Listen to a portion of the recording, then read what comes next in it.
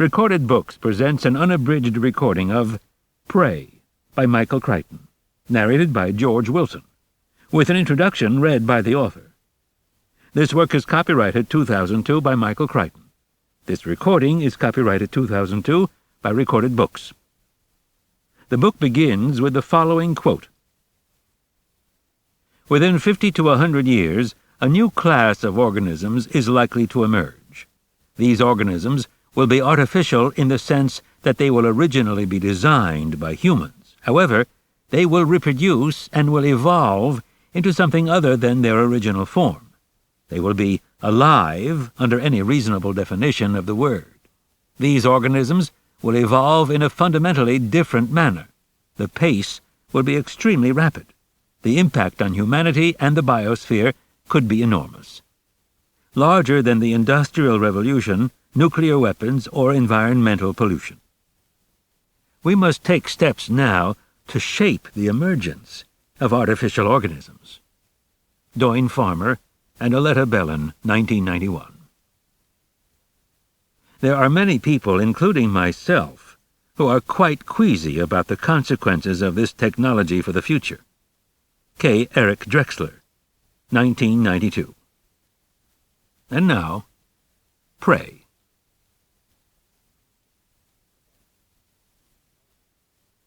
Introduction. Artificial Evolution in the 21st Century. The notion that the world around us is continuously evolving is a platitude. We rarely grasp its full implications. We don't ordinarily think, for example, of an epidemic disease changing its character as the epidemic spreads. Nor do we think of evolution in plants and animals as occurring in a matter of days or weeks, though it does.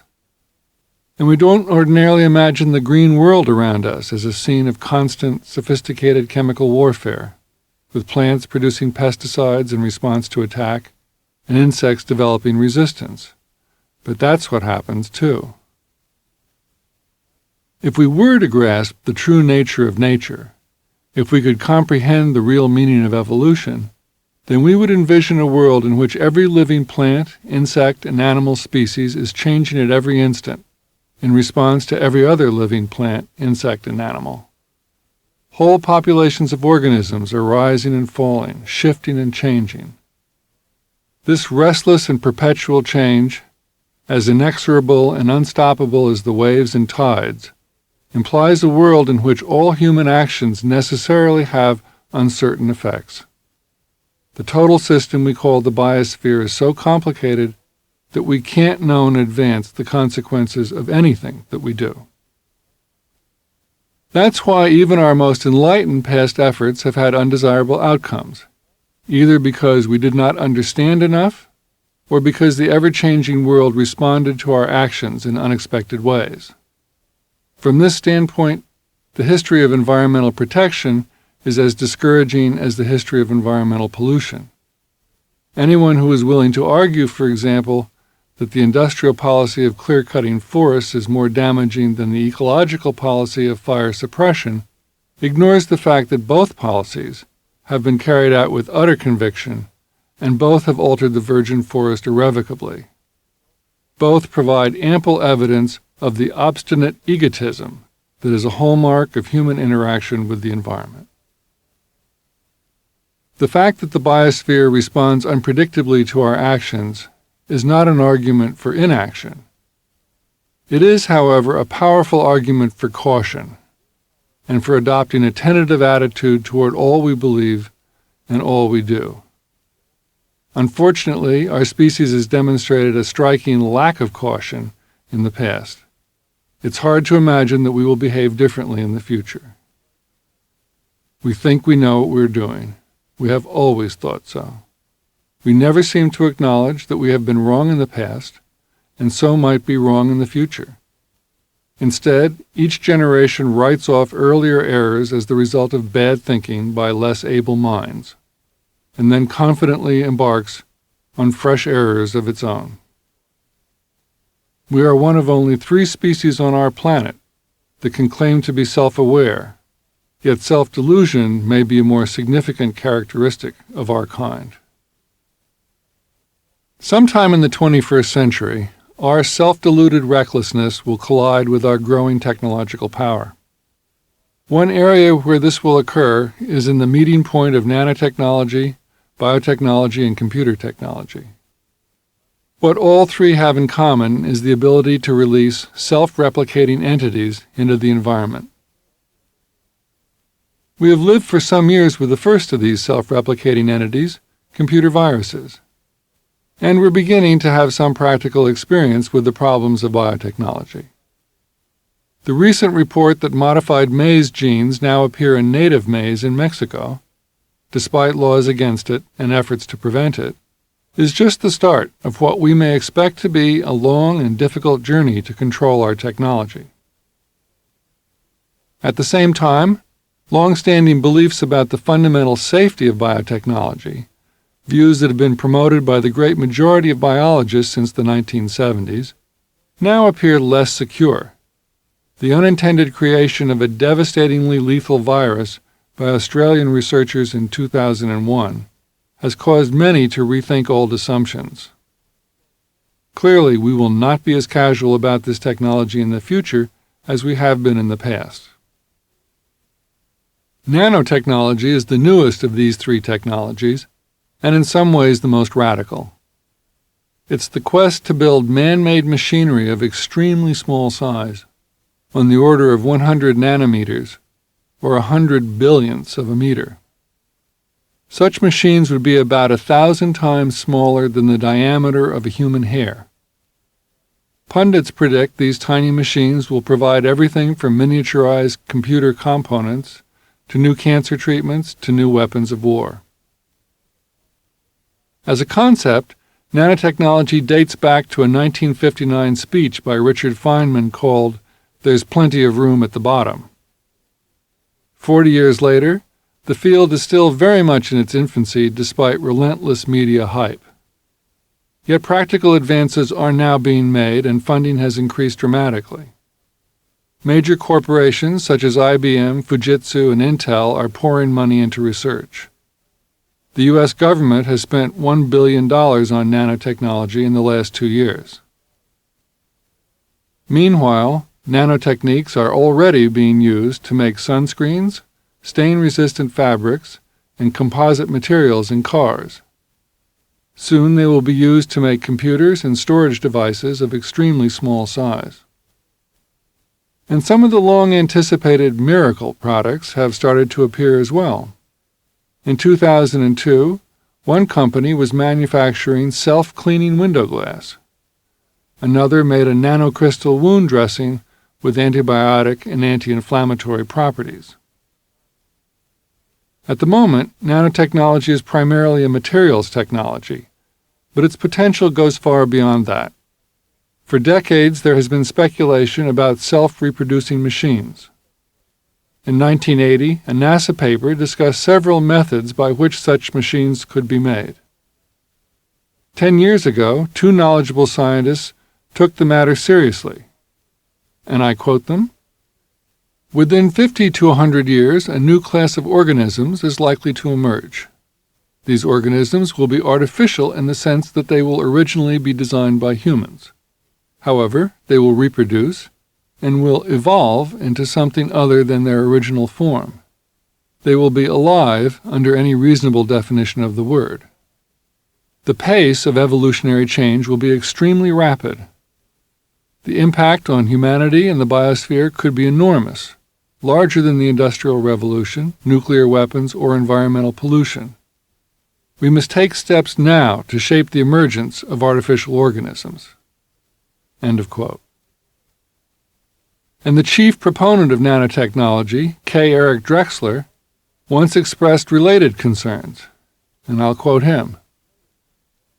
"There are many people, including myself, who are quite queasy about the consequences of this technology for the future. We are talking about changing so many things that the risk of society handling it poorly through lack of preparation is very large." End of quote. Even by the most optimistic or dire predictions, such organisms are probably decades into our future. We may hope that by the time they emerge, we will have settled upon international controls for self-reproducing technology. We can expect such controls to be stringently enforced. Already we have learned to treat computer virus makers with a severity unthinkable 20 years ago. We've learned to put hackers in jail. Errant biotechnologists will soon join them. But of course, it is always possible that we will not establish controls, or that someone will manage to create artificial self-reproducing organisms far sooner than anyone expected. If so, it's difficult to anticipate what the consequences might be. That is the subject of the present novel. Michael Crichton, Los Angeles, 2002.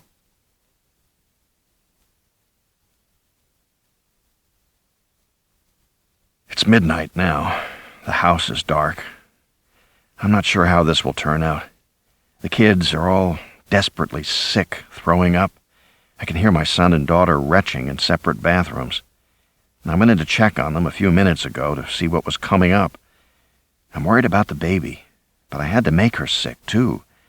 It was her only hope. I think I'm okay, at least for the moment. But of course the odds aren't good.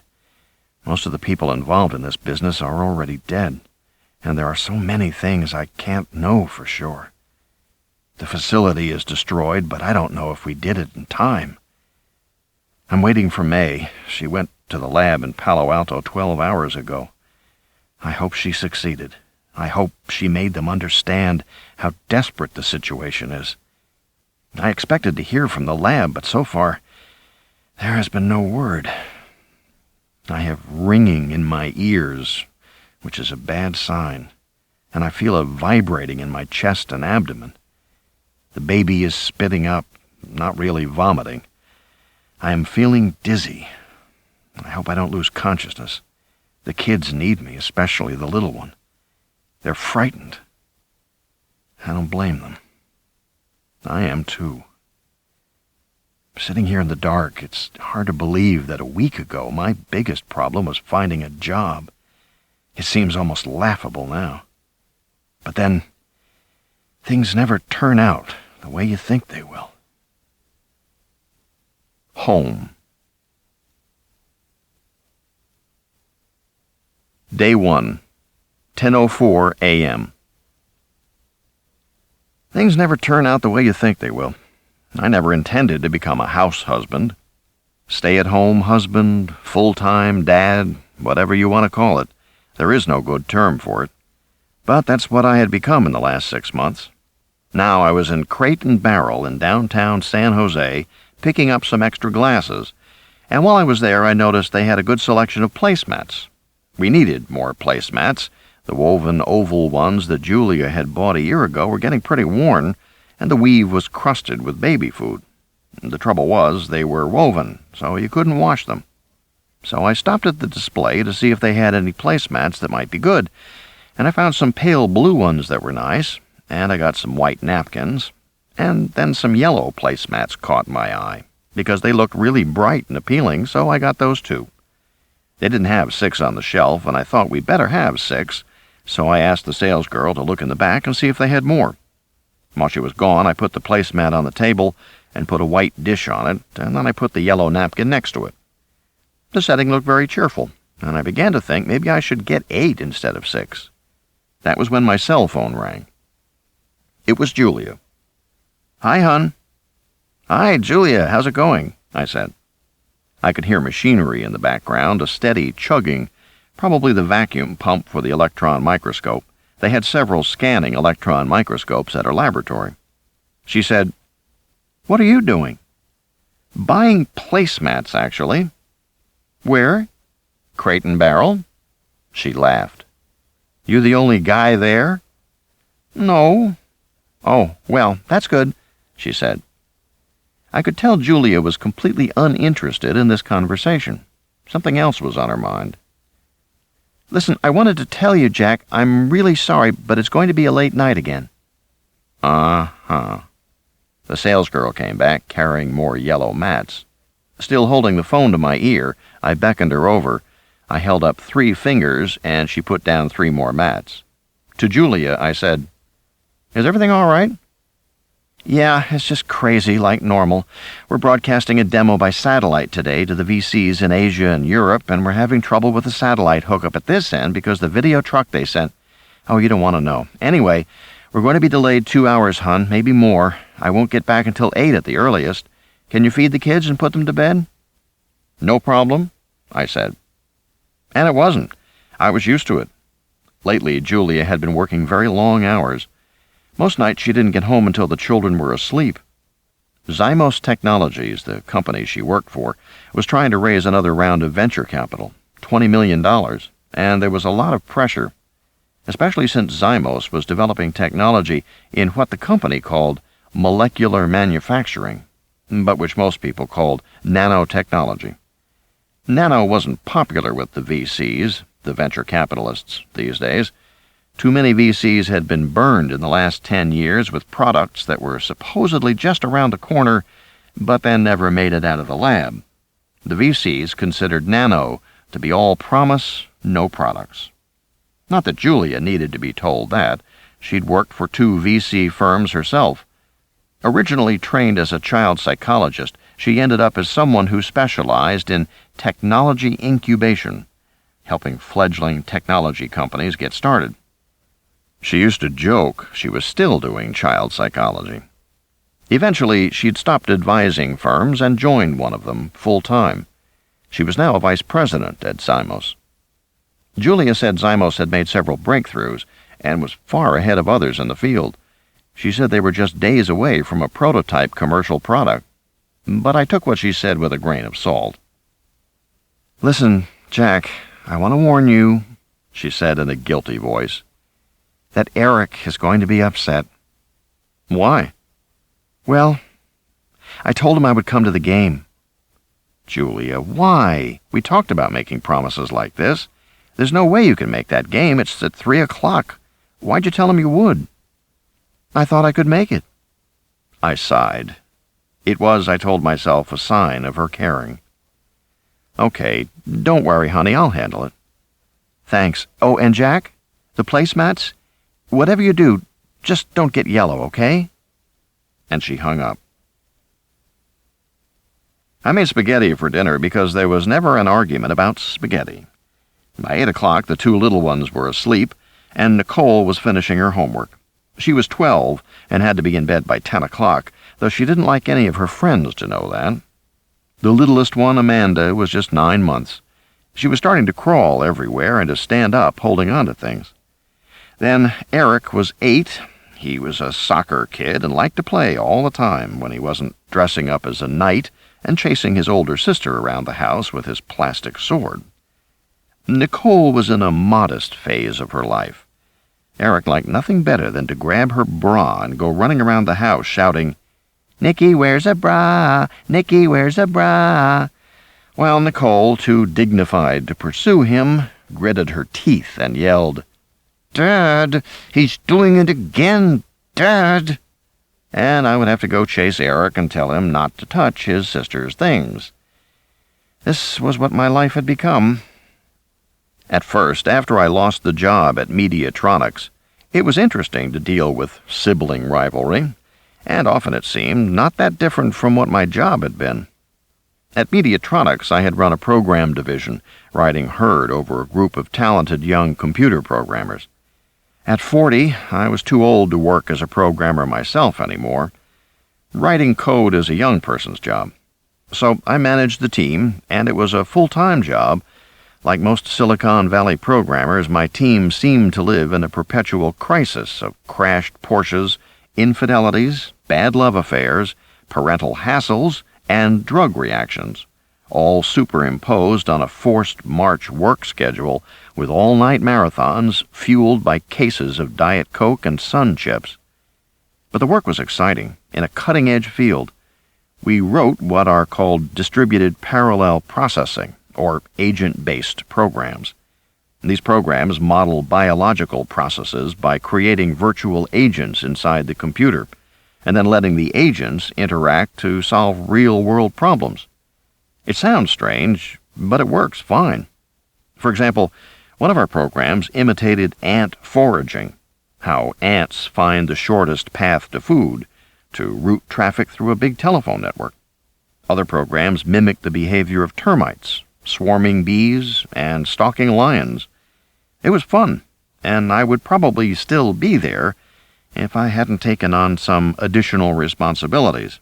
In my last few months there, I'd been put in charge of security, replacing an outside tech consultant who'd had the job for 2 years, but had failed to detect the theft of company source code until it turned up in a program being marketed out of Taiwan.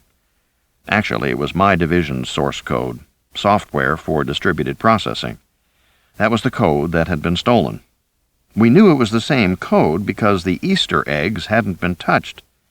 Programmers always insert Easter eggs into their code, little nuggets that don't serve any useful purpose and are just put there for fun. The Taiwanese company hadn't changed any of them. They used our code wholesale. So the keystrokes, Alt-Shift-M9, would open up a window giving the date of one of our programmers' marriage. Clear theft.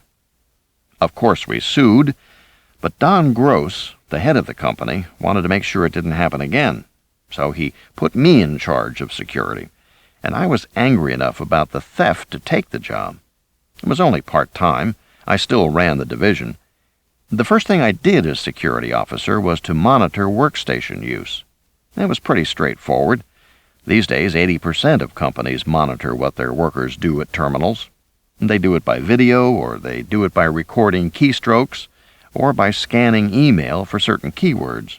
All sorts of procedures out there. Don Gross was a tough guy, an ex-Marine who had never lost his military manner. When I told him about the new system, he said, "But you're not monitoring my terminal, right?" "Of course not," I said. In fact, I'd set up the programs to monitor every computer in the company, his included. And that was how I discovered 2 weeks later that Don was having an affair with a girl in accounting and had authorized her to have a company car. I went to him and said that based on emails relating to Jean in accounting, it appeared that someone unknown was having an affair with her and that she might be getting perks she wasn't entitled to. I said I didn't know who the person was, but if they kept using email, I'd soon find out. I figured Don would take the hint, and he did, but now he just sent incriminating email from his home, never realizing that everything went through the company server and I was getting it all. That's how I learned he was discounting software to foreign distributors and taking large consultant fees into an account in the Cayman Islands. This was clearly illegal, and I couldn't overlook it. I consulted my attorney, Gary Marder, who advised me to quit. "Quit?" I said. "Yeah, of course." "Why?" "Who cares why? You got a better offer elsewhere, you've got some health problems or some family issues, trouble at home. Just get out of there. Quit." "Wait a minute," I said. "You think I should quit because he's breaking the law? Is that your advice to me?" "No," Gary said. "As your attorney, my advice is that if you are aware of any illegal activity, you have a duty to report it. But as your friend, my advice is to keep your mouth shut and get out of there fast." Seems kind of cowardly. "I think I have to notify the investors." Gary sighed. He put his hand on my shoulder. "Jack," he said, "the investors can look out for themselves. You get the fuck out of there." I didn't think that was right. I had been annoyed when my code had been stolen. Now I found myself wondering if it had actually been stolen. Maybe it had been sold. We were a privately held company, and I told one of the board members. It turned out he was in on it. I was fired the next day for gross negligence and misconduct. Litigation was threatened. I had to sign a raft of NDAs in order to get my severance package. My attorney handled the paperwork for me, sighing with every new document. At the end, we went outside into the milky sunshine. I said, Well, at least that's over. He turned and looked at me. Why do you say that? He said. Because, of course, it wasn't over. In some mysterious way, I had become a marked man. My qualifications were excellent, and I worked in a hot field. But when I went on job interviews, I could tell they weren't interested. Worse, they were uncomfortable. Silicon Valley covers a big area, but it's a small place. Word gets out. Eventually, I found myself talking to an interviewer I knew slightly, Ted Landau. I'd coached his kid in Little League baseball the year before. When the interview was over, I said to him, "What have you heard about me?" He shook his head. "Nothing, Jack." I said, "Ted, I've been on 10 interviews in 10 days. Tell me." "There's nothing to tell." "Ted." He shuffled through his papers, looking down at them, not at me. He sighed. "Jack Foreman, troublemaker, not cooperative, belligerent, hot-headed, not a team player." He hesitated, then said, "And supposedly you were involved in some kind of dealings. They won't say what, but some kind of shady dealings. You were on the take." "I was on the take?" I said. I felt a flood of anger and started to say more, until I realized I was probably looking hot-headed and belligerent. So I shut up and thanked him. As I was leaving, he said, "Jack, do yourself a favor. Give it a while. Things change fast in the Valley. Your resume is strong and your skill set is outstanding. Wait until—" He shrugged. "A couple of months?" "I'd say 4, maybe 5. Somehow I knew he was right. After that, I stopped trying so hard. I began to hear rumors that Mediatronics was going belly up, and there might be indictments. I smelled vindication ahead, but in the meantime, there was nothing to do but wait. The strangeness of not going to work in the morning slowly faded. Julia was working longer hours at her job, and the kids were demanding. If I was in the house, they turned to me instead of our housekeeper, Maria. I started taking them to school, picking them up, driving them to the doctor, the orthodontist, soccer practice. The first few dinners I cooked were disastrous, but I got better. And before I knew it, I was buying placemats and looking at table settings in Crate and Barrel. And it all seemed perfectly normal. Julia got home around 9:30. I was watching the Giants game on TV, not really paying attention. She came in and kissed me on the back of the neck. She said, "They all asleep?" "Except Nicole. She's still doing homework." "Geez, isn't it late for her to be up?" "No, hon," I said. "We agreed. This year she gets to stay up until 10, remember?" Julia shrugged as if she didn't remember. And maybe she didn't. We had undergone a sort of inversion of roles. She had always been more knowledgeable about the kids, but now I was. Sometimes Julia felt uncomfortable with that, experiencing it somehow as a loss of power. "How's the little one?" "Her cold is better, just sniffles. She's eating more." I walked with Julia to the bedrooms. She went into the baby's room, bent over the crib, and kissed the sleeping child tenderly. Watching her, I thought there was something about a mother's caring that a father could never match. Julia had some connection to the kids that I never would, or at least a different connection.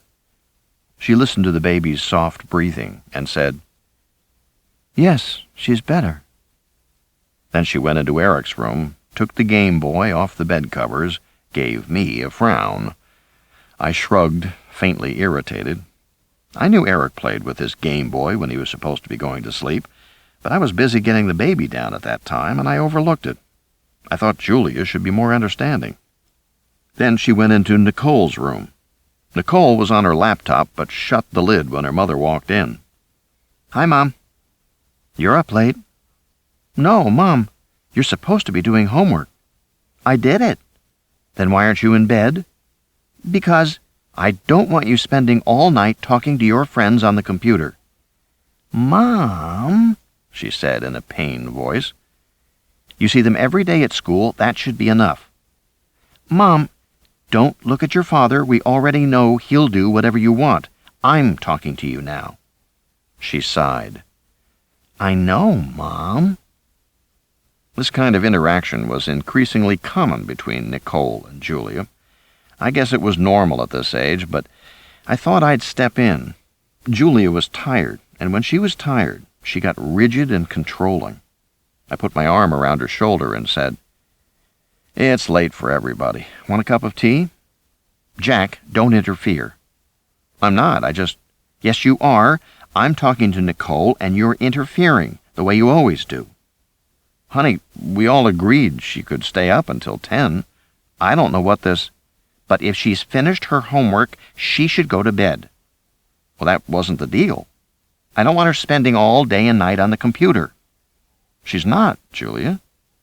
At that point, Nicole burst into tears and jumped to her feet, crying, "You always criticize me. I hate you." She ran into the bathroom and slammed the door. That woke the baby, who started to cry.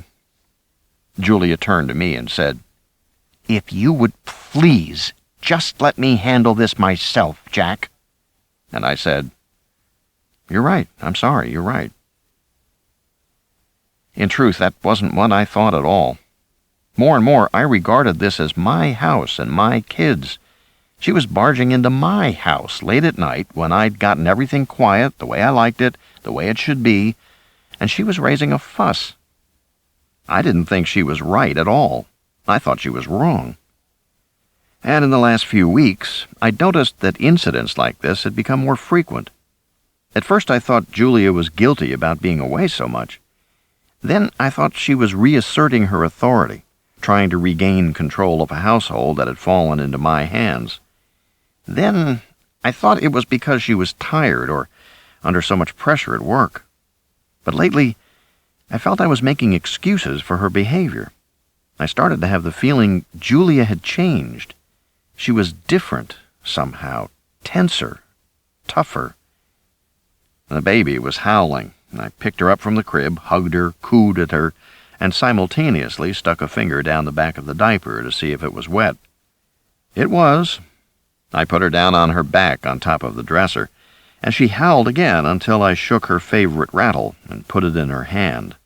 She was silent then, allowing me to change her without much kicking. "I'll do that," Julia said, coming in. "It's okay." "I woke her up. It's only right I do it." "Really, honey, it's fine." Julia put her hand on my shoulder, kissed the back of my neck. "I'm sorry I'm such a jerk. I'm really tired. I don't know what came over me. Let me change the baby. I never get to see her." "Okay," I said. I stepped aside and she moved in. "Hi, Poopsie Doopsie," she said, chucking the baby under the chin. "How's my little Winky Dinky?"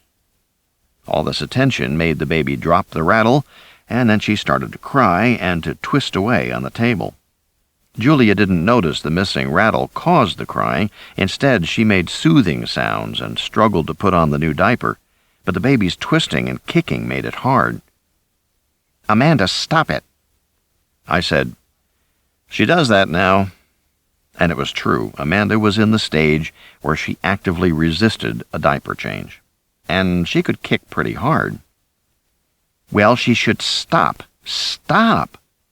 The baby cried louder, tried to turn away. One of the adhesive tabs pulled off. The diaper slid down. Amanda was now rolling toward the edge of the dresser. Julia pulled her back roughly. Amanda never stopped kicking. "God damn it, I said stop," Julia said, and smacked the baby on the leg. The baby just cried harder, kicked harder. "Amanda, stop it, stop it!" She slapped her again. "Stop it! Stop it!" For a moment, I didn't react. I was stunned. I didn't know what to do. The baby's legs were bright red. Julia was still hitting her. "Honey," I said, leaning in. "Let's not—" Julia exploded. "Why do you always fucking interfere?" she yelled, slamming her hand down on the dresser. "What is your fucking problem?" and she stomped off, leaving the room. I let out a long breath and picked the baby up. Amanda howled inconsolably, as much in confusion as in pain. I figured I would need to give her a bottle to get her to sleep again. I stroked her back until she settled down a little. Then I got her diaper on and brought her into the kitchen while I heated a bottle. The lights were low, just the fluorescence over the counter.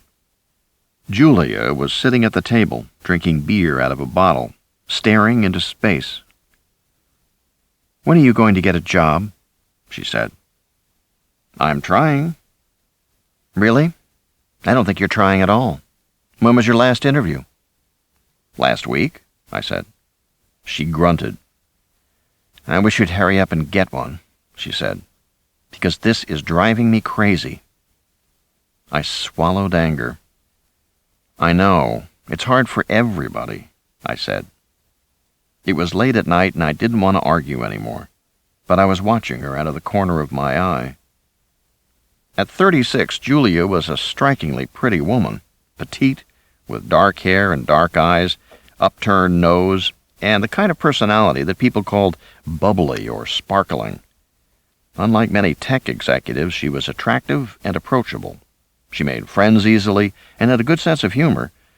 Years back, when we first had Nicole, Julia would come home with hysterical accounts of the foibles of her VC partners.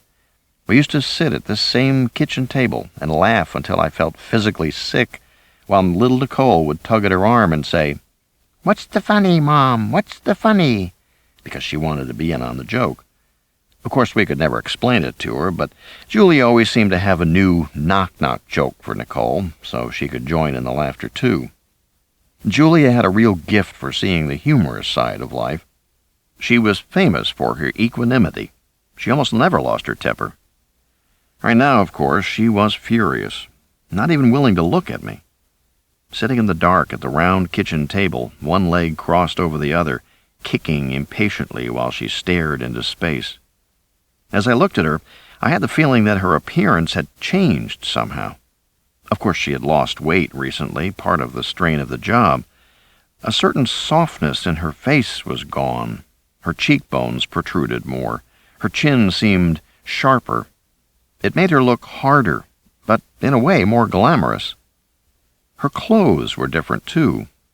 Julia was wearing a dark skirt and a white blouse, sort of standard business attire, but the skirt was tighter than usual, and her kicking foot made me notice she was wearing sling-back high heels, what she used to call fuck-me shoes, the kind of shoes she would never wear to work. And then I realized that everything about her was different. Her manner, her appearance, her mood, everything. And in a flash of insight, I knew why. My wife was having an affair. The water on the stove began to steam, and I pulled out the bottle, tested it on my forearm. It had gotten too hot, and I would have to wait a minute for it to cool. The baby started to cry, and I bounced her a little on my shoulder while I walked her around the room. Julia never looked at me. She just kept swinging her foot and staring into space. I had read somewhere that this was a syndrome. The husband's out of work, his masculine appeal declines, his wife no longer respects him, and she wanders. I had read that in Glamour or Red Book or one of those magazines around the house that I glanced through while waiting for the washing machine to finish its cycle, or the microwave to thaw the hamburger. But now I was flooded with confused feelings. Was it really true? Was I just tired making up bad stories in my mind? After all, what difference did it make if she was wearing tighter skirts and different shoes? Fashions changed. People felt different on different days. And just because she was sometimes angry, did that really mean she was having an affair? Of course it didn't. I was probably just feeling inadequate, unattractive. These were probably my insecurities coming out. My thoughts went on in this vein for a while. But for some reason, I couldn't talk myself out of it. I was sure it was true. I had lived with this woman for more than 12 years. I knew she was different, and I knew why. I could sense the presence of someone else, an outside person, some intruder into our relationship. I felt it with a conviction that surprised me.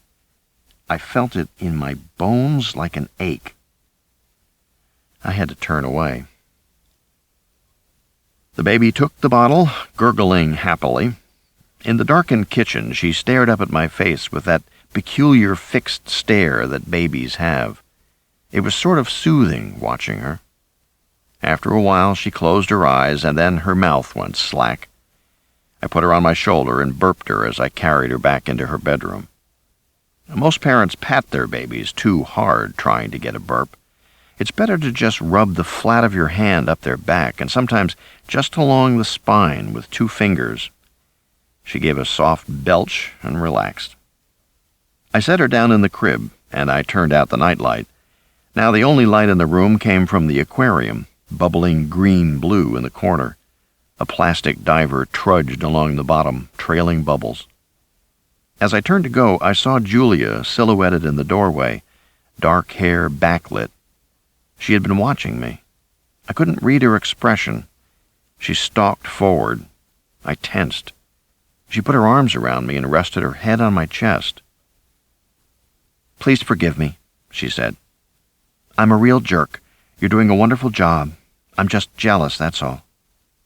My shoulder was wet with her tears. "I understand," I said, holding her. "It's okay." I waited to see if my body relaxed, but it didn't. I was suspicious and alert. I had a bad feeling about her, and it wasn't going away. She came out of the shower into the bedroom, toweling her short hair dry. I was sitting on the bed trying to watch the rest of the game. It occurred to me that she never used to take showers at night. Julia always took a shower in the morning before work. Now I realized she often came home and went straight to the shower before coming out to say hello to the kids. My body was still tense. I flicked the TV off. I said, "How was the demo?" "The what?" "The demo. Didn't you have a demo today?" "Oh," she said. "Oh, yes, we did. It went fine when we finally got it going. The VCs in Germany couldn't stay for all of it because of the time change, but... Listen, do you want to see it?" "What do you mean?" "I have a dub of it. Want to see it?"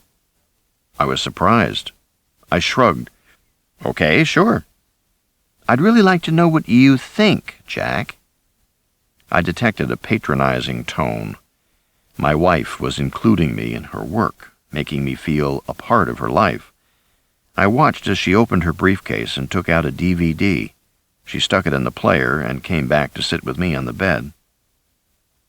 "What were you demoing?" I said. "The new medical imaging technology," she said. "It's really slick, if I say so myself." She snuggled up, tucking herself into my shoulder. All very cozy, just like old times. I still felt uneasy, but I put my arm around her. "By the way," I said, "how come you take showers at night now instead of in the morning?" "I don't know," she said. "Do I?" "I guess I do.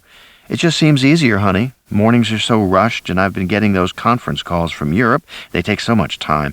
Okay, here we go," she said, pointing to the screen. I saw a black and white scramble, and then the image resolved. The tape showed Julia in a large laboratory that was fitted out like an operating room. A man lay on his back on the gurney, an IV in his arm, an anesthesiologist standing by.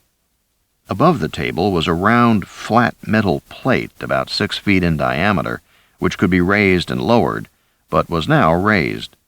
There were video monitors all around, and in the foreground, peering at a monitor, was Julia. There was a video technician by her side. "This is terrible," she was saying, pointing to the monitor. "What's all the interference?" "We think it's the air purifiers. They're causing it." "Well, this is unacceptable." "Really?" "Yes, really." "What do you want us to do?" "I want you to fix it," Julia said. "Then we have to boost power, and you have—" "I don't care," she said. I can't show the VCs an image of this quality. They've seen better pictures from Mars. Fix it. Beside me on the bed, Julia said, I didn't know they recorded all this. This is before the demo. You can fast forward. I pushed the remote. The picture scrambled. I waited a few seconds and played it again. Same scene, Julia still in the foreground, Carol, her assistant, whispering to her. Okay, but what do I tell him? Tell him no. But he wants to get started.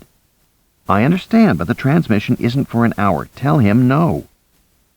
On the bed, Julia said to me, Mad Dog was our experimental subject. He was very restless, impatient to get started. On the screen, the assistant lowered her voice. I think he's nervous, Julia. I would be too with a couple of million of those things crawling around inside my body. It's not a couple of million, and they're not crawling, Julia said. Anyway, they're his invention. Even so. Isn't that an anesthesiologist over there? No, just a cardiologist. Well, maybe the cardiologist can give him something for his nervousness. They already did, an injection. On the bed beside me, Julia said, Fast forward, Jack. I did. The picture jumped ahead. Okay, here. I saw Julia standing at the monitor again with the technician beside her. That's acceptable. On screen, Julia was saying, pointing to the image. Not great, but acceptable. Now, show me the STM. The what? The STM, the electron microscope. Show me the image from that. The technician looked confused. Nobody told us about any electron microscope. For God's sake, read the damn storyboards. The technician blinked. It's on the storyboards? Did you look at the storyboards? I'm sorry, I guess I must have missed it. There's no time now to be sorry. Fix it. You don't have to shout. Yes, I do. I have to shout because I'm surrounded by idiots. She waved her hands in the air. I'm about to go online and talk to $11 billion of venture capital in 5 countries and show them submicroscopic technology, except I don't have a microscope feed, so they can't see the technology. On the bed, Julia said, I kind of lost it with this guy. It was so frustrating. We had a clock counting down to the satellite time, which was booked and locked. We couldn't change it. We had to make the time, and this guy was a dimbus. But eventually we got it working. Fast forward. The screen showed a static card which read, A private demonstration of Advanced Medical Imaging by Xymos Technology, Mountain View, California, world leader in molecular manufacturing. Then on the screen, Julia appeared, standing in front of the gurney and the medical apparatus. She'd brushed her hair and tucked in her blouse. Hello to all of you, she said, smiling at the camera. I'm Julia Foreman of Xymos Technology, and we're about to demonstrate a revolutionary medical imaging procedure just developed here. Our subject, Peter Morris, is lying behind me on the table. In a few moments, we're going to look inside his heart and blood vessels with an ease and accuracy never before possible. She began walking around the table, talking as she went. Unlike cardiac catheterization, our procedure is 100% safe. And unlike catheterization, we can look everywhere in the body, at every sort of vessel, no matter how large or small. We'll see inside his aorta, the largest artery of the body, but we'll also look inside the alveoli of his lungs and the tiny capillaries of his fingertips. We can do all this because the camera we put inside his vessels is smaller than a red blood cell. Quite a bit smaller, actually. Xymos microfabrication technology can now produce these miniaturized cameras and produce them in quantity, cheaply, quickly. It would take 1,000 of them just to make a dot the size of a pencil point. We can fabricate 1 kilogram of these cameras in an hour. I'm sure you are all skeptical, We're well aware that nanotechnology has made promises it couldn't deliver. As you know, the problem has been that scientists could design molecular-scale devices, but they couldn't manufacture them. But Xymos has solved that problem. It suddenly hit me what she was saying. "What?" I said, sitting up in bed. "Are you kidding?" If it was true, it was an extraordinary development, a genuine technological breakthrough, and it meant... "It's true," Julia said quietly. "We're manufacturing in Nevada." She smiled, enjoying my astonishment. On screen, Julia was saying, "I have one of our Xymos cameras under the electron microscope, here," she pointed to the screen, "so you can see it in comparison to the red blood cell alongside it." The image changed to black and white. I saw a fine probe push what looked like a tiny squid into position on a titanium field.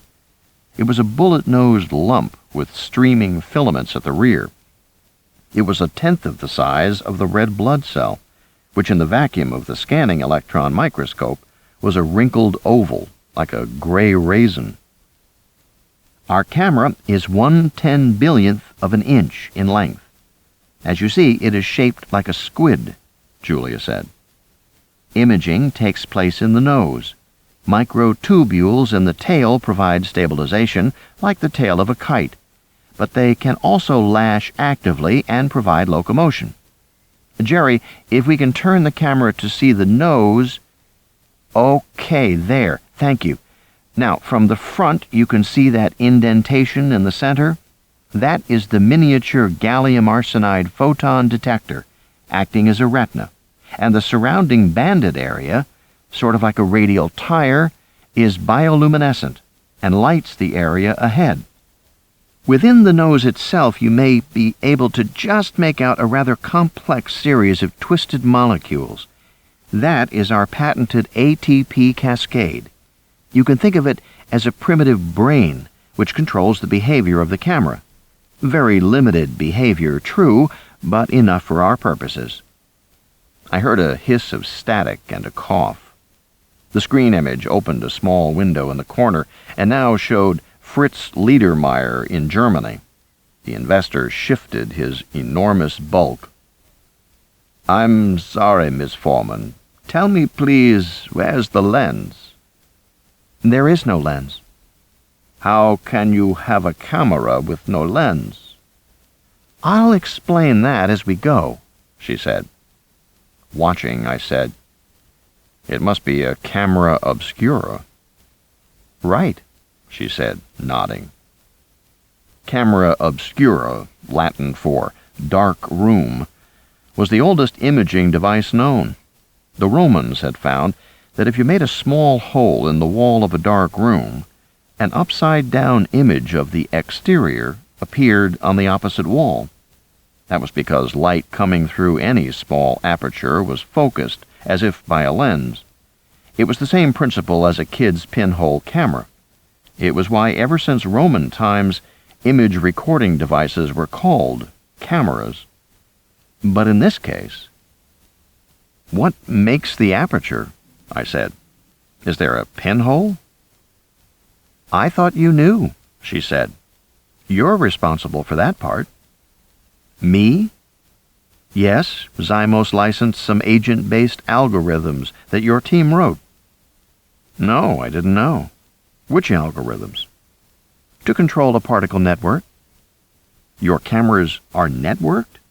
All those little cameras communicate with each other?" "Yes," she said. "They're a swarm, actually." She was still smiling, amused by my reactions. A swarm. I was thinking it over, trying to understand what she was telling me.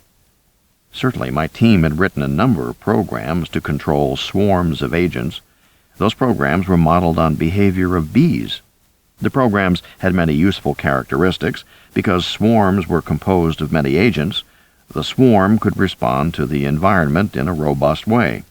Faced with new and unexpected conditions, the swarm programs didn't crash, they just sort of flowed around the obstacles and kept going. But our programs worked by creating virtual agents inside the computer. Julia had created real agents in the real world. At first, I didn't see how our programs could be adapted to what she was doing. "We use them for structure," she said. "The program makes the swarm structure." Of course.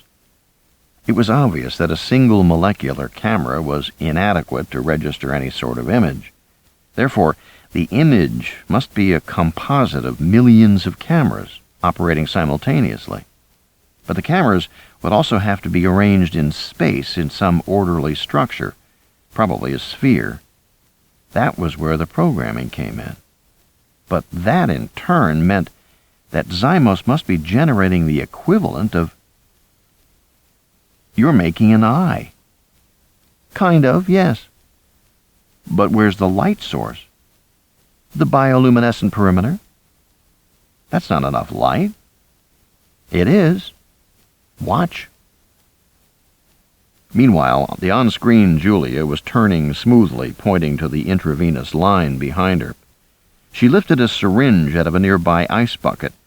The barrel appeared to be filled with water. "This syringe," she said, "contains approximately 20 million cameras in isotonic saline suspension. At the moment, they exist as particles, but once they are injected into the bloodstream, their temperature will increase, and they will soon flock together and form a meta-shape, just like a flock of birds forms a V-shape." "What kind of a shape?" one of the VCs asked. "A sphere," she said, "with a small opening at one end. You might think of it as the equivalent of a blastula in embryology, but in effect, the particles form an eye, and the image from that eye will be a composite of millions of photon detectors, just as the human eye creates an image from its rods and cone cells." She turned to a monitor that showed an animation loop, repeated over and over again. The cameras entered the bloodstream as an untidy, disorganized mass, a kind of buzzing cloud within the blood. Immediately, the blood flow flattened the cloud into an elongated streak, but within seconds, the streak began to coalesce into a spherical shape. That shape became more defined until, eventually, it appeared almost solid. "If this reminds you of an actual eye, there's a reason. Here at Xymos, we are explicitly imitating organic morphology," Julia said. "Because we are designing with organic molecules, we are aware that courtesy of millions of years of evolution, the world around us has a stockpile of molecular arrangements that work. So we use them." "You don't want to reinvent the wheel," someone said. "Exactly. Or the eyeball." She gave a signal, and the flat antenna was lowered until it was just inches above the waiting subject. "This antenna will power the camera and pick up the transmitted image," she said. "The image can, of course, be digitally stored, intensified, manipulated, or anything else that you might do with digital data. Now, if there are no other questions, we can begin." She fitted the syringe with a needle and stuck it into a rubber stopper in the IV line. "Mark time. 0.0. Here we go." She pushed the plunger down quickly. "As you see, I'm doing it fast," she said. "There's nothing delicate about our procedure. You can't hurt anything. If the micro-turbulence generated by the flow through the needle rips the tubules from a few thousand cameras, it doesn't matter. We have millions more. Plenty to do the job." She withdrew the needle. "Okay? Generally, we have to wait about 10 seconds for the shape to form, and then we should be getting an image. Looks like something is coming now. And here it is." The scene showed the camera moving forward at considerable speed through what looked like an asteroid field, except the asteroids were red cells, bouncy purplish bags moving in a clear, slightly yellowish liquid. An occasional much larger white cell shot forward, filled the screen for a moment, then was gone. What I was seeing looked more like a video game than a medical image. "Julia," I said, "this is pretty amazing." Beside me, Julia snuggled closer and smiled. "I thought you might be impressed." On screen, Julia was saying, "We've entered a vein, so the red cells are not oxygenated. Right now, our camera is moving toward the heart. You'll see the vessels enlarging as we move up the venous system. Yes, now we are approaching the heart. You can see the pulsations in the bloodstream that result from the ventricular contractions." It was true. I could see the camera pause, then move forward, then pause. She had an audio feed of the beating heart. On the table, the subject lay motionless, with the flat antenna just over his body. "We're coming to the right atrium, and we should see the mitral valve. We activate the flagella to slow the camera. There the valve is now. We are in the heart." I saw the red flaps, like a mouth opening and closing, and then the camera shot through into the ventricle and out again. "Now we are going to the lungs, where you will see what no one has ever witnessed before. The oxygenation of the cells."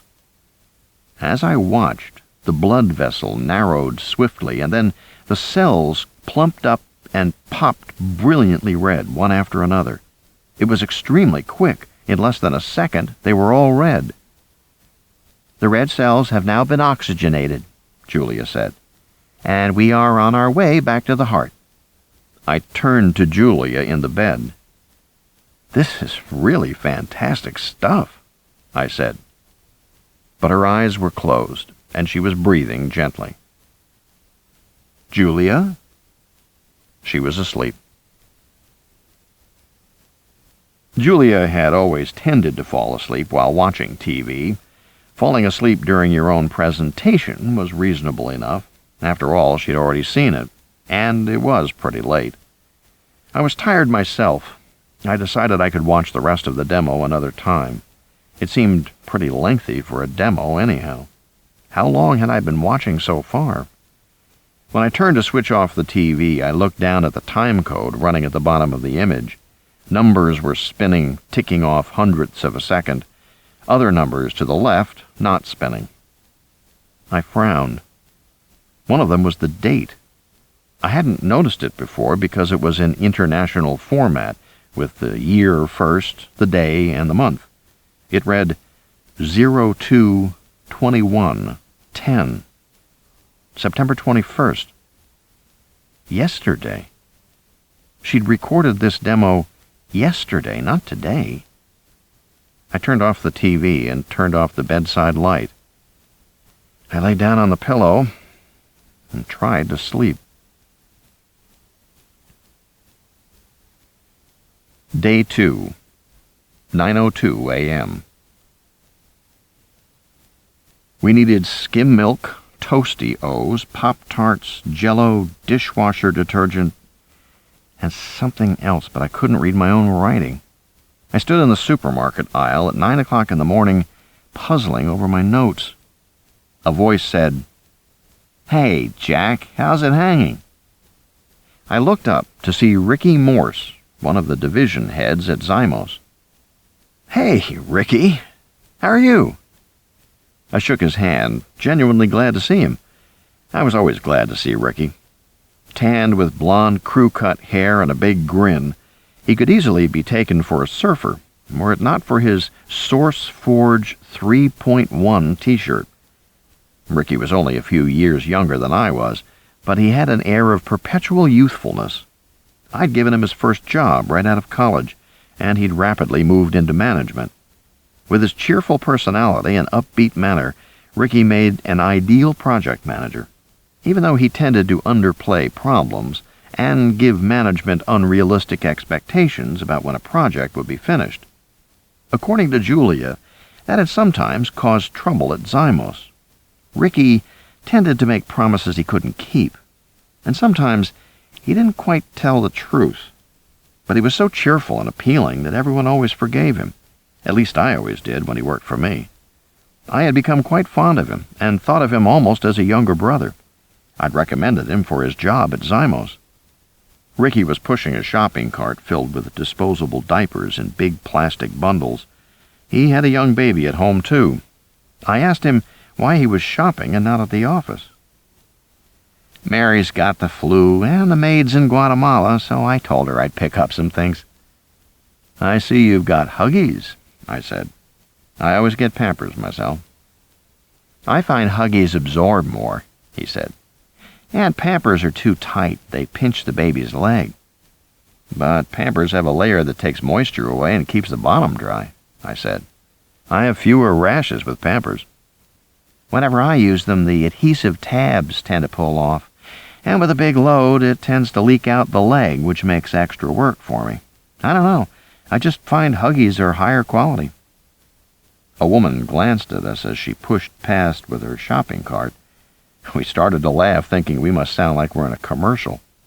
Ricky said loudly, "So, hey, how about those giants?" to the woman's back as she continued down the aisle.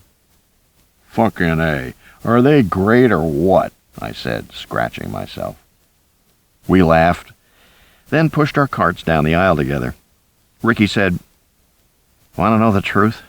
Mary likes Huggies, and that's the end of the conversation." "I know that one," I said. Ricky looked at my cart and said, "I see you buy organic skim milk." "Stop it," I said. "How are things at the office?" "You know, they're pretty damn good," he said. "The technology's coming along nicely, if I say so myself. We demoed for the money guys the other day, and it went well." "Julia's doing okay?" I said as casually as I could. "Yeah, she's doing great, far as I know," Ricky said. I glanced at him. Was he suddenly reserved? Was his face set, the muscles controlled? Was he concealing something? I couldn't tell. "Actually, I rarely see her," Ricky said. "She's not around much these days." "I don't see much of her either," I said. "Yeah, she's spending a lot of time out at the fab complex. That's where the action is now." Ricky glanced quickly at me.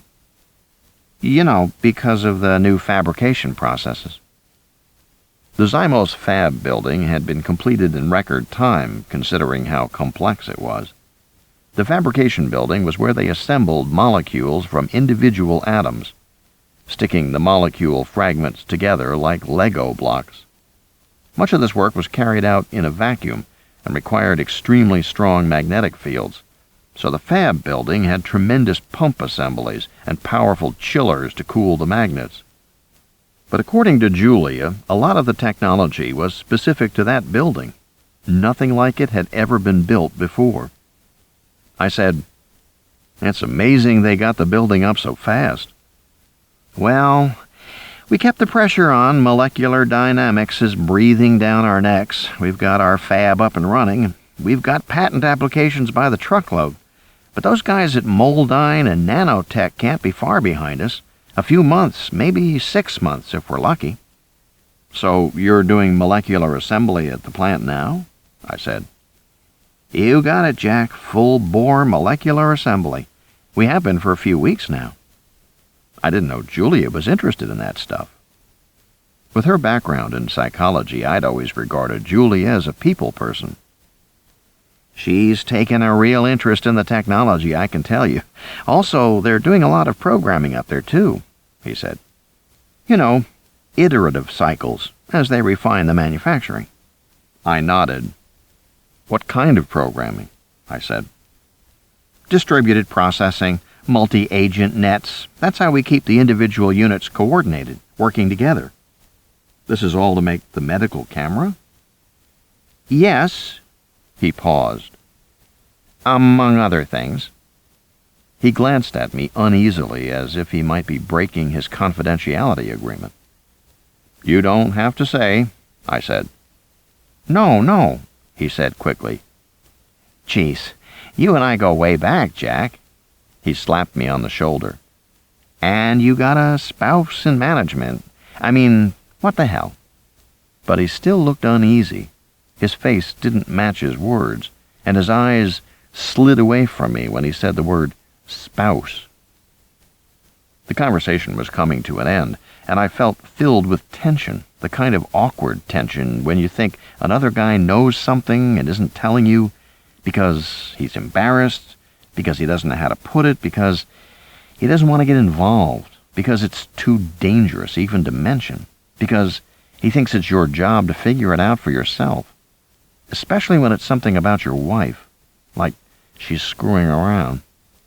He's looking at you like you're the walking wounded. It's Night of the Living Dead, but he won't tell you. In my experience, guys never tell other guys when they know something about their wife. But women always tell other women if they know of a husband's infidelity. That's just how it is. But I was feeling so tense, I wanted to... "Hey, look at the time," Ricky said, giving me a big grin. "I'm late. Mary'll kill me. I've got to run. She's already annoyed because I have to spend the next few days at the fab facility, so I'll be out of town while the maid's gone." He shrugged. "You know how it is." "Yeah, I do. Good luck." "Hey, man, take care." We shook hands, murmured another goodbye. Ricky rolled his cart around the corner of the aisle and was gone. Sometimes you can't think about painful things. You can't make your mind focus on them. Your brain just slips away. "No, thank you. Let's change the subject." That was happening to me now.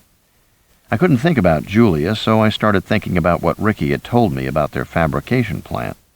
And I decided it probably made sense, even though it went against the conventional wisdom about nanotechnology.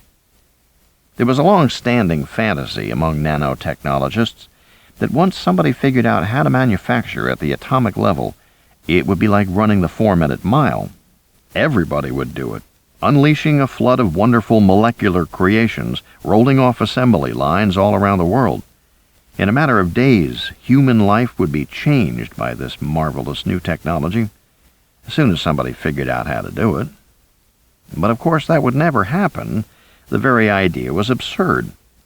Because, in essence, molecular manufacturing wasn't so different from computer manufacturing, or flow valve manufacturing, or automobile manufacturing, or any other kind of manufacturing. It took a while to get it right. In fact, assembling atoms to make a new molecule was closely analogous to compiling a computer program from individual lines of code. And computer code never compiled the first time out. The programmers always had to go back and fix the lines, and even after it was compiled, a computer program never, ever worked right the first time, or the second time, or the 100th time. It had to be debugged, and debugged, again and again, and again. I always believed it would be the same with these manufactured molecules. They'd have to be debugged again and again before they worked right. And if Xymos wanted flocks of molecules working together, they'd also have to debug the way the molecules communicated with each other, however limited that communication was. Because once the molecules communicated, you had a primitive network.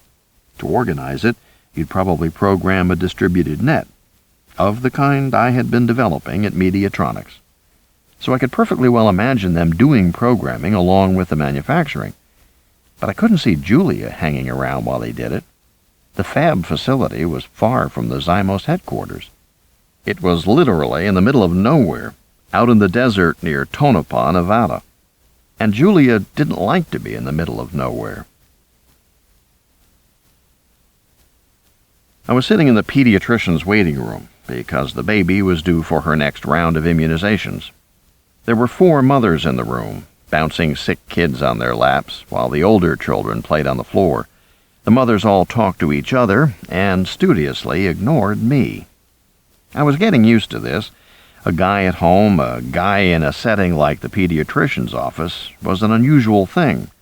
But it also meant that something was wrong. There was probably something wrong with the guy. He couldn't get a job. Maybe he was fired for alcoholism or drugs. Maybe he was a bum. Whatever the reason, it wasn't normal for a man to be in the pediatrician's office in the middle of the day. So the other mothers pretended I wasn't there. Except they shot me the occasional worried glance, as if I might be sneaking up on them to rape them while their backs were turned. Even the nurse, Gloria, seemed suspicious. She glanced at the baby in my arms, who wasn't crying and was hardly sniffling. "What seems to be the problem?" I said we were here for immunizations. "She's been here before?" "Yes, she had been coming to the doctor since she was born." "Are you related?" "Yes, I was the father." Eventually, we were ushered in. The doctor shook hands with me, was very friendly, never asked why I was there instead of my wife or the housekeeper. He gave 2 injections. Amanda howled. I bounced her on my shoulder, comforted her. "She may have a little swelling, a little local redness. Call me if it's not gone in 48 hours. Then I was back in the waiting room, trying to get out my credit card to pay the bill while the baby cried. And that was when Julia called. "Hi, what are you doing?" She must have heard the baby screaming. "Paying the pediatrician." "Bad time?" "Kind of." "Okay, listen, I just wanted to say I have an early night, finally, so I'll be home for dinner. What do you say I pick up on my way home?" "That'd be great," I said. Eric's soccer practice ran late. It was getting dark on the field. The coach always ran practice late. I paced the sidelines, trying to decide whether to complain. It was so hard to know when you were coddling your kid and when you were legitimately protecting them. Nicole called on her cell to say that her play rehearsal was over, and why hadn't I picked her up? Where was I? I said I was still with Eric, and asked if she could catch a ride with anybody. "Dad," she said, exasperated. You'd think I had asked her to crawl home. "Hey, I'm stuck." Very sarcastic. "Whatever." "Watch that tone, young lady." But a few minutes later, soccer was abruptly canceled. A big green maintenance truck pulled onto the field, and 2 men came out wearing masks and big rubber gloves, with spray cans on their backs. They were going to spray weed killer or something, and everybody had to stay off the field overnight. I called Nicole back and said we would pick her up. "When?" "We're on our way now." "From the little creep's practice?" "Come on, Nick." "Why does he always come first?" "He doesn't always come first." "Yes, he does. He's a little creep." "Nicole." "Sorry." "See you in a few minutes." I clicked off. Kids were more advanced these days. The teenage years now start at 11. By 5:30, the kids were home raiding the fridge. Nicole was eating a big chunk of string cheese. I told her to stop. It would ruin her dinner. Then I went back to setting the table. "When is dinner?" "Soon. Mom's bringing it home." "Uh-huh." She disappeared for a few minutes, and then she came back. "She says she's sorry she didn't call, but she's going to be late." "What?" I was pouring water into the glasses on the table. "She's sorry she didn't call, but she's going to be late. I just talked to her." Jesus. It was irritating. I tried never to show my irritation around the kids, but sometimes it slipped out. I sighed. "Okay. I'm really hungry now, Dad." "Get your brother and get into the car," I said. "We're going to the drive-in." Later that night, as I was carrying the baby to bed, my elbow brushed against a photograph on the living room bookshelf. It clattered to the floor. I stooped to pick it up. It was a picture of Julia and Eric in Sun Valley when he was 4. They were both in snowsuits. Julia was helping him learn to ski and smiled radiantly. Next to it was a photo of Julia and me on our 11th wedding anniversary in Kona. I was in a loud Hawaiian shirt, and she had colorful leis around her neck, and we were kissing at sunset. That was a great trip. In fact, we were pretty sure Amanda was conceived there. I remember Julia came home from work one day and said, "Honey, remember how you said Mai Tais were dangerous?" I said, "Yes." And she said, "Well, let me put it this way. It's a girl." I was so startled the soda I was drinking went up my nose, and we both started to laugh. Then a picture of Julia making cupcakes with Nicole, who was so young. She sat on the kitchen counter, and her legs didn't reach the edge. She couldn't have been more than 1.5 years old. Nicole was frowning with concentration as she wielded a huge spoon of dough, making a fine mess while Julia tried not to laugh. And a photo of us hiking in Colorado, Julia holding the hand of 6-year-old Nicole while I carried Eric on my shoulders, my shirt collar dark with sweat. Or worse, if I remembered that day right. Eric must have been about 2. He was still in diapers. I remember he thought it was fun to cover my eyes while I carried him on the trail. The hiking photo had slipped inside its frame, so it stood at an angle. I tapped the frame to try and straighten it, but it didn't move. I noticed that several of the other pictures were faded, or the emulsion was sticking to the glass. No one had bothered to take care of these pictures. The baby snuffled in my arms, rubbing her eyes with her fists. It was time for bed. I put the pictures back on the shelf. They were old images from another, happier time, from another life. They seemed to have nothing to do with me anymore. Everything was different now. The world was different now. I left the table set for dinner that night, a silent rebuke. Julia saw it when she got home around 10. "I'm sorry, hon." "I know, you were busy," I said. "I was. Please forgive me." "I do," I said. "You're the best." She blew me a kiss from across the room. "I'm going to take a shower," she said, and she headed off down the hallway. I watched her go. On the way down the hall, she looked into the baby's room and then darted in. A moment later, I heard her cooing and the baby gurgling. I got out of my chair and walked down the hall after her.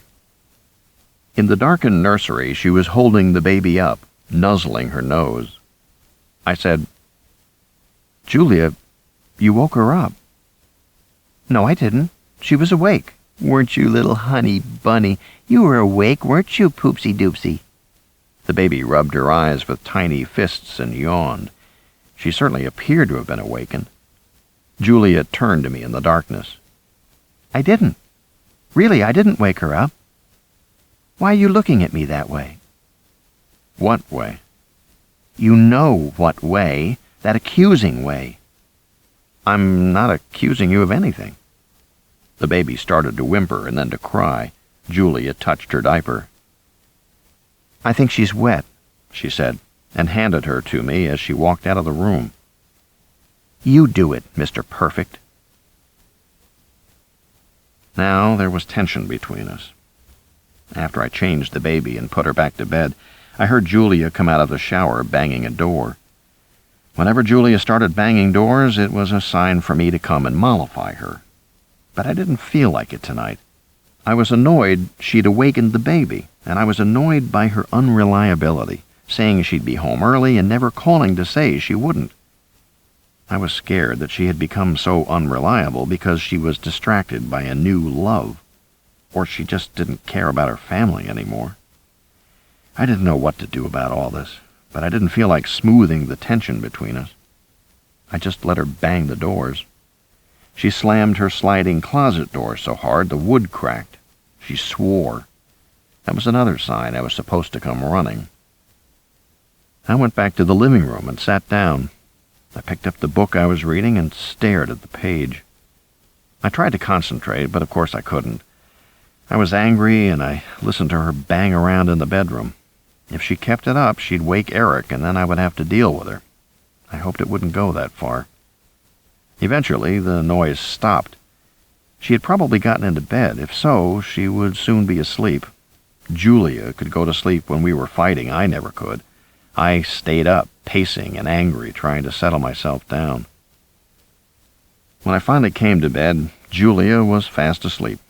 I slipped between the covers and rolled over on my side, away from her. It was 1 o'clock in the morning when the baby began to scream. I groped for the light, knocked over the alarm clock, which turned the clock radio on, blaring rock and roll. I swore, fumbled in the dark, finally got the bedside light on, turned the radio off. The baby was still screaming. "What's the matter with her?" Julia said sleepily. "I don't know." I got out of bed, shaking my head. trying to wake up. I went into the nursery and flicked on the light. The room seemed very bright, the clown wallpaper very yellow and burning. Out of nowhere I thought, why doesn't she want yellow placemats when she painted the whole nursery yellow? The baby was standing up in her crib, holding onto the rails and howling, her mouth wide open, her breath coming in jagged gasps. Tears were running down her cheeks. I held my arms out to her, and she reached for me, and I comforted her. I thought it must be a nightmare. I comforted her, rocked her gently. She continued to scream, unrelenting. Maybe something was hurting her, maybe something in her diaper. I checked her body. That was when I saw an angry red rash on her belly, extending in welts around her back and up toward her neck. Julia came in. "Can't you stop it?" she said. I said, "There's something wrong," and I showed her the rash. "Has she got a fever?" I touched Amanda's head. She was sweaty and hot, but that could be from the crying. The rest of her body felt cool. "I don't know. I don't think so." I could see the rash on her thighs now. Was it on her thighs a moment before? I almost thought I was seeing it spread before my eyes. If it was possible, the baby screamed even louder. "Jesus," Julia said. "I'll call the doctor." "Yeah, do." By now I had the baby on her back.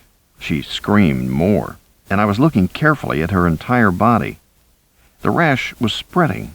There was no doubt about it, and she seemed to be in terrible pain, screaming bloody murder. "I'm sorry, honey, I'm sorry," I said. Definitely spreading. Julia came back and said she left word for the doctor. I said, "I'm not going to wait. I'm taking her to the emergency room." "Do you really think that's necessary?" she said. I didn't answer her. I just went into the bedroom to put on my clothes. Julia said, "Do you want me to come with you?" "No, stay with the kids," I said. "You sure?" "Yes." "Okay," she said. She wandered back to the bedroom. I reached for my car keys. The baby continued to scream.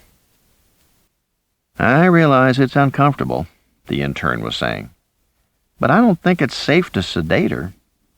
We were in a curtained cubicle in the emergency room. The intern was bent over my screaming daughter, looking in her ears with his instrument. By now, Amanda's entire body was bright, angry red. She looked as if she had been parboiled. I felt scared. I'd never heard of anything like this before, a baby turning bright red and screaming constantly. I didn't trust this intern, who seemed far too young to be competent. He couldn't be experienced. He didn't even look as if he shaved yet. I was jittery, shifting my weight from one foot to the other. I was beginning to feel slightly crazy because my daughter had never stopped screaming once in the last hour. It was wearing me down. The intern ignored it. I didn't know how he could. "She has no fever," he said, making notes on a chart. "But in a child this age, that doesn't mean anything. Under a year, they may not run fevers at all, even with severe infections." "Is that what this is?" I said. "An infection?" "I don't know. I'm presuming a virus because of that rash. But we should have the preliminary blood work back in—" "Ah, good." A passing nurse handed him a slip of paper. He paused. Well, what?" I said, shifting my weight anxiously. He was shaking his head as he stared at the paper. He didn't answer. "Well, what?" "It's not an infection," he said. "White cell count normal, protein fractions normal. She's got no immune mobilization at all." "What does that mean?"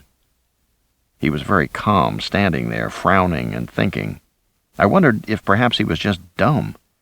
The best people weren't going into medicine anymore, not with the HMOs running everything. This kid might be one of the new breed of dumb doctor. "We have to widen the diagnostic net," he said. "I'm going to order a surgical consult, a neurological consult. We have a dermo coming. We have infectious coming. That'll mean a lot of people to talk to you about your daughter asking the same questions over again, but that's okay, I said. I don't mind, just what do you think is wrong with her? I don't know, Mr. Foreman. If it's not infectious, we look for other reasons for this skin response. She hasn't traveled out of the country? No, I shook my head. No recent exposures to heavy metals or toxins? Like what? Dump sites, industrial plants, chemical exposure? No. Can you think of anything at all that might have caused this reaction? No, nothing. Wait, she had vaccinations yesterday. What vaccinations? I don't know, whatever she gets for her age. You don't know what vaccinations? He said. His notebook was open, his pen poised over the page. No, for Christ's sake, I said irritably. I don't know what vaccinations. Every time she goes there, she gets another shot. You're the goddamn doctor. That's okay, Mr. Foreman, he said soothingly. I know it's stressful. If you just tell me the name of your pediatrician, I'll call him. How's that? I nodded. I wiped my hand across my forehead. I was sweating. I spelled the pediatrician's name for him while he wrote it down in his notebook. I tried to calm down. I tried to think clearly. And all the time, my baby just screamed. Half an hour later, she went into convulsions. They started while one of the white-coated consultants was bent over her, examining her. Her little body wrenched and twisted. She made retching sounds as if she was trying to vomit. Her legs jerked spastically. She began to wheeze. Her eyes rolled up into her head. I don't remember what I said or did then, but a big orderly the size of a football player came in and pushed me to one side of the cubicle and held my arms. I looked past his huge shoulder as 6 people clustered around my daughter. A nurse wearing a Bart Simpson t-shirt was sticking a needle into her forehead. I began to shout and struggle. The orderly was yelling, "Scalvane, Scalvane, Scalvane," over and over. Finally I realized he was saying scalp vein. He explained it was just to start an IV, that the baby had become dehydrated. That was why she was convulsing. I heard talk of electrolytes, magnesium, potassium. Anyway, the convulsions stopped in a few seconds, but she continued to scream. I called Julia. She was awake. How is she? The same. Still crying? Is that her? Yes. She could hear Amanda in the background. Oh, God, she groaned. What are they saying it is? They don't know yet. Oh, the poor baby. There have been about 50 doctors in here to look at her. Is there anything I can do? I don't think so. Okay, let me know. Okay. I'm not sleeping. Okay. Shortly before dawn, the huddled consultants announced that she either had an intestinal obstruction or a brain tumor. They couldn't decide which, and they ordered an MRI. The sky was beginning to lighten pale gray when she was finally wheeled into the imaging room. The big white machine stood in the center of the room. The nurse told me it would calm the baby if I helped her prepare her, and she took the needle out of her scalp because there couldn't be any metal during the MRI reading. Blood squirted down Amanda's face into her eye. The nurse wiped it away. Now Amanda was strapped onto the white board that rolled into the depths of the machine. My daughter was staring up at the MRI in terror, still screaming. The nurse told me I could wait in the next room with the technician. I went into a room with a glass window that looked in on the MRI machine. The technician was foreign, dark. How old is she? Is it a she? Yes, she. 9 months. Quite a set of lungs on her. Yes. Here we go. He was fiddling at his knobs and dials, hardly looking at my daughter. Amanda was completely inside the machine. Her sobs sounded tinny over the microphone. The technician flicked a switch, and the pump began to chatter. It made a lot of noise, but I could still hear my daughter screaming. And then, abruptly, she stopped. She was completely silent. Uh-oh, I said. I looked at the technician and the nurse. Their faces registered shock. We all thought the same thing, that something terrible had happened. My heart began to pound. The technician hastily shut down the pumps, and we hurried back into the room. My daughter was lying there, still strapped down, breathing heavily, but apparently fine. She blinked her eyes slowly, as if dazed. Already her skin was noticeably a lighter shade of pink, with patches of normal color. The rash was fading right before our eyes. "I'll be damned," the technician said. Back in the emergency room, they wouldn't let Amanda go home. The surgeon still thought she had a tumor or a bowel emergency, and they wanted to keep her in the hospital for observation. But the rash continued to clear steadily. Over the next hour, the pink color faded and vanished. No one could understand what had happened, and the doctors were uneasy. The scalp vein IV was back in on the other side of her forehead, but Amanda took a bottle of formula while I held her and guzzled it down hungrily. She was staring up at me with her usual hypnotic feeding stare. She really seemed to be fine. She fell asleep in my arms. I sat there for another hour, then began to make noises about how I had to get back to my kids. I had to get them to school. And not long afterward, the doctors announced another victory for modern medicine and sent me home with her. Amanda slept soundly all the way and didn't wake when I got her out of her car seat. The night sky was turning gray when I carried her up the driveway and into the house. Day 3, 6:07 a.m. The house was silent. The kids were still asleep. I found Julia standing in the dining room, looking out the window at the backyard. The sprinklers were on, hissing and clicking. Julia held a cup of coffee and stared out the window, unmoving. I said, "We're back." She turned. "She's okay?" I held out the baby to her. "Seems to be." "Thank God," she said. "I was so worried, Jack."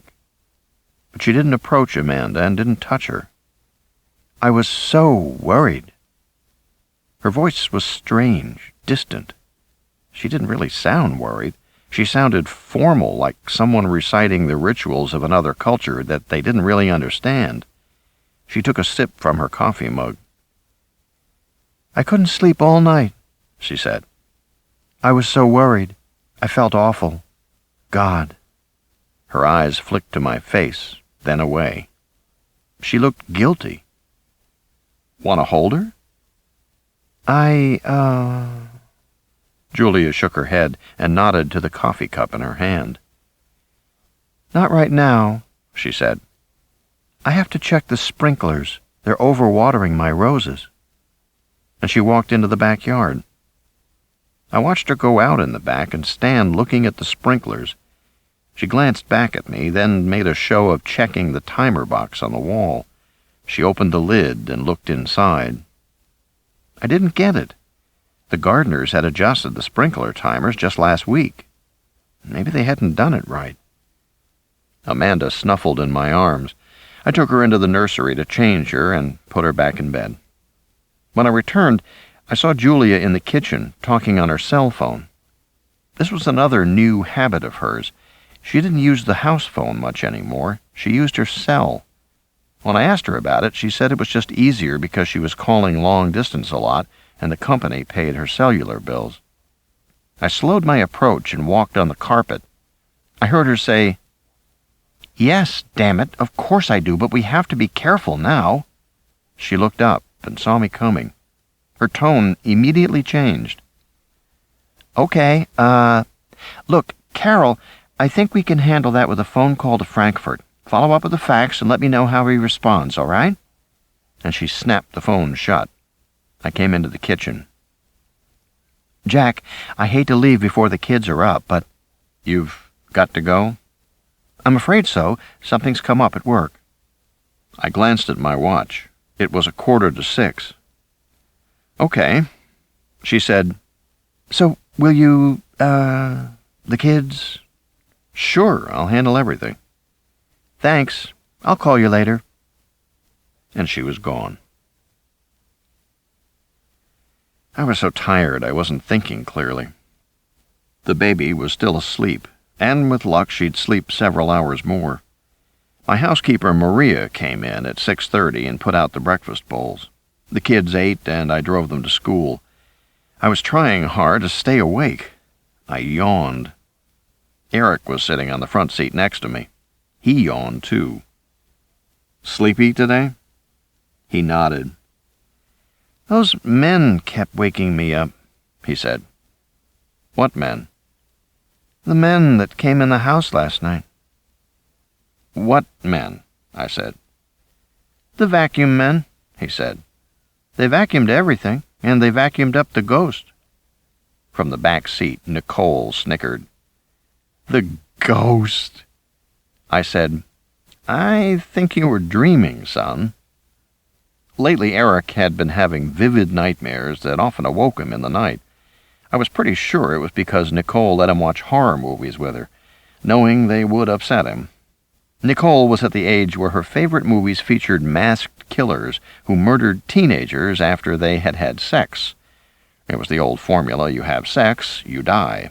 But it wasn't appropriate for Eric. I'd spoken to her many times about letting him see them. No, Dad, it wasn't a dream, Eric said, yawning again. The men were there, a whole bunch of them. Uh-huh. And what was the ghost? He was a ghost, all silver and shimmery, except he didn't have a face.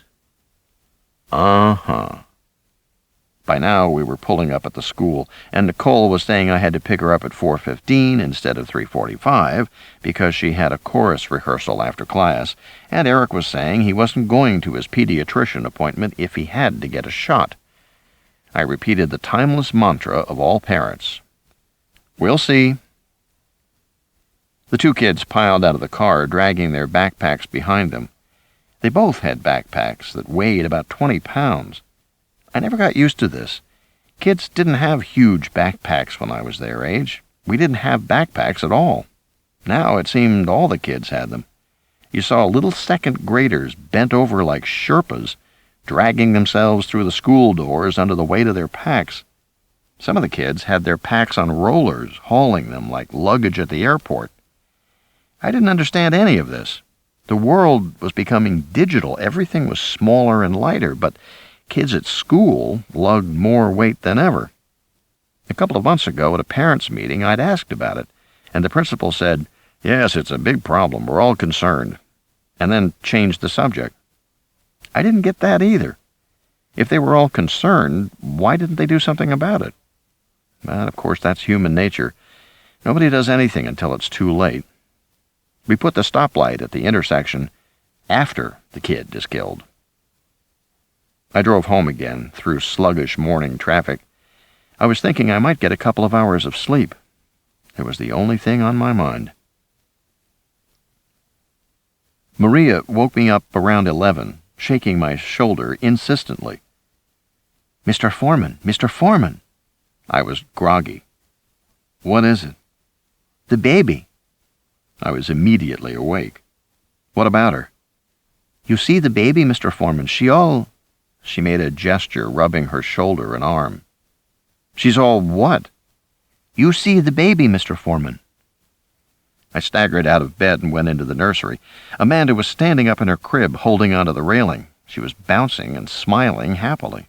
Everything seemed normal, except for the fact that her entire body was a uniform purple-blue color, like a big bruise. "Oh, Jesus," I said. I couldn't take another episode at the hospital. I couldn't take more white-coated doctors who didn't tell you anything. I couldn't take being scared all over again. I was still drained from the night before. The thought that there was something wrong with my daughter wrenched my stomach. I went over to Amanda, who gurgled with pleasure, smiling up at me. She stretched one hand toward me, grasping air, her signal for me to pick her up. So I picked her up. She seemed fine, immediately grabbing my hair and trying to pull off my glasses the way she always did. I felt relieved, even though I could now see her skin better. It looked bruised. It was the color of a bruise, except it was absolutely uniform everywhere on her body. Amanda looked like she'd been dipped in dye. The evenness of the color was alarming. I decided I had to call the doctor in the emergency room after all. I fished in my pocket for his card, while Amanda tried to grab my glasses. I dialed one-handed. I could do pretty much everything one-handed. I got right through. He sounded surprised. "Oh," he said. "I was just about to call you. How is your daughter feeling?" "Well, she seems to feel fine," I said, jerking my head back so Amanda couldn't get my glasses. She was giggling. It was a game now. "She's fine," I said. "But the thing is, has she by any chance had bruising?"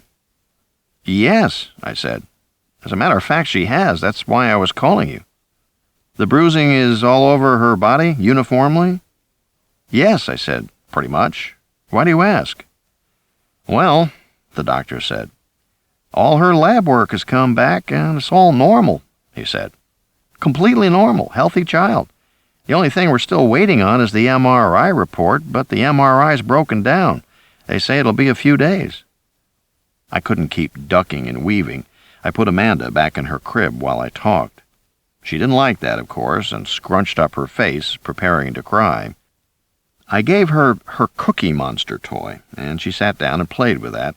I knew Cookie Monster was good for about 5 minutes. "Anyway," the doctor was saying, "I'm glad to hear she's doing well." I said that I was glad, too.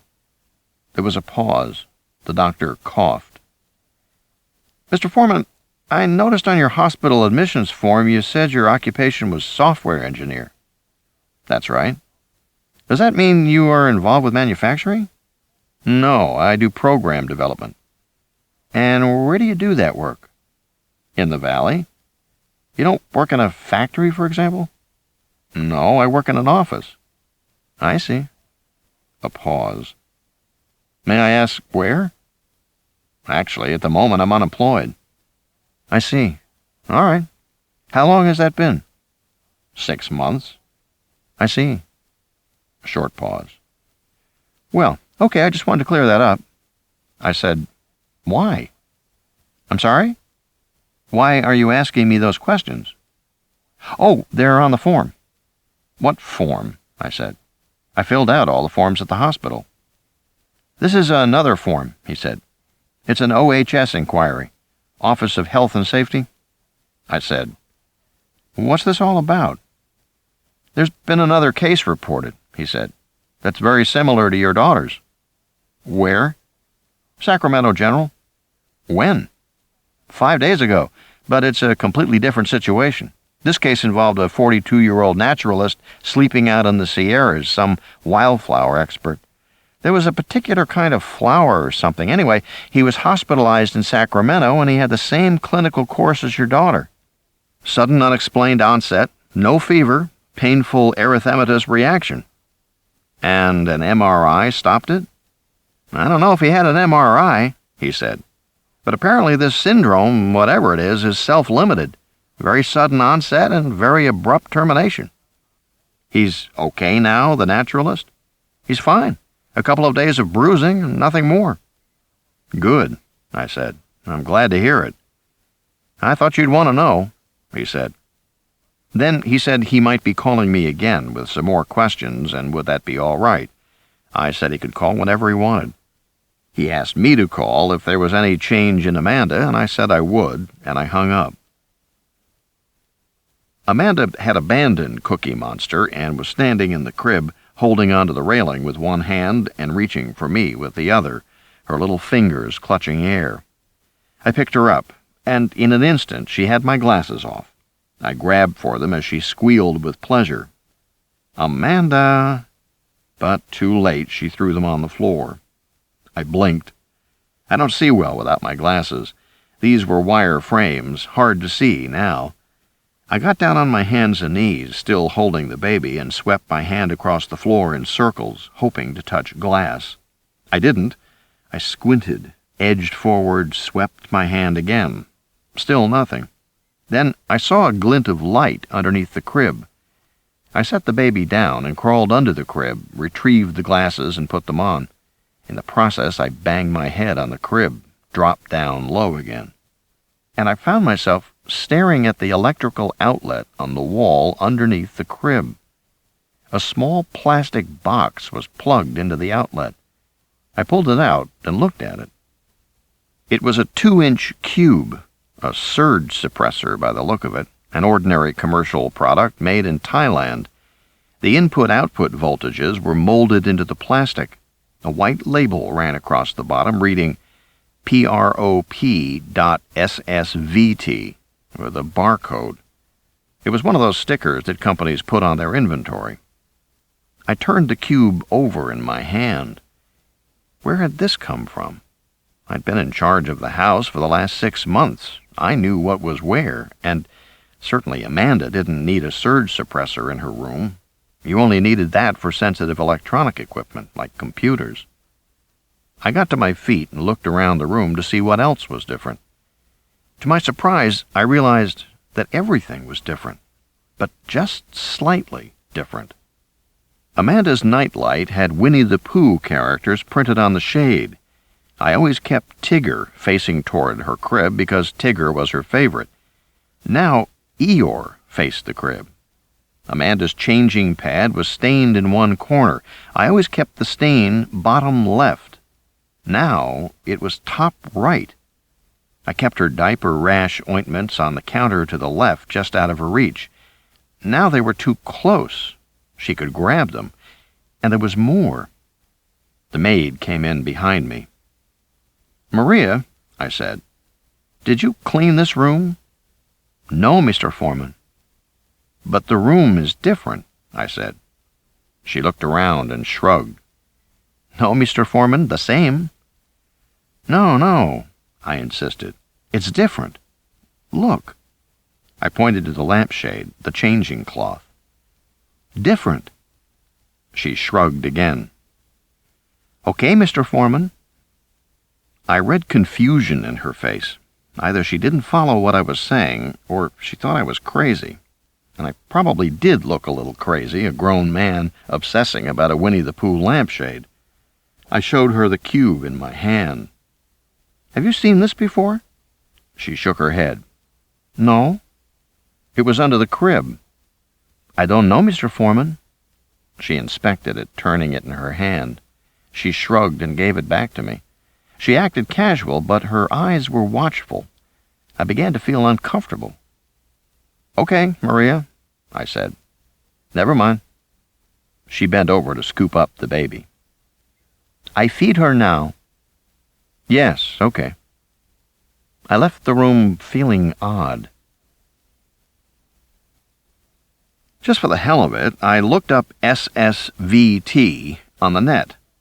I got links to the Sri Siva Vishnu Temple, the Waffen SS Training School at Konitz, Nazi regalia for sale, Subsystems Sample Display Technology, South Shore Vocational Technical School, Optical Vari-Temp Cryostat Systems, Solid Surfacing Veneer Tiles for home floors, a band called Slingshot Venus, the Swiss Shooting Federation, and it went downhill from there. I turned away from the computer. I stared out the window. Maria had given me a shopping list, the items scrawled in her difficult hand. I really should get the shopping done before I picked up the kids. But I didn't move. There were times when the relentless pace of life at home seemed to defeat me, to leave me feeling washed out and hollow. At those times, I just had to sit for a few hours. I didn't want to move. Not right now. I wondered if Julia was going to call me tonight, and I wondered if she would have a different excuse.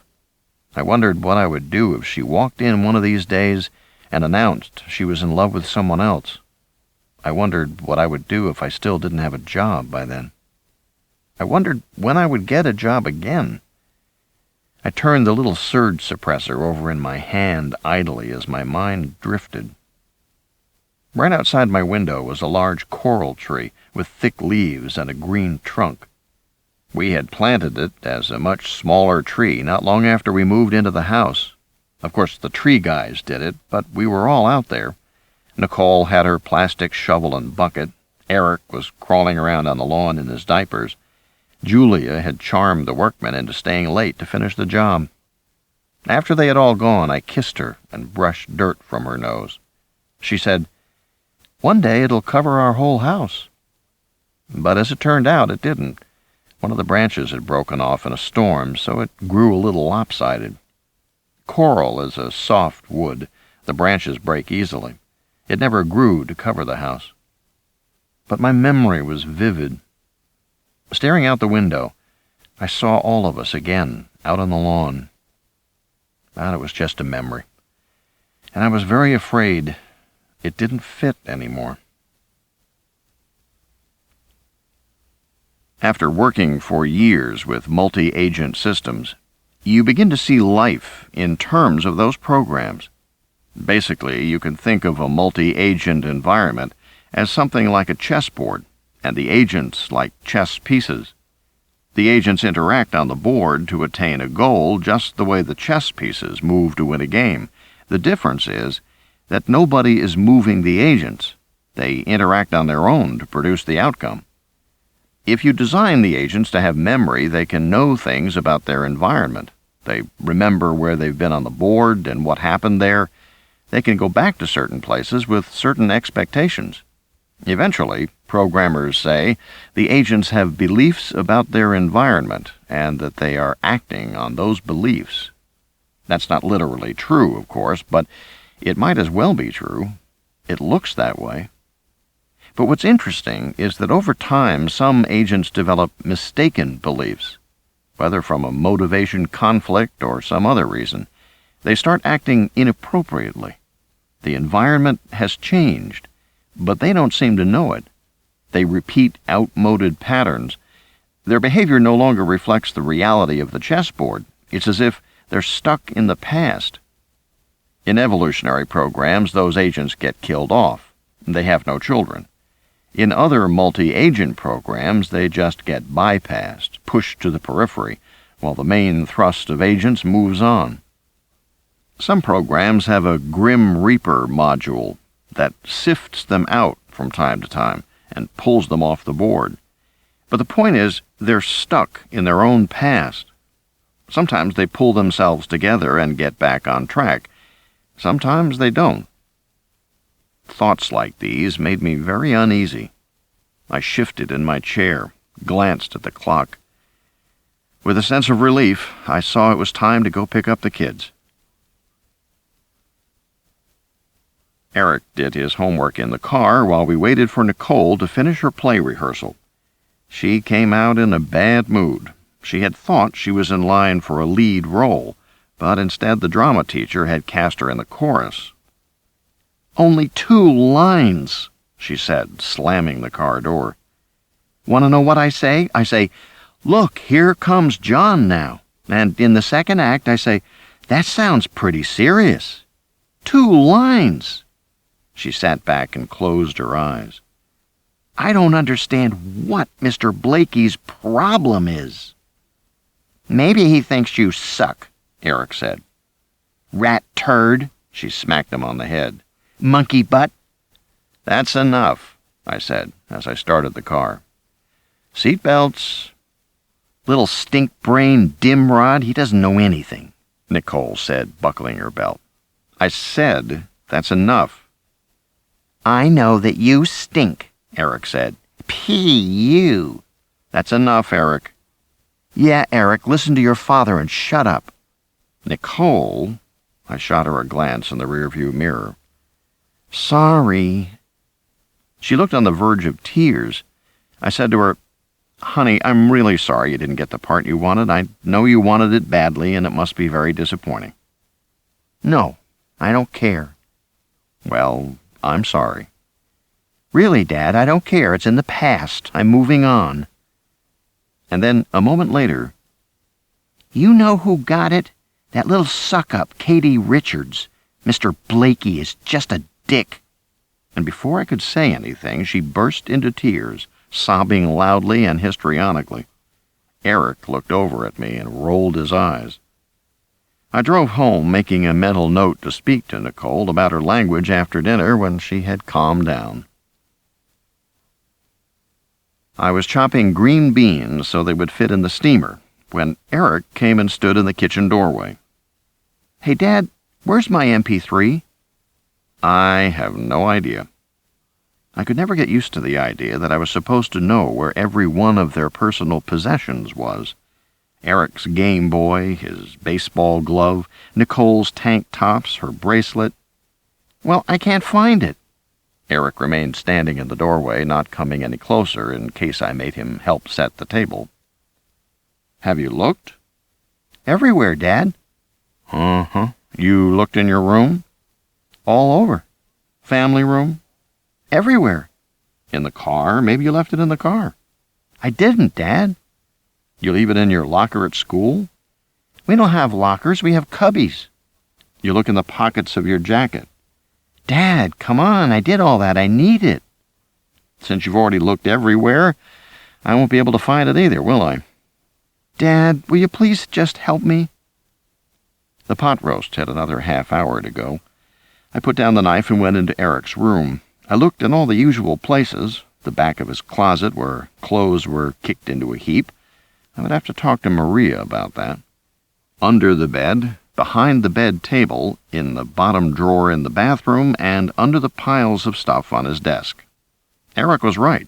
It wasn't in his room. We headed toward the family room.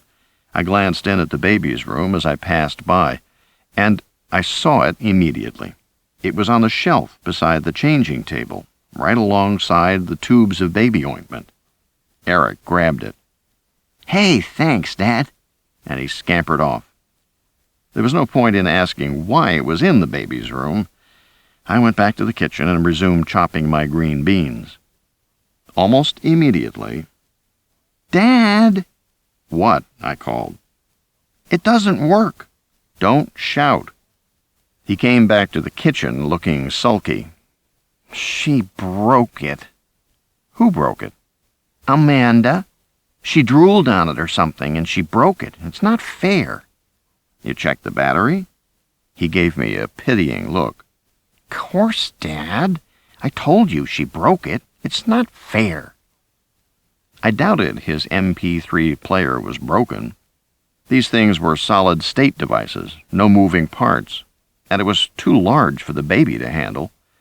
I dumped the green beans on the steamer tray and held out my hand. "Give it to me." We went into the garage and I got out my toolbox.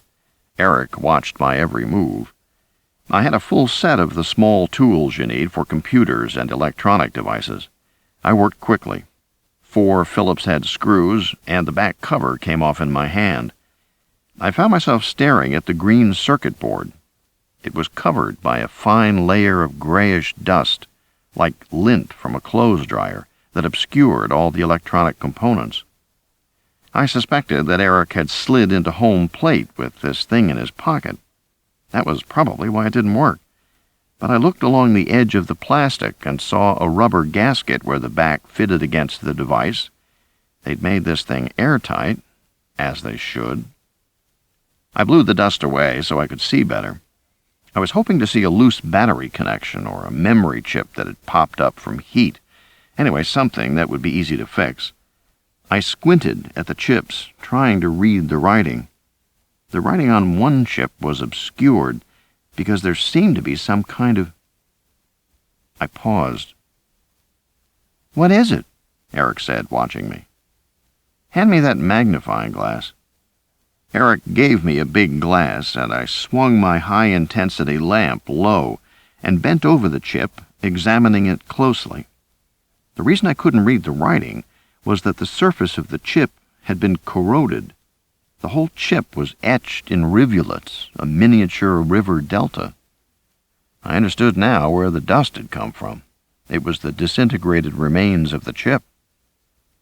"Can you fix it, Dad?" Eric said. "Can you?" What could have caused this? The rest of the motherboard seemed fine. The controller chip was untouched. Only the memory chip was damaged. I wasn't a hardware guy, but I knew enough to do basic computer repairs. I could install hard drives, add memory, things like that. I'd handled memory chips before, and I'd never seen anything like this. All I could think was that it was a faulty chip. These MP3 players were probably built with the cheapest components available. "Dad, can you fix it?" "No," I said. "Needs another chip. I'll get you one tomorrow." "'Cause she slimed it, right?" "No, I think it's just a faulty chip." "Dad, it was fine for a whole year. She slimed it. It's not fair." As if on cue, the baby started crying. I left the MP3 player on the garage table and went back inside the house. I looked at my watch. I would just have time to change Amanda's diaper and mix her cereal for dinner before the pot roast came out. By 9, the younger kids were asleep, and the house was quiet, except for Nicole's voice saying, "That sounds pretty serious. That sounds pretty serious. That sounds pretty serious." She was standing in front of the bathroom mirror, staring at herself and reciting her lines. I'd gotten voicemail from Julia saying she'd be back by 8, but she hadn't made it. I wasn't about to call and check up on her.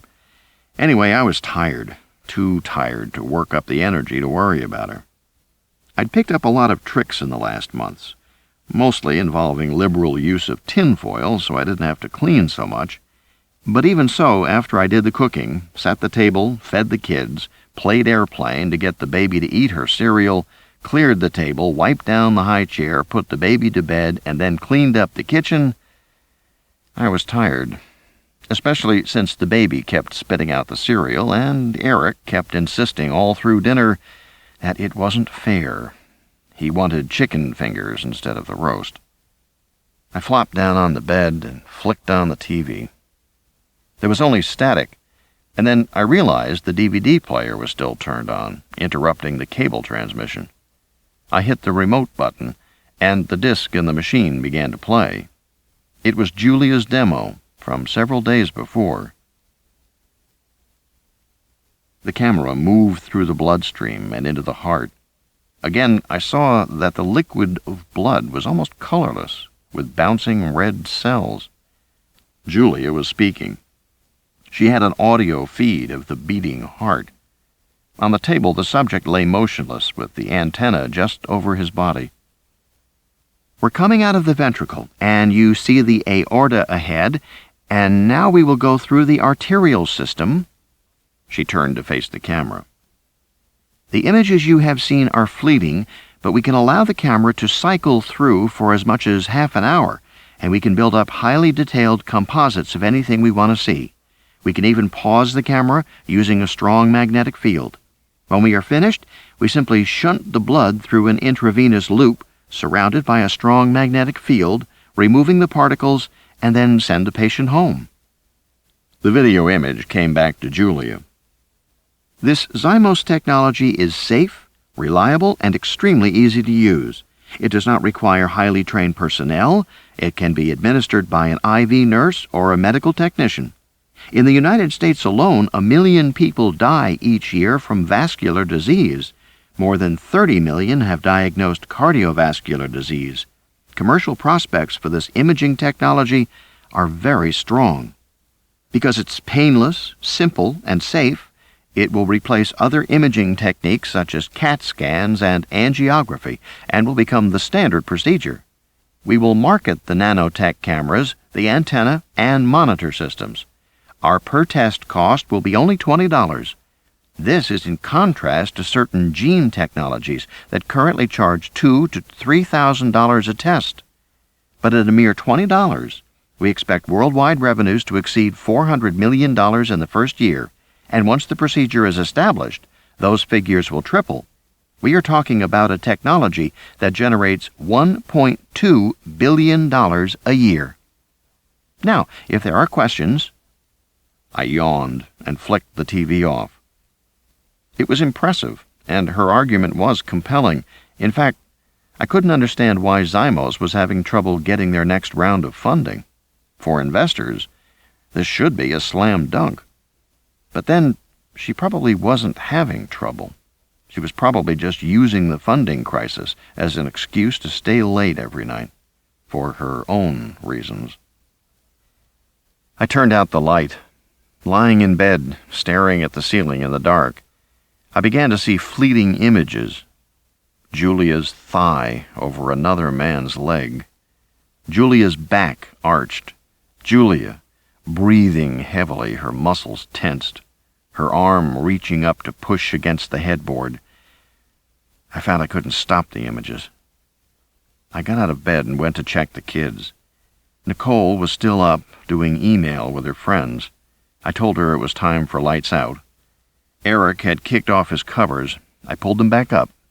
The baby was still purple, but she slept soundly, her breathing gentle and regular. I got back into bed. I willed myself to go to sleep, to think of something else. I tossed and turned, adjusted the pillow, got up for a glass of milk and cookies. Eventually, finally, I fell into a restless sleep. And I had a very strange dream. Sometime during the night, I rolled over to see Julia standing by the bed, undressing. She was moving slowly, as if tired or very dreamy, unbuttoning her blouse. She was turned away from me, but I could see her face in the mirror. She looked beautiful, almost regal. Her features looked more chiseled than I remembered, though perhaps it was just the light. My eyes were half closed. She hadn't noticed I was awake. She continued to slowly unbutton her blouse. Her lips were moving as if she were whispering something, or praying. Her eyes seemed vacant, lost in thought. Then as I watched, her lips turned dark red, and then black. She didn't seem to notice. The blackness flowed away from her mouth, across her cheeks and over her lower face, and onto her neck. I held my breath. I felt great danger. The blackness now flowed in a sheet down her body until she was entirely covered, as if with a cloak. Only the upper half of her face remained exposed. Her features were composed. In fact, she seemed oblivious, just staring into space, dark lips silently moving. Watching her, I felt a chill that ran deep into my bones. Then a moment later, the black sheet slid to the floor and vanished. Julia, normal again, finished removing her blouse and walked into the bathroom. I wanted to get up and follow her, but I found I couldn't move my body. A heavy fatigue held me down on the bed, immobilizing me. I was so exhausted I could hardly breathe. This oppressive sense of fatigue grew rapidly and overwhelmed my consciousness. Losing all awareness, I felt my eyes close, and I slept.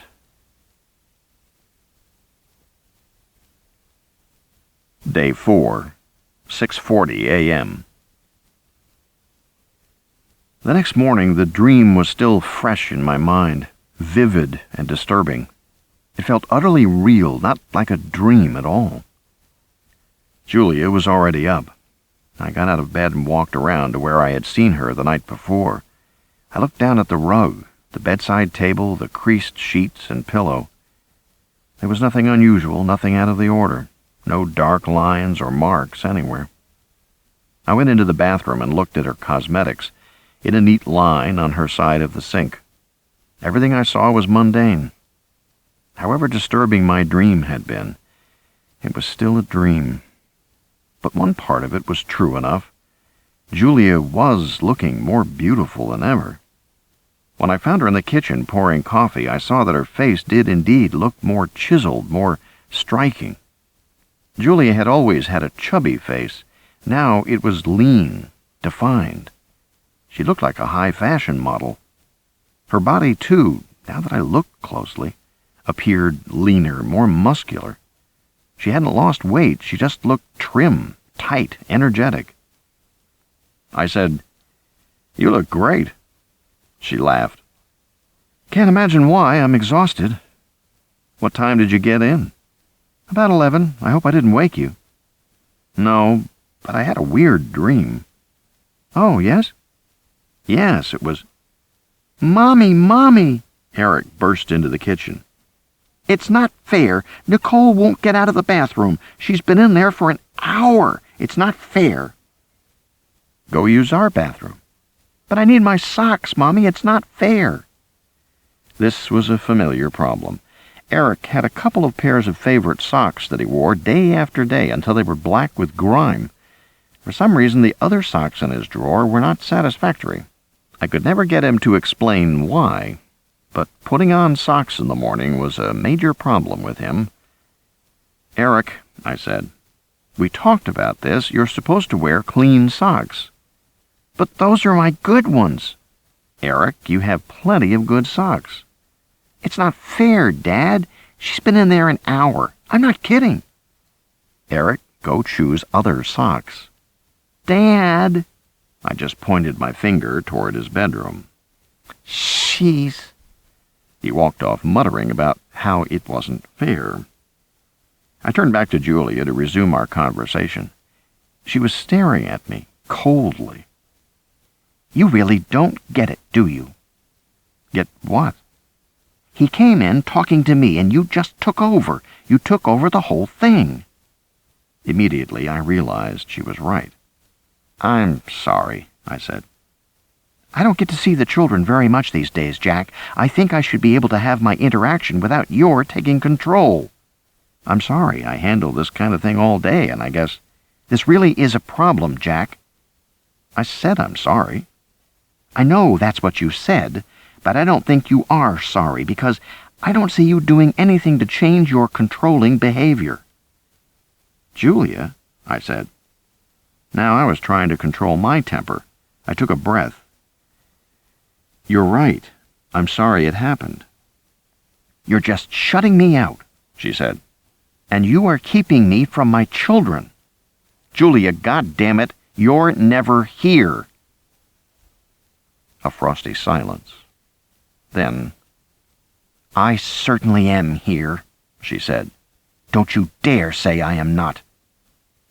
Wait a minute. When are you here? When was the last time you made it for dinner, Julia? Not last night, not the night before, not the night before that, not all week, Julia. You are not here. She glared at me. "I don't know what you're trying to do, Jack. I don't know what kind of game you are playing." "I'm not playing any game. I'm asking you a question." "I'm a good mother, and I balance a very demanding job, and the needs of my family, and I get absolutely no help from you." "What are you talking about?" I said, my voice rising still higher.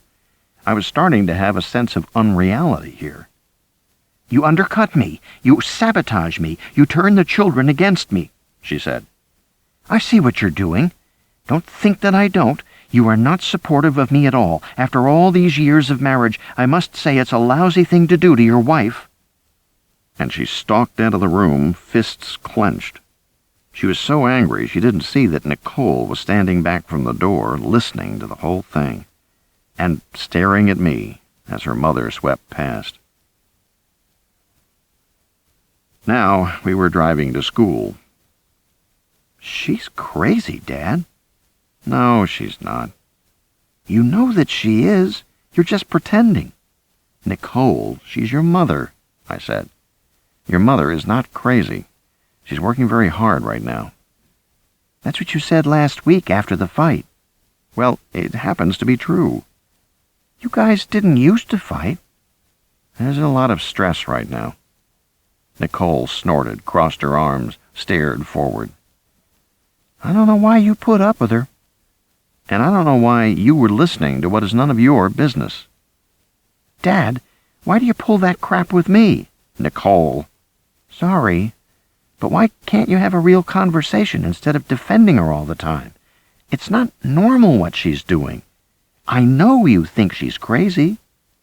"I don't," I said. From the back seat, Eric whacked her on the back of the head. "You're the one who's crazy," he said. "Shut up, butt breath." "Shut up yourself, weasel puke." "I don't want to hear any more from either of you," I said loudly. "I am not in the mood." By then, we were pulling into the turnaround in front of the school. The kids piled out. Nicole jumped out of the front seat, turned back to get her backpack, shot me a look, and was gone. I didn't think Julia was crazy, but something had certainly changed, and as I replayed that morning's conversation in my head, I felt uneasy for other reasons. A lot of her comments sounded like she was building a case against me, laying it out methodically, step by step. You are shutting me out and keeping me away from my children. I am here, you just don't notice. I'm a good mother. I balance a very demanding job with the needs of my family. You are not supportive of me at all. You undercut me. You sabotage me. You are turning the children against me. I could easily imagine her lawyer saying these things in court, and I knew why. According to a recent article I had read in Redbook magazine, alienation of affection was currently the trendy argument in court. The father is turning the children against the mother, poisoning their little minds by word and deed, while the mom was blameless as always. Every father knew the legal system was hopelessly biased in favor of mothers. The courts gave lip service to equality, and then ruled a child needed its mother, even if she was absent, even if she smacked them around or forgot to feed them. As long as she wasn't shooting up or breaking their bones, she was a fit mother in the eyes of the court. And even if she was shooting up, a father might not win the case. One of my friends at Mediatronics had an ex-wife on heroin who'd been in and out of rehab for years. They'd finally divorced and had joint custody. She was supposedly clean, but the kids said she wasn't. My friend was worried. He didn't want his ex driving the kids when she was loaded. He didn't want drug dealers around his kids. So he went to court to ask for full custody, and he lost. The judge said the wife was genuinely trying to overcome her addiction, and that children need their mother. So that was the reality. And now it looked to me as if Julia was starting to lay out that case. It gave me the creeps. About the time I had worked myself into a fine lather, my cell phone rang. It was Julia. She was calling to apologize. I'm really sorry. I said stupid things today. I didn't mean it. What?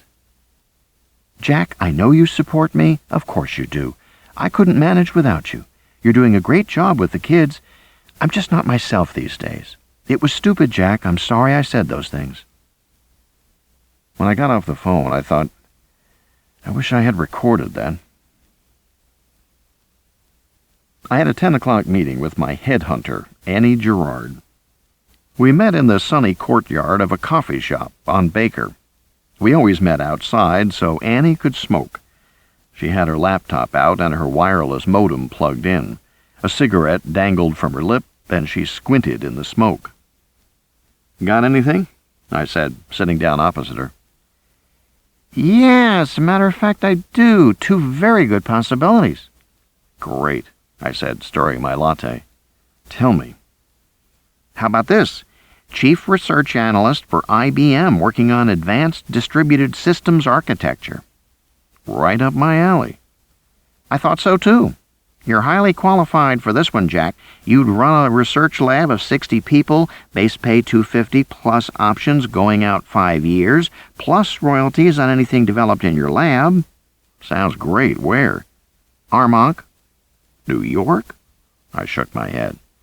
No way, Annie. What else? Head of a team to design multi-agent systems for an insurance company that's doing data mining. It's an excellent opportunity. And where? Austin? I sighed. Annie, Julia's got a job she likes. She's very devoted to it, and she won't leave it now. My kids are in school, and people move all the time, Jack. They all have kids in school. Kids adapt. But with Julia, other people have working wives, too. They still move. I know, but the thing is with Julia, have you talked to her about it? Have you broached the subject? Well, no, because Jack, Annie stared at me over the laptop screen. I think you better cut the crap. You're not in a position to be picky. You're starting to have a shelf life problem." "Shelf life," I said. "That's right, Jack. You've been out of work 6 months now. That's a long time in high tech. Companies figure if it takes you that long to find a job, there must be something wrong with you. They don't know what, they just assume you've been rejected too many times by too many other companies. Pretty soon they won't even interview. Not in San Jose, not in Armonk, not in Austin, not in Cambridge. The boat's sailed. Are you hearing me? Am I getting through here?" "Yes, but—" "No buts, Jack. You've got to talk to your wife. You've got to figure out a way to get yourself off the shelf."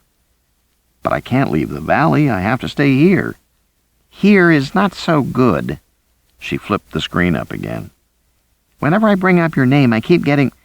Listen, what's going on at Mediatronics, anyway? Is Don Gross going to be indicted?" "I don't know." "I've been hearing that rumor for months now, but it never seems to happen. For your sake, I hope it happens soon." "I don't get it," I said. "I'm perfectly positioned in a hot field, multi-agent distributed processing. And—" "Hot?"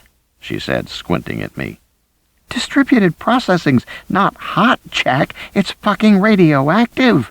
Everybody in the valley figures that the breakthroughs in artificial life are going to come from distributed processing." "They are," I said, nodding. In the last few years, artificial life had replaced artificial intelligence as a long-term computing goal.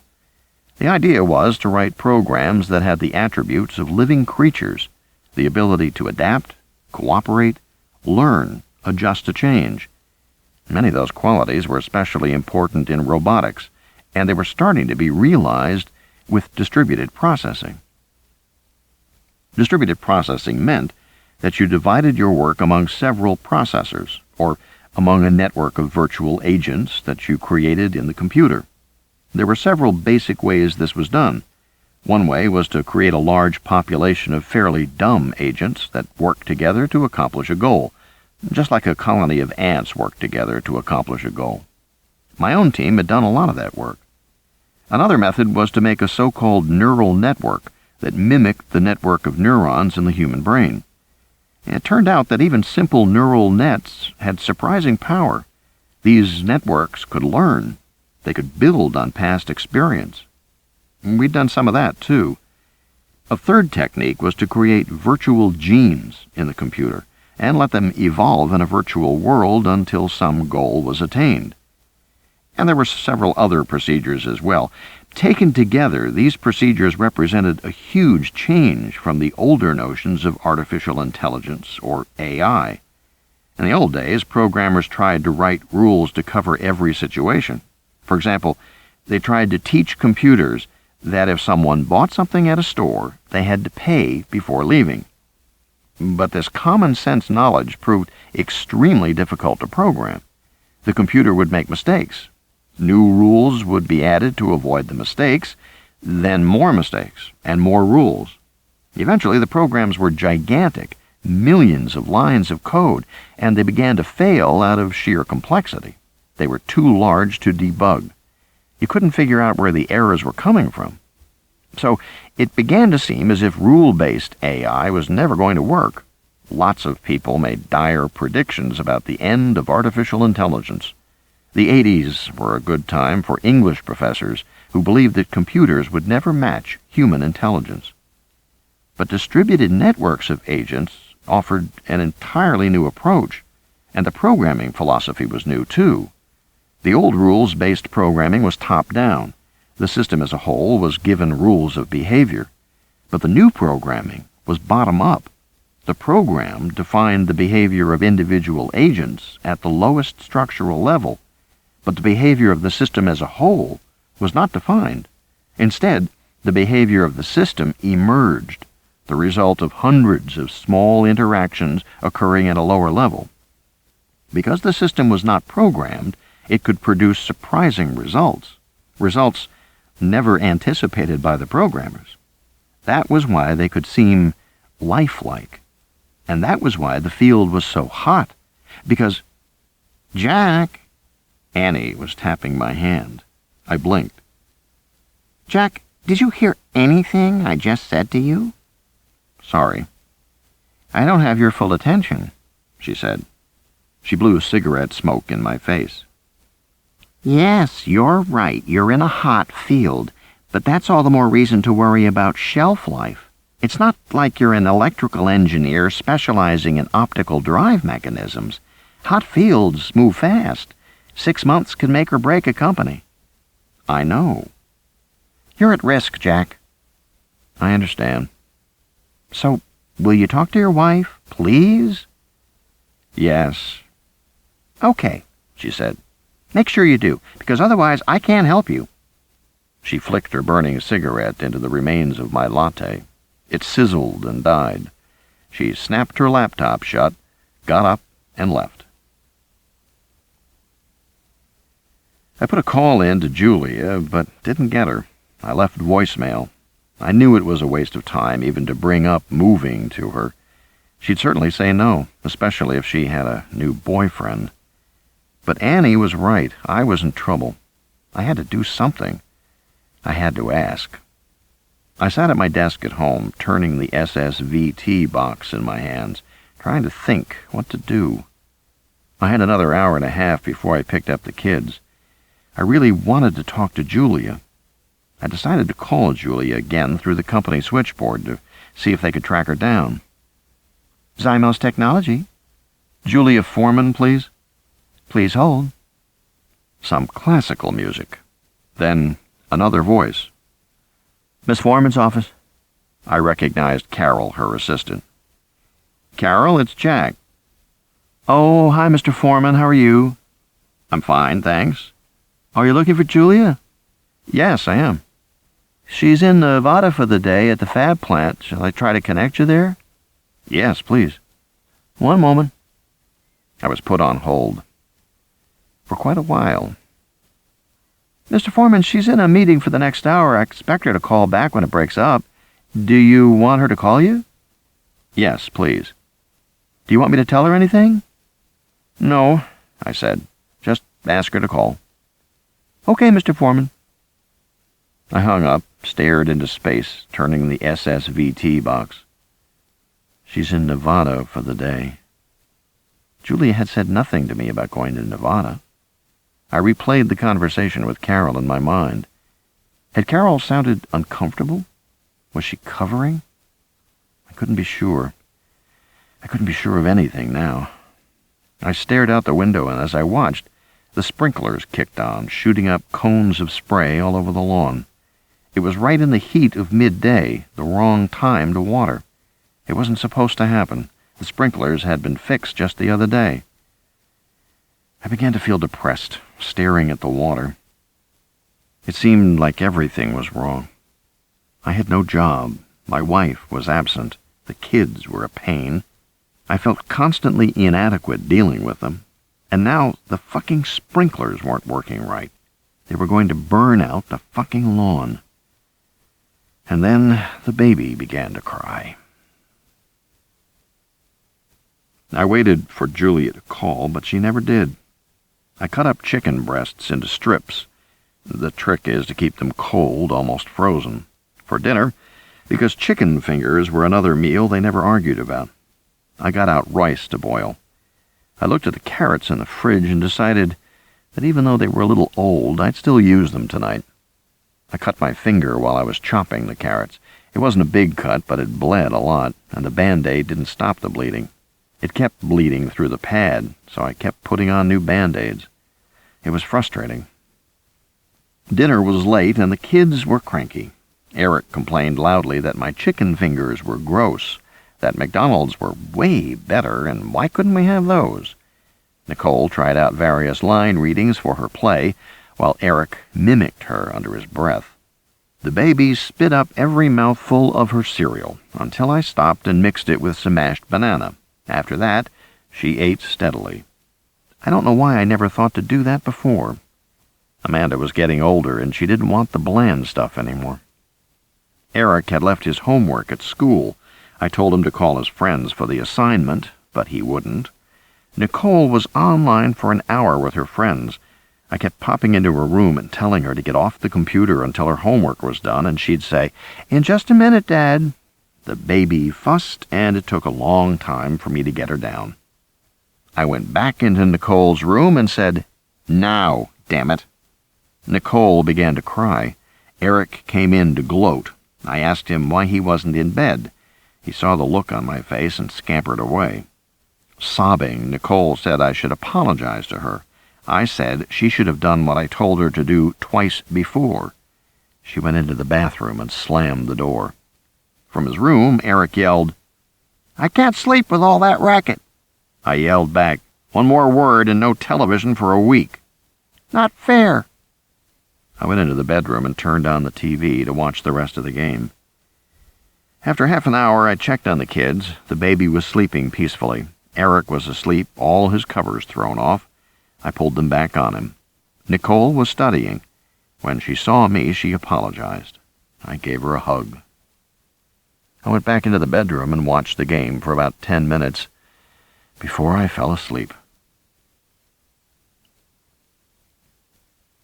Day 5, 7:10 a.m.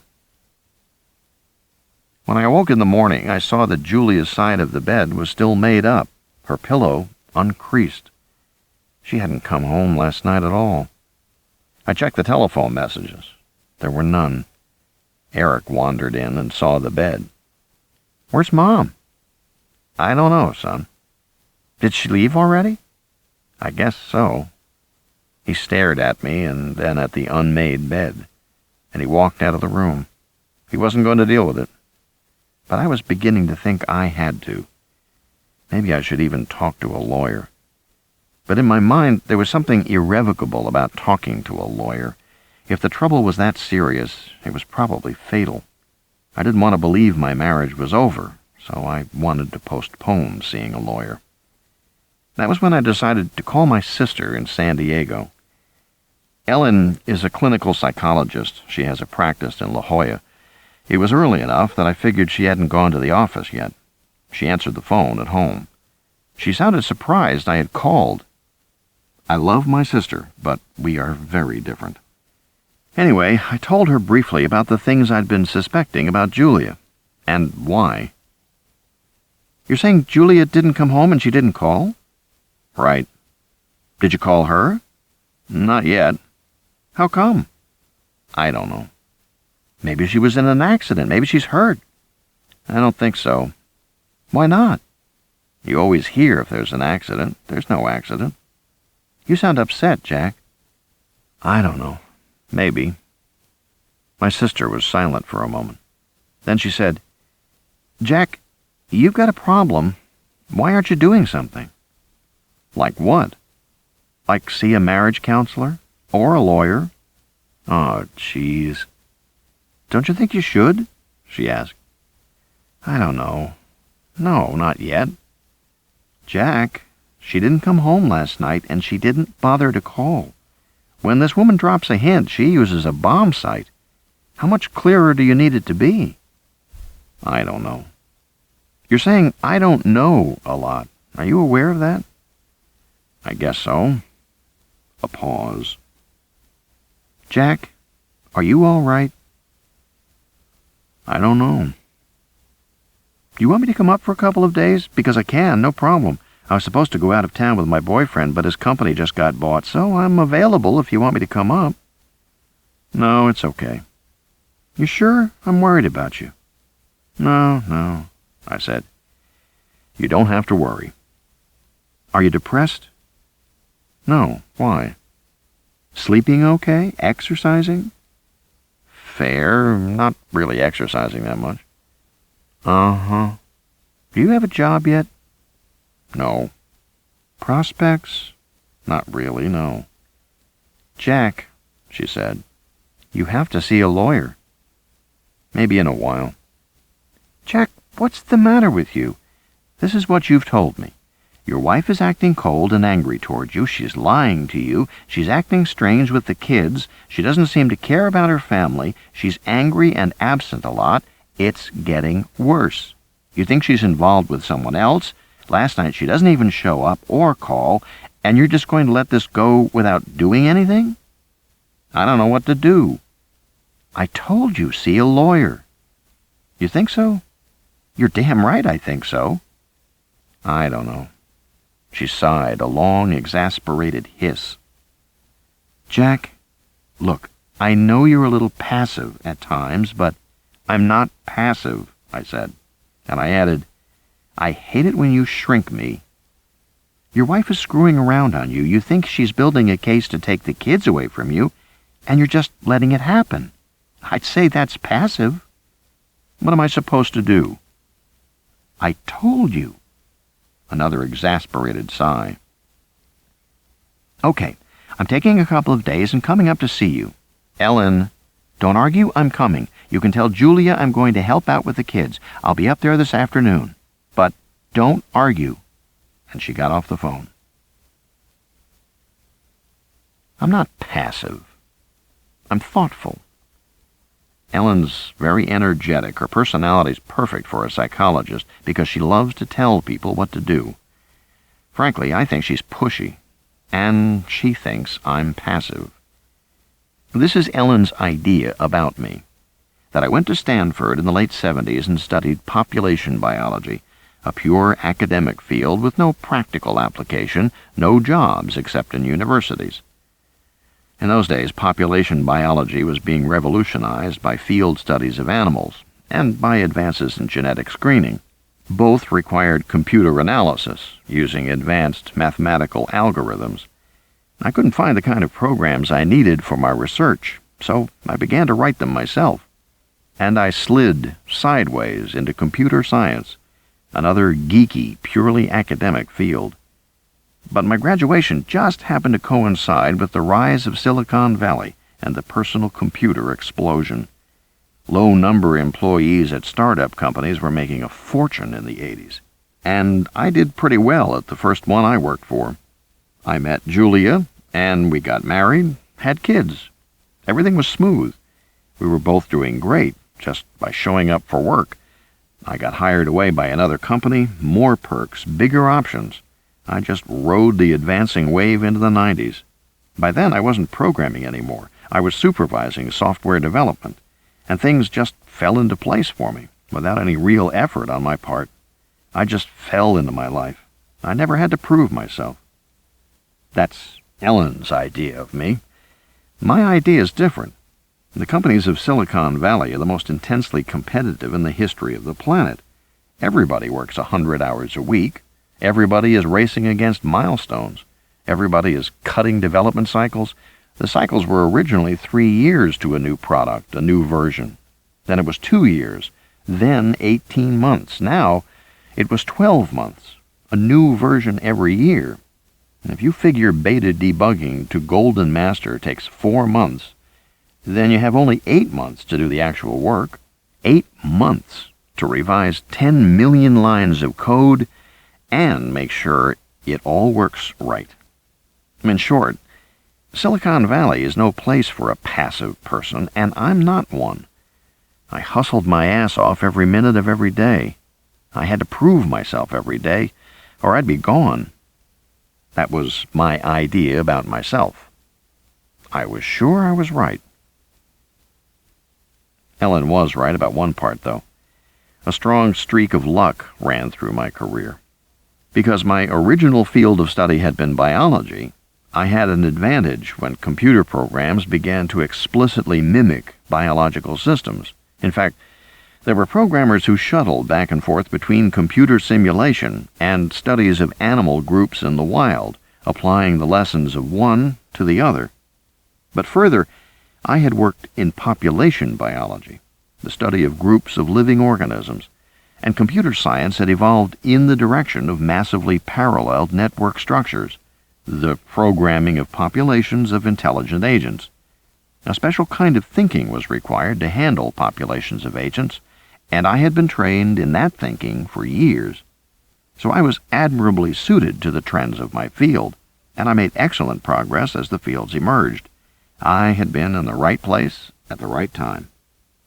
That much was true.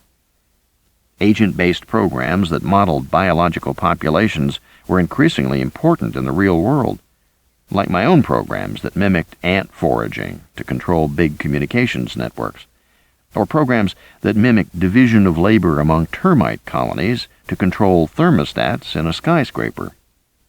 And closely related were the programs that mimicked genetic selection, used for a wide range of applications.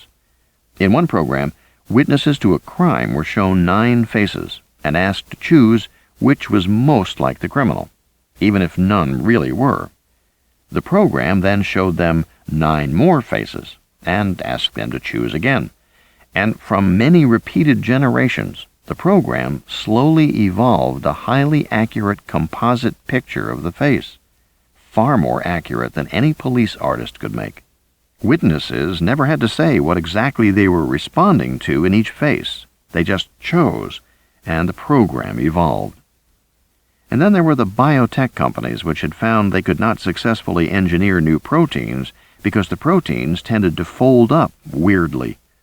So now they used genetic selection to evolve the new proteins instead. All these procedures had become standard practice in a matter of just a few years, and they were increasingly powerful, increasingly important. So yes, I had been in the right place at the right time, but I wasn't passive. I was lucky. I hadn't showered or shaved yet. I went in the bathroom, stripped off my t-shirt, and stared at myself in the mirror. I was startled to see how soft I looked around the gut. I hadn't realized. Of course, I was 40, and the fact was, I hadn't been exercising as much lately. Not because I was depressed. I was busy with the kids and tired a lot of the time. I just didn't feel like exercising, that was all.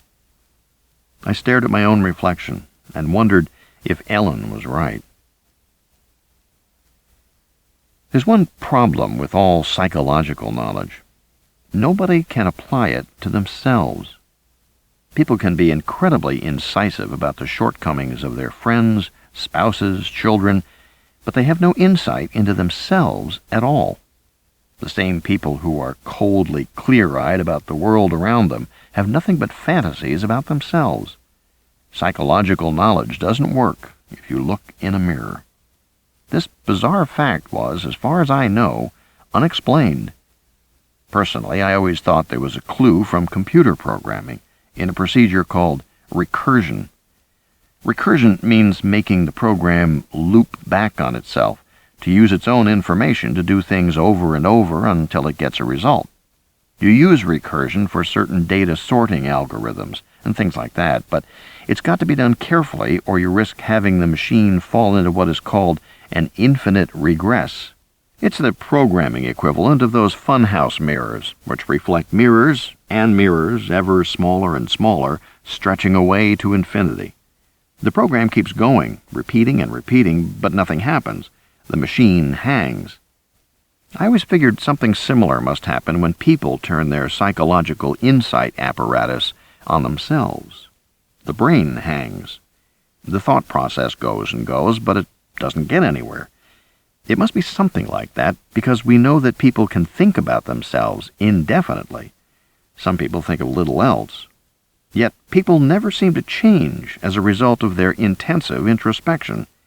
They never understand themselves better. It's very rare to find genuine self-knowledge. It's almost as if you need someone else to tell you who you are, or to hold up the mirror for you. Which, if you think about it, is very weird. Or maybe it's not. There's an old question in artificial intelligence about whether a program can ever be aware of itself. Most programmers will say it was impossible. People have tried to do it and failed. But there's a more fundamental version of the question, a philosophical question about whether any machine can understand its own workings. Some people say that's impossible too. The machine can't know itself for the same reason you can't bite your own teeth. And it certainly seems to be impossible. The human brain is the most complicated structure in the known universe, but brains still know very little about themselves. For the last 30 years, such questions have been fun to kick around with a beer on Friday afternoons after work. They were never taken seriously. But lately, these philosophical questions have taken on new importance because there has been rapid progress in reproducing certain brain functions. Not the entire brain, just certain functions. For example, before I was fired, my development team was using multi-agent processing to enable computers to learn, to recognize patterns in data, to understand natural languages, to prioritize and switch tasks. What was important about the programs was that the machines literally learned. They got better at their jobs with experience, which is more than some human beings can claim. The phone rang. It was Ellen. "Did you call your lawyer?" "Not yet, for Christ's sake." "I'm on the 210 to San Jose. I'll see you around 5 at your house." "Listen, Ellen, it really isn't necessary." "I know that. I'm just getting out of town. I need a break. See you soon, Jack." And she hung up. So now she was handling me. In any case, I figured there was no point in calling a lawyer today. I had too much to do. The dry cleaning had to be picked up, so I did that. There was a Starbucks across the street, and I went over to get a latte to take with me.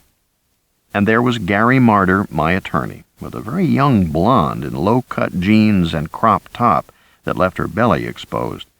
They were nuzzling each other in the checkout line. She didn't look much older than a college student. I was embarrassed and was turning to leave when Gary saw me and waved. "Hey, Jack." "Hi, Gary." He held out his hand and I shook it. He said, "Say hello to Melissa." I said, "Hi, Melissa." "Oh, hi." She seemed vaguely annoyed at this interruption, although I couldn't be sure. She had that vacant look some young girls get around men. It occurred to me that she couldn't be more than 6 years older than Nicole. What was she doing with a guy like Gary? "So, how's it going, Jack?" Gary said, slipping his arm around Melissa's bare waist. "Okay," I said. "Pretty good." "Yeah, that's good." But he was frowning at me. "Well, yeah." I stood there, hesitating, feeling foolish in front of the girl. She clearly wanted me to leave, but I was thinking of what Ellen would say. "You ran into your lawyer and you didn't even ask him?" So I said, "Gary, can I speak to you for a minute?" "Of course." He gave the girl money to pay for the coffee, and we stepped to one side of the room. I lowered my voice. "Listen, Gary," I said, "I think I need to see a divorce lawyer." "Because what?" "Because I think Julie is having an affair." "You think, or you know for a fact?" "No, I don't know for sure." "So you just suspected?" "Yes." Gary sighed. He gave me a look. I said, "And there's other things going on, too. She's starting to say that I am turning the kids against her." "Alienation of affection," he said, nodding. "Legal cliché du jour. She makes these statements when? When we have fights." Another sigh. "Jack, couples say all kinds of shit when they fight. It doesn't necessarily mean anything." "I think it does. I'm worried it does." "This is upsetting you?" "Yes." "Have you seen a marriage counselor?" "No." "See one." "Why?" "2 reasons. First, because you should. You've been married to Julie a long time, and as far as I know, it's been mostly good. And second, because you'll start to establish a record of trying to save the marriage, which contradicts a claim of alienation of affection." "Yes, but if you're right that she is starting to build a case, then you have to be extremely careful, my friend. Alienation of affection is a tough argument to defend against. The kids are pissed at Mom, and she says you're behind it. And how can you prove it's not true? You can't. And plus you've been home a lot, so it's easier to imagine that it might be true. The court will see you as disaffected and possibly resentful of your working spouse." He held up his hand. I know, none of that's true, Jack, but it's an easy argument to make, that's my point. And her attorney will make it. In your resentment, you turned the kids against her." "That's bullshit." "Of course, I know that." He slapped me on the shoulder. "So see a good counselor. If you need names, call my office and Barbara will give you a couple of reputable ones." I called Julia to tell her that Ellen was coming up for a few days. Of course, I didn't reach Julia, just her voicemail. I left a longish message explaining what was happening. Then I went to do the shopping because with Ellen staying over, we'd need some extra supplies. I was rolling my cart down the supermarket aisle when I got a call from the hospital. It was the beardless ER doctor again. He was calling to check on Amanda, and I said her bruises were almost gone. "That's good," he said. "Glad to hear it." I said, "What about the MRI?" The doctor said the MRI results were not relevant because the machine had malfunctioned and had never examined Amanda. "In fact, we're worried about all the readings for the last few weeks," he said, "because apparently the machine was slowly breaking down." "How do you mean?" "It was being corroded or something. All the memory chips were turning to powder." I felt a chill remembering Eric's MP3 player. "Why would that happen?" I said. "Well, the best guess, it's been corroded by some gas that escaped from the wall lines, probably during the night, like chlorine gas, that'd do it. Except the thing is, only the memory chips were damaged. The other chips were fine." Things were getting stranger by the minute, and they got stranger still a few minutes later, when Julia called, all cheerful and upbeat, to announce that she was coming home in the afternoon and would be there in plenty of time for dinner. "It'll be great to see Ellen," she said. "Why is she coming?" "I think she just wanted to get out of town." "Well, it'll be great for you to have her around for a few days. Some grown-up company." "You bet," I said. I waited for her to explain why she hadn't come home, but all she said was, "Hey, I gotta run, Jack. I'll talk to you later." "Julia," I said. "Wait a minute." "What?" I hesitated, wondering how to put it. I said, "I was worried about you last night." "You were? Why?" "When you didn't come home." "Honey, I called you. I got stuck out at the plant. Didn't you check your messages?" "Yes." "And you didn't have a message from me?" "No, I didn't." "Well, I don't know what happened. I left you a message, Jack. I called the house first and got Maria, but she couldn't. It was too complicated. So then I called your cell, and I left you a message that I was stuck at the plant until today." "Well, I didn't get it," I said, trying not to sound like I was pouting. "Sorry about that, honey, but check your service. Anyway, listen, I really have to go. See you tonight, okay? Kiss, kiss." And she hung up. I pulled my cell phone out of my pocket and checked it. There was no message. I checked the phone log. There were no calls last night. Julia hadn't called me. No one had called me. I began to feel a sinking sensation, that descent into depression again. I felt tired. I couldn't move. I stared at the produce on the supermarket shelves. I couldn't remember why I was there. I had just about decided to leave the supermarket when my cell phone rang in my hand. I flipped it open. It was Tim Bergman, the guy who had taken over my job at Mediatronics. "Are you sitting down?" he said. "No, why?" "I've got some pretty strange news. Brace yourself." "Okay." "Don wants to call you." Don Gross was the head of the company, the guy who had fired me. "What for?" "He wants to hire you back." "He wants what?" "Yeah, I know, it's crazy to hire you back." "Why?" I said. "We're having some problems with distributed systems that we've sold to customers." "Which ones?" "Well, Predpray." "That's one of the old ones," I said. "Who sold that?" Predpray was a system we designed over a year ago. Like most of our programs, it had been based on biological models. Predpray was a goal-seeking program based on predator-prey dynamics, but it was extremely simple in its structure. "Well, Xymos wanted something very simple," Tim said. "You sold Predpray to Xymos?" "Right, licensed actually, with a contract to support it. That's driving us crazy." "Why?" "It isn't working right, apparently.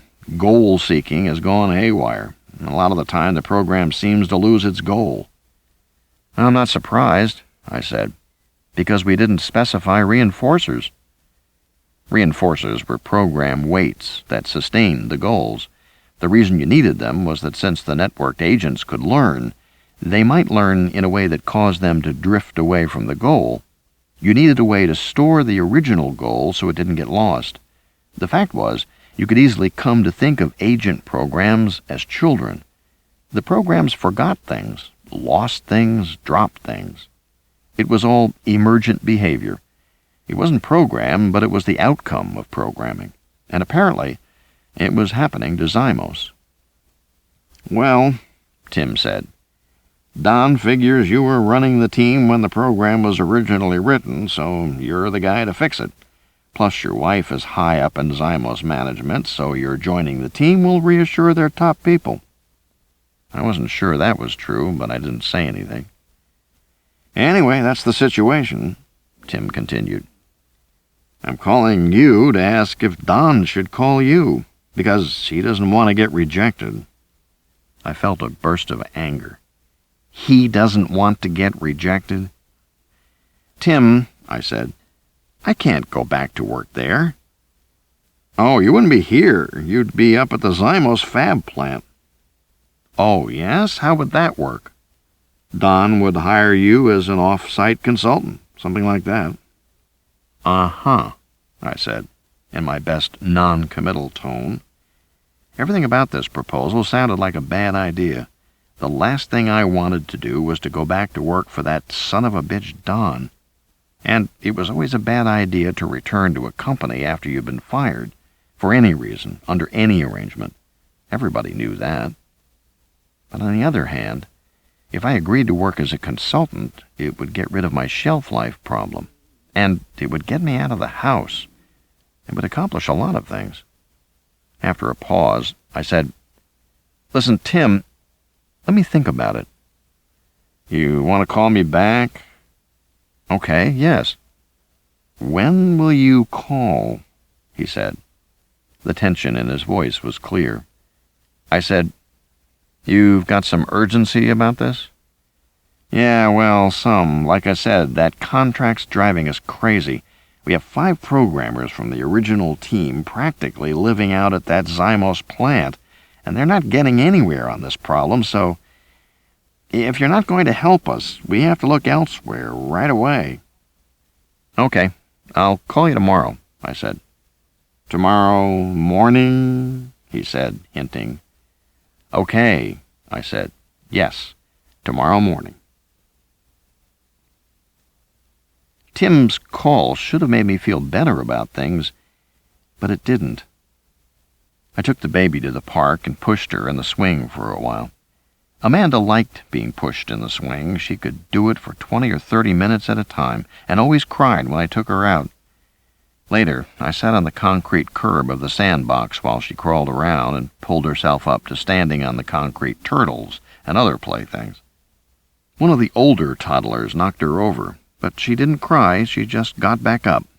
She seemed to like being around the older kids. I watched her and thought about going back to work. Of course you told them yes, Ellen said to me. We were in the kitchen. She had just arrived, her black suitcase unpacked in the corner. Ellen looked exactly the same, still rail-thin, energetic, blonde, hyper. My sister never seemed to age. She was drinking a cup of tea from tea bags that she had brought with her, special organic oolong tea from a special shop in San Francisco. That hadn't changed either. Ellen had always been fussy about food, even as a kid. As an adult, she traveled around with her own teas, her own salad dressings, her own vitamins, neatly arranged in little glassine packs. No, I didn't, I said. I didn't tell them yes. I said I'd think about it. Think about it? Are you kidding? Jack, you have to go back to work. You know you do. She stared at me, appraising. You're depressed. I'm not. You should have some of this tea, she said. All that coffee is bad for your nerves. Tea has more caffeine than coffee. Jack, you have to go back to work. I know that, Ellen. And if it's a consulting job, wouldn't that be perfect? Solve all your problems? I don't know, I said. Really? What don't you know? I don't know if I'm getting the full story, I said. I mean, if Xymos is having all this trouble, how come Julia hasn't said anything about it to me? Ellen shook her head. Yeah, it sounds like Julie isn't saying much of anything to you these days. She stared at me. So why didn't you accept right away? I need to check around first. Check what, Jack? Her tone conveyed disbelief. Ellen was acting like I had a psychological problem that needed to be fixed. My sister was starting to get to me, and we'd only been together a few minutes. My older sister treating me like I was a kid again. I stood up. Listen, Ellen, I said. I've spent my life in this business, and I know how it works. There's two possible reasons Don wants me back. The first is, the company's in a jam, and they think I can help. That's what they said. Right, that's what they said.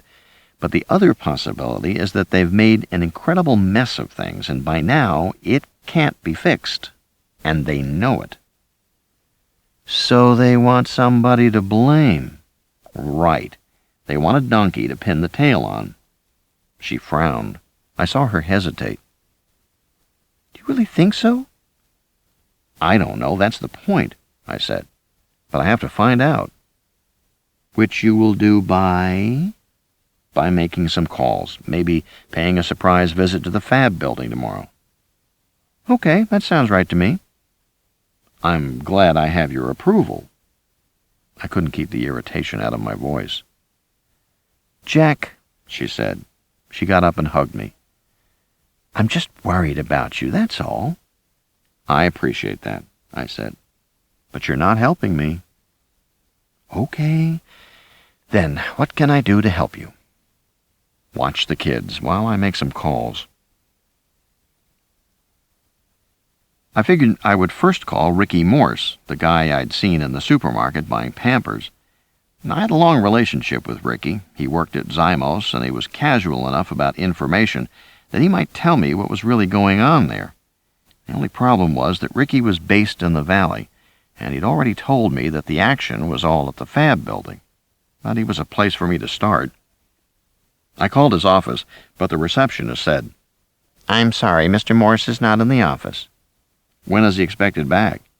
I really couldn't say. Do you want voicemail? I left Ricky a voicemail message. Then I called his home number. His wife answered. Mary was getting her Ph.D. in French history. I imagined her studying, bouncing the baby with the book open on her lap.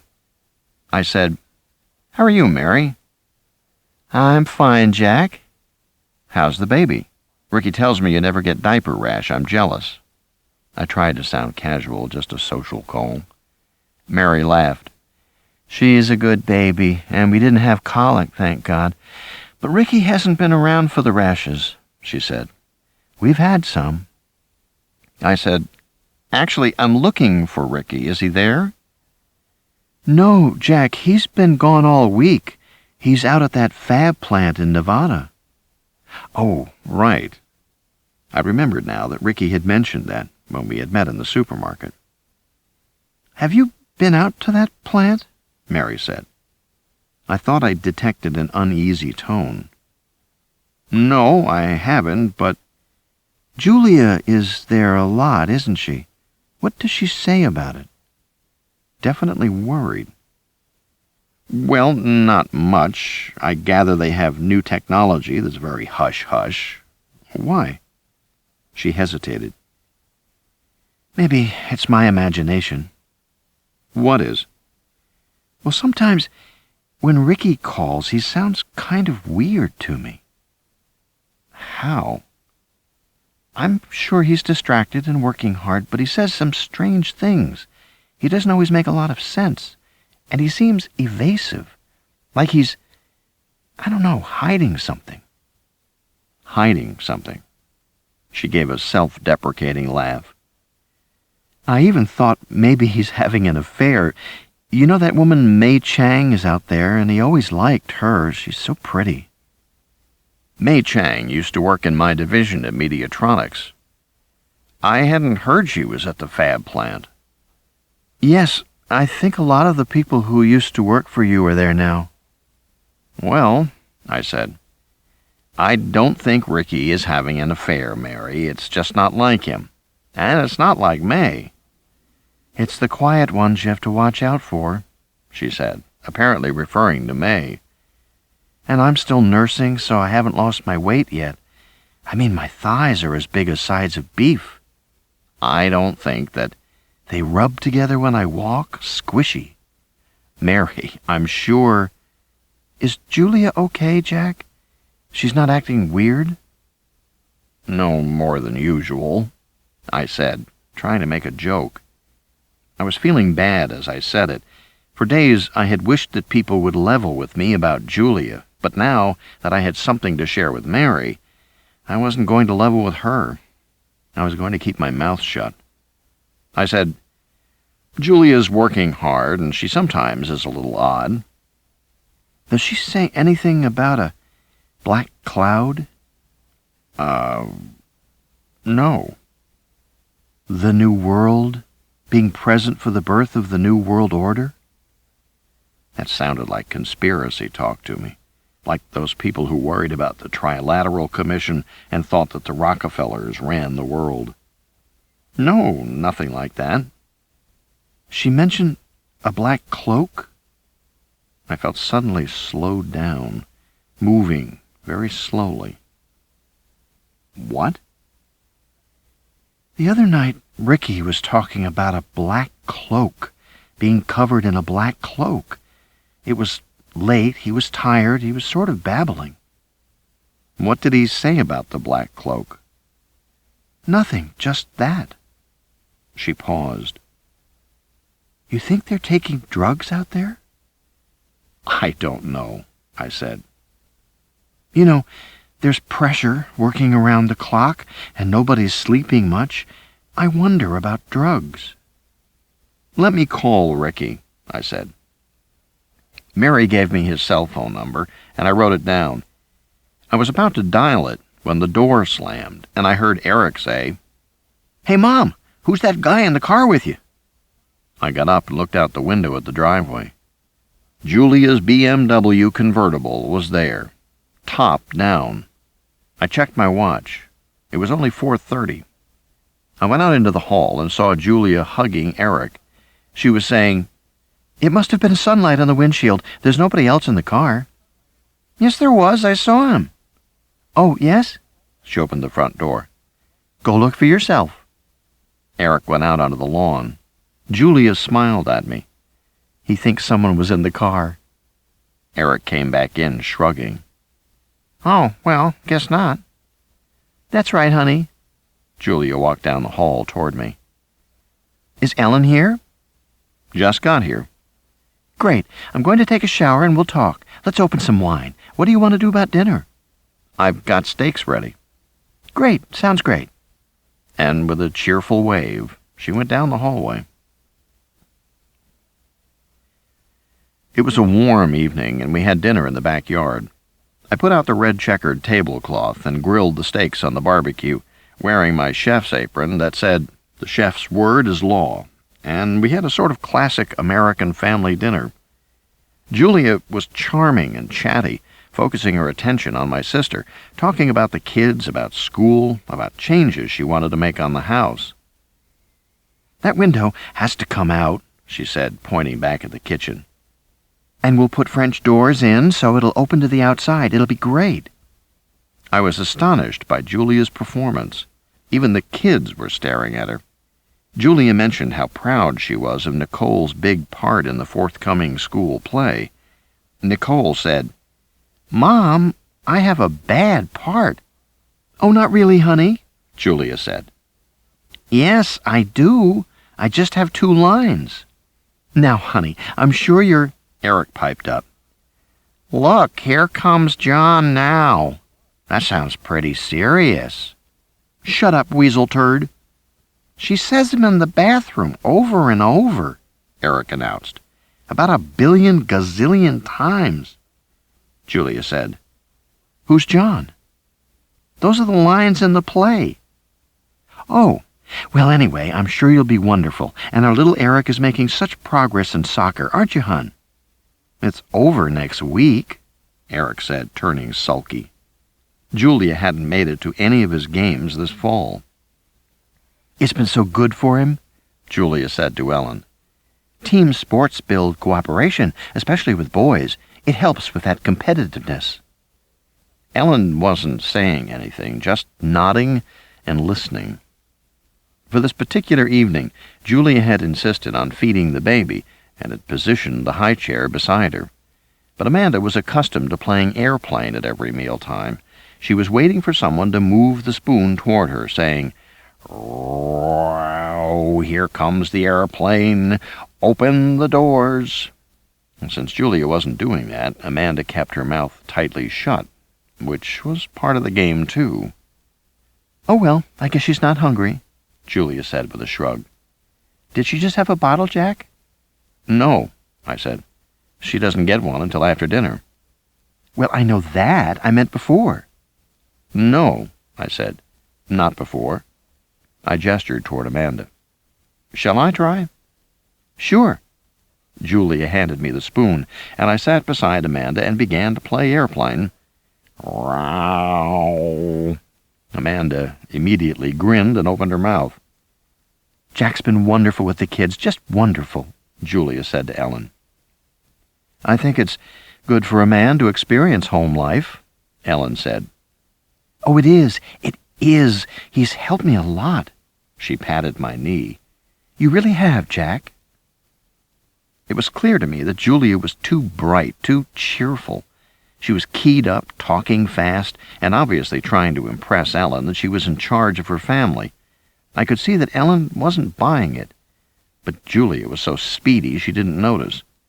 I began to wonder if she were on drugs. Was that the reason for her strange behavior? Was she on amphetamines? "And work," Julia continued, "is so incredible these days. Xymos is really making breakthroughs, the kind of breakthroughs people have been waiting for more than 10 years to happen, but at last it's happening." "Like the black cloak?" I said, fishing. Julia blinked. "The what?" She shook her head. "What are you talking about, hon?" "A black cloak. Didn't you say something about a black cloak the other day?" "No." She shook her head. "I don't know what you mean." She turned back to Ellen. "Anyway, all this molecular technology has been much slower to come to market than we expected, but at last it really is here." "You seem very excited," Ellen said. "I have to tell you, it's thrilling, Ellen." She lowered her voice. "And on top of it, we'll probably make a bundle." "That'd be good," Ellen said. "But I guess you've had to put in long hours." "Not that long," Julia said. "All things considered, it hasn't been bad, just the last week or so." I saw Nicole's eyes widen. Eric was staring at his mother as he ate, but the kids didn't say anything, neither did I. "It's just a transition period," Julia continued. "All companies have these transitional periods." "Of course," Ellen said. The sun was going down. The air was cooler. The kids left the table. I got up and started to clear. Ellen was helping me. Julia kept talking, then said, "I'd love to stay, but I have something going on and I have to get back to the office for a while." If Ellen was surprised to hear this, she didn't show it. All she said was, "Long hours." "Just during this transition." She turned to me. "Thanks for holding the fort, honey." At the door, she turned, blew me an air kiss. "Love, Jack." And she left. Ellen frowned, watching her go. "Just a little abrupt, wouldn't you say?" I shrugged. "Will she say goodbye to the kids?" "Probably not." "She'll just run right out the door?" "Right." Ellen shook her head.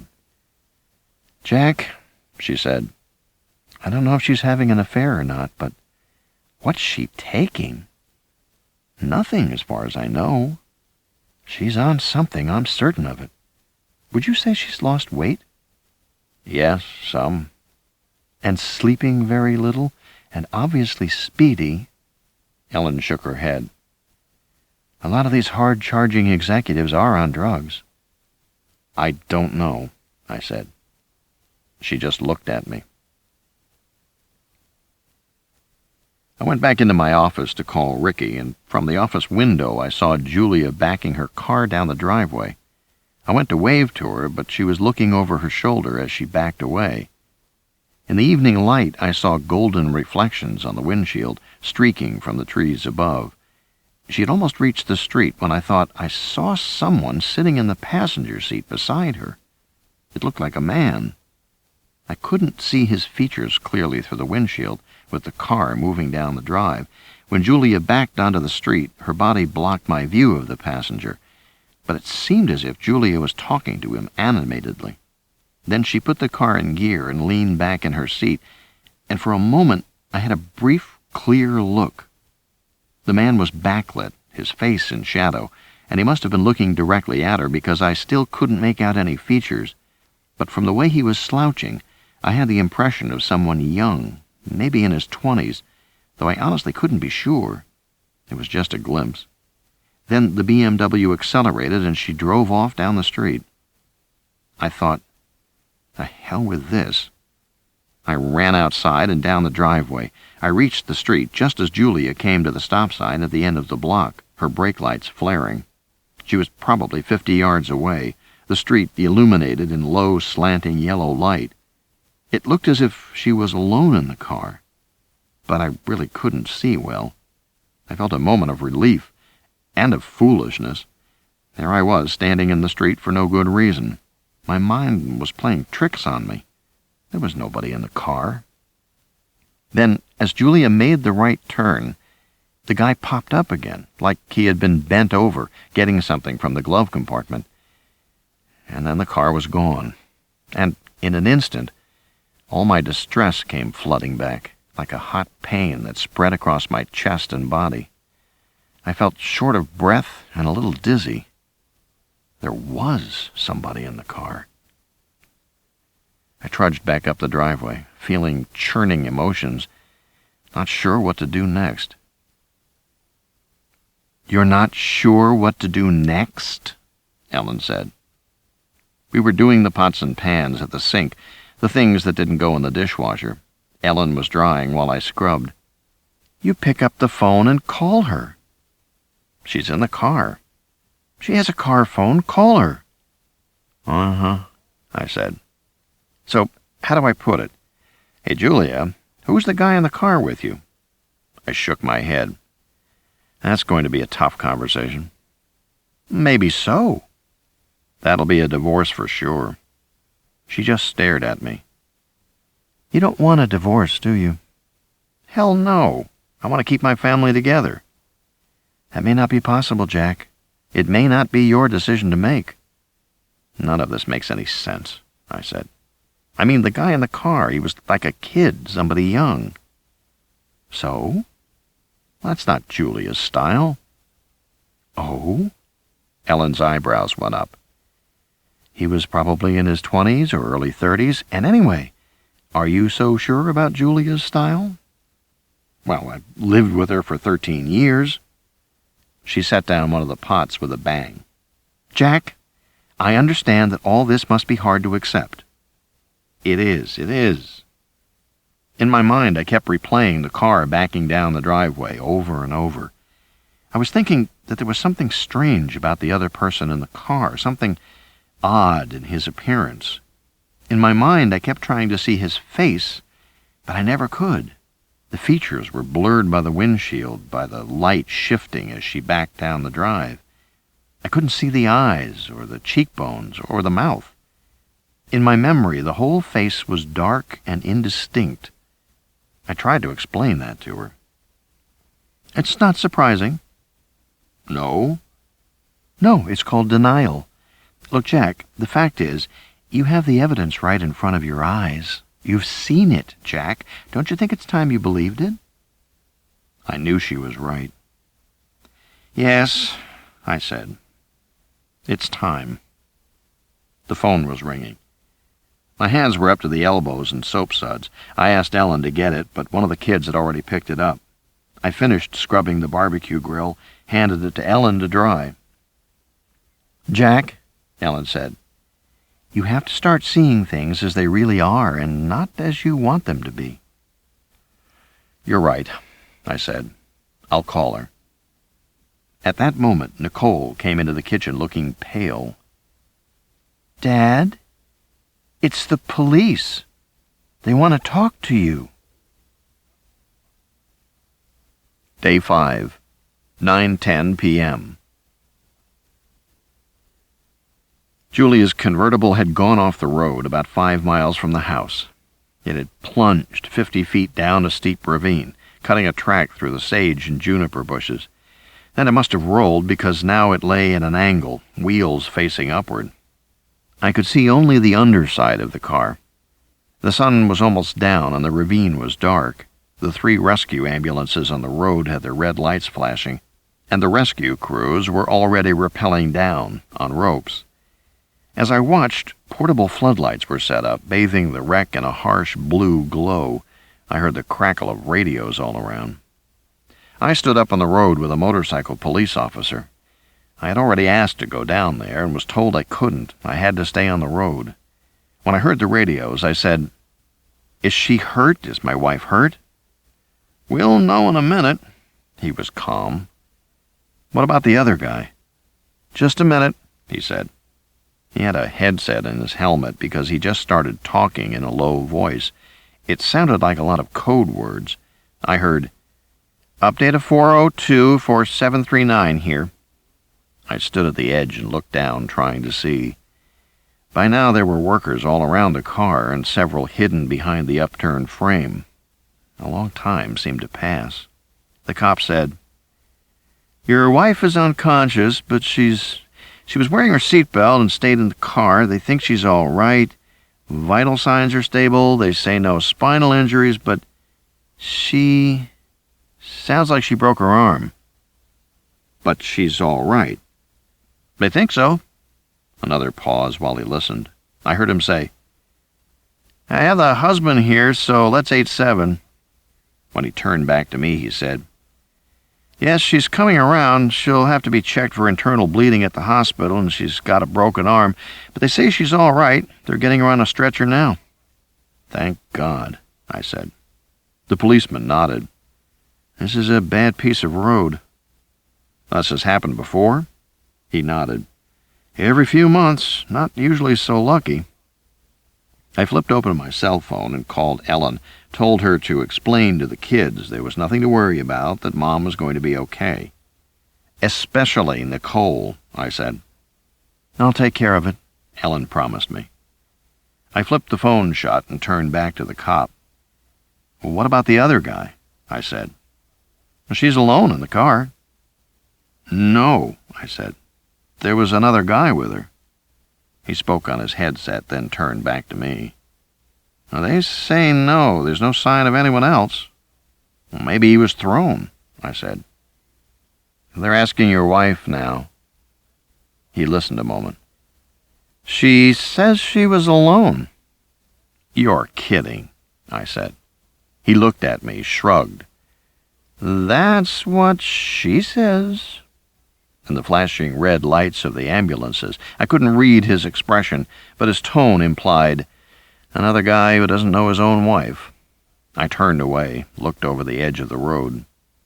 One of the rescue vehicles had extended a steel arm with a winch that hung over the ravine. A cable was being lowered. I saw the workers struggling for footing against the steep slope as they attached a stretcher to the winch. I couldn't see Julia clearly on the stretcher. She was strapped down, covered in a silver space blanket. She started to rise, passing through the cone of blue light, then into darkness. The cop said, "They're asking about drugs and medicines. Is your wife taking any drugs or medicines?" "Not that I know of." "How about alcohol? Was she drinking?" "Wine at dinner, 1 or 2 glasses." The cop turned away and spoke again quietly in the darkness. After a pause, I heard him say, "That's affirmative." The stretcher twisted slowly as it rose into the air. One of the workers halfway up the slope reached out to steady it. The stretcher continued upward. I still couldn't see Julia clearly until it reached the level of the road and the rescue workers swung it around and unclipped it from the line. She was swollen, her left cheekbone was purple, and the forehead above her left eye was purple as well. She must have hit her head pretty hard. She was breathing shallowly. I moved alongside the stretcher. She saw me and said, "Jack," and tried to smile. "Just take it easy," I said. She gave a little cough. "Jack, it was an accident." The medics were maneuvering around the motorcycle. I had to watch where I was going. "Of course it was." "It's not what you think, Jack." I said, "What is, Julia?" She seemed to be delirious. Her voice seemed to drift in and out. "I know what you're thinking." Her hand gripped my arm. "Promise me you won't get involved in this, Jack." I didn't say anything. I just walked with her. She squeezed me harder. "Promise me you'll stay out of it." "I promise," I said. She relaxed then, dropping my arm. "This doesn't involve our family. The kids will be fine. You'll be fine. Just stay out, okay?" "Okay," I said, just wanting to mollify her. "Jack?" "Yes, honey, I'm here." By now we were approaching the nearest ambulance. The doors swung open. One of the rescue teams said, "You related to her?" "I'm her husband." "You want to come?" "Yes." "Hop in." I got into the ambulance first. Then they slid the stretcher in. One of the rescue team got in and slammed the doors shut. We started down the road, siren moaning. I was immediately moved aside by the two paramedics working on her. One was recording notes on a handheld device, and the other was starting a second IV in her other arm. They were worried about her blood pressure, which was dropping. That was a great cause for concern. During all this, I couldn't really see Julia, but I heard her murmuring. I tried to move forward, but the medics pushed me back. "Let us work, sir. Your wife's got injuries. We have to work." For the rest of the way, I sat in a little jump seat and gripped a wall handle as the ambulance careened around curves. By now, Julia was clearly delirious, babbling nonsense. I heard something about the black clouds that were not black anymore. And then she shifted into a kind of lecture, talking about adolescent rebellion. She mentioned Amanda by name, and Eric, asking if they were all right. She seemed agitated. The medics kept trying to reassure her, and finally she lapsed into repeating, "I didn't do anything wrong. I didn't mean to do anything wrong," as the ambulance sped through the night. Listening to her, I couldn't help but worry. The examination suggested Julia's injuries might be more extensive than they first thought.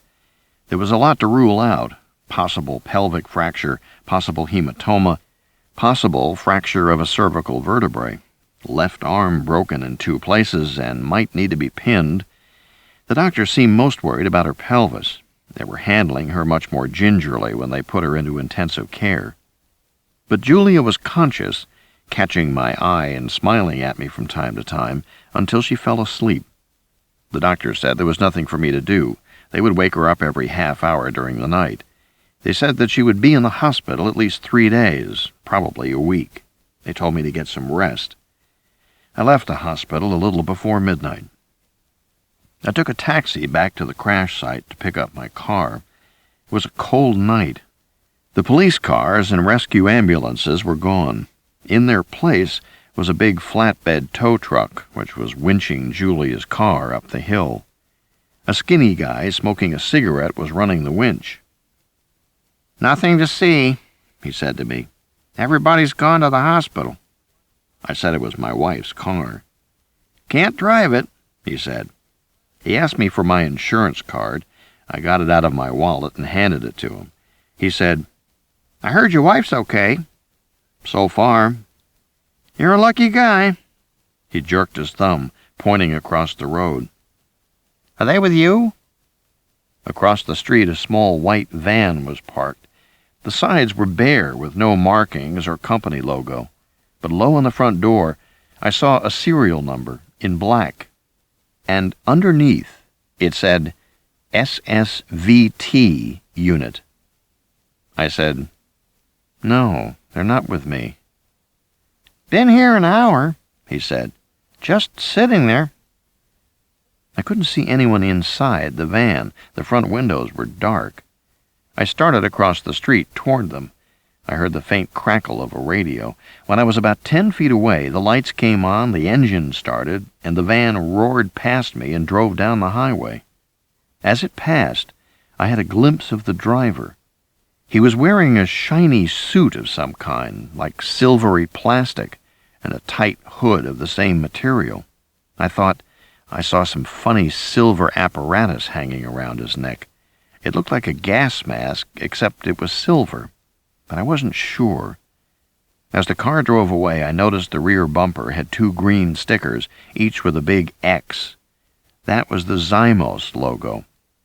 But it was the license plate that really caught my eye. It was a Nevada plate. That van had come from the fabrication plant out in the desert. I frowned. It was time for me to visit the fab plant, I thought. I pulled out my cell phone and dialed Tim Bergman. I told him I had reconsidered his offer, and I would take the consulting job after all. "That's great," Tim said. "Don will be very happy." "Great," I said. "How soon can I start?" Desert. Day 6, 7:12 a.m. With the vibration of the helicopter, I must have dozed off for a few minutes. I awoke and yawned, hearing voices in my headphones. They were all men speaking. "Well, what exactly is the problem?" A growling voice. "Apparently the plant released some material into the environment. It was an accident. Now several dead animals have been found out in the desert in the vicinity of the plant." A reasonable, organized voice. "Who found them?" "A couple of nosy environmentalists. They ignored the keep-out signs, snooped around the plant. They've complained to the company and are demanding to inspect the plant." "Which we can't allow." No. "How do we handle this?" said a timid voice. "I say we minimize the amount of contamination released and give data that show no untoward consequences possible." Organized voice. "Hell, I wouldn't play it that way," said growling voice. "We're better off flatly denying it. Nothing was released. I mean, what's the evidence anything was released?" "Well, the dead animals, a coyote, some desert rats, maybe a few birds." "Hell, animals die in nature all the time. I mean, remember the business about those slashed cows? It was supposed to be aliens from UFOs that were slashing the cows. Finally turned out the cows were dying of natural causes, and it was decomposing gas in the carcasses that split them open. Remember that?" "Vaguely." Timid voice. "I'm not sure we can just deny." "Fuck yes, deny." "Aren't there pictures? I think the environmentalists took pictures." "Well, who cares? What will the pictures show? A dead coyote? Nobody is going to get worked up about a dead coyote. Trust me. Pilot, where the fuck are we?" I opened my eyes. I was sitting in the front of the helicopter alongside the pilot. The helicopter was flying east into the glare of low morning sun. Beneath my feet, I saw mostly flat terrain, with low clumps of cactus, juniper, and the occasional scraggly Joshua tree. The pilot was flying alongside the power line towers that marched in single file across the desert, a steel army with outstretched arms.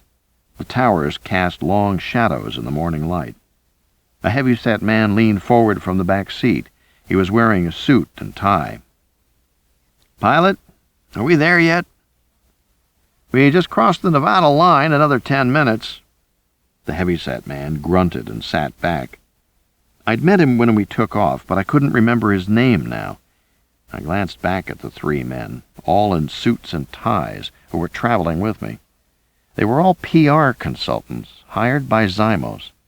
I could match their appearance to their voices. A slender, nervous man twisting his hands, then a middle-aged man with a briefcase on his lap, and the heavy-set man, older and growly, obviously in charge. Why the hell did they put it in Nevada anyway? Fewer regulations, easier inspections. These days, California is sticky about new industry. There was going to be a year's delay just for environmental impact statements and a far more difficult permitting process, so they came here. Growly looked out the window at the desert. "What a shithole," he said. "I don't give a fuck what goes on out here. It's not a problem." He turned to me. "What do you do?" "I'm a computer programmer." "You covered by an NDA?" He meant, did I have a non-disclosure agreement that would prevent me from discussing what I had just heard. "Yes," I said. "You coming out to work at the plant?" "To consult," I said. "Yes." "Consulting's the way to go," he said, nodding as if I were an ally. "No responsibility, no liability. Just give your opinion and watch them not take it." With a crackle, the pilot's voice broke in over the headsets. "Xymos Molecular Manufacturing's dead ahead," he said. "You can just see it now." 20 miles in front of us, I saw an isolated cluster of low buildings silhouetted on the horizon. The PR people in the back all leaned forward. "Is that it?" said Growly. "That's all it is?"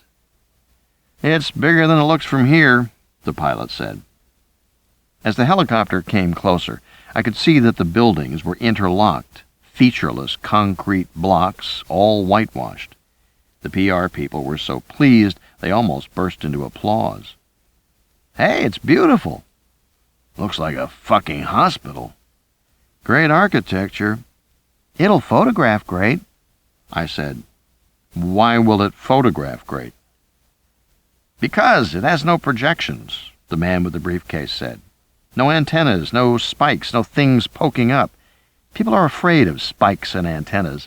There are studies, but a building that's plain and square like this, and white, perfect color choice, associations, divergental, hospital, cure, pure. A building like this, they don't care." "Those environmentalists are fucked," said Growly with satisfaction. "They do medical research here, right?" "Not exactly." "They will when I get through, trust me. Medical research is the way to go on this." The pilot pointed out the different buildings as he circled them. "That first concrete block, that's power. Walkway to that low building, that's the residences.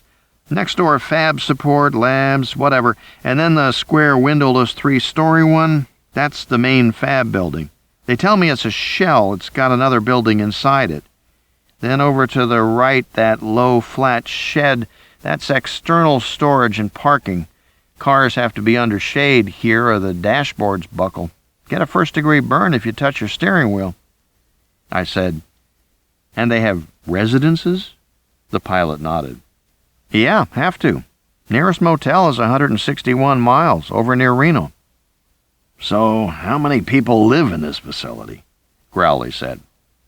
"They can take 12, the pilot said. "But they've generally got about 5 to 8. Doesn't take a lot to run the place. It's all automated from what I hear." "What else do you hear?" "Not very damn much," the pilot said. "They're closed-mouthed about this place. I've never even been inside." "Good," said Growly. "Let's make sure they keep it that way." The pilot turned the stick in his hand. The helicopter banked and started down. I opened the plastic door in the bubble cockpit and started to get out. It was like stepping into an oven.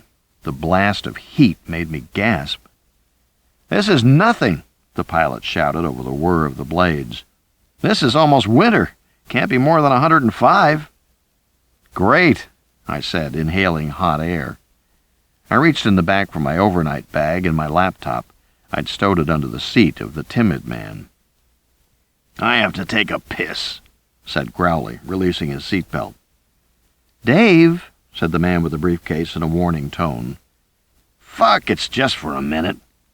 "Dave," an embarrassed glance toward me, then lowering his voice. "They said, we don't get out of the helicopter, remember?" "Oh, hell, I can't wait another hour. Anyway, what's the difference?" He gestured toward the surrounding desert.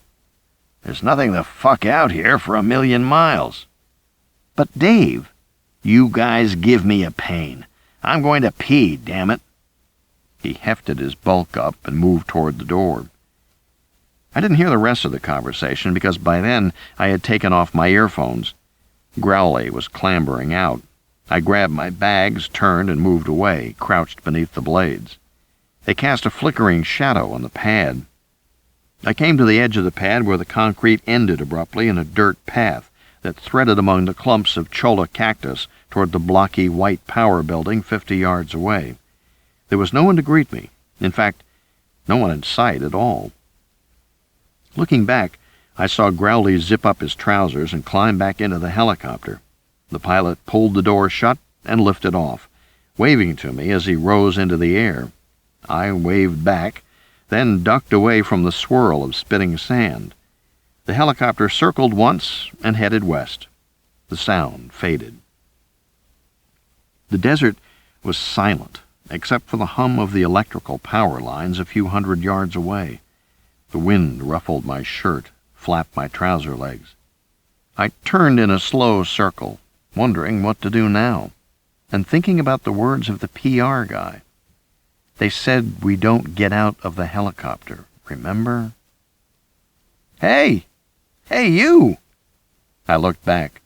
A door had cracked open in the white power block. A man's head stuck out. He shouted, "Are you Jack Foreman?" "Yes," I said. "Well, what the hell are you waiting for? An engraved invitation? Get inside, for Christ's sake." And he slammed the door shut again.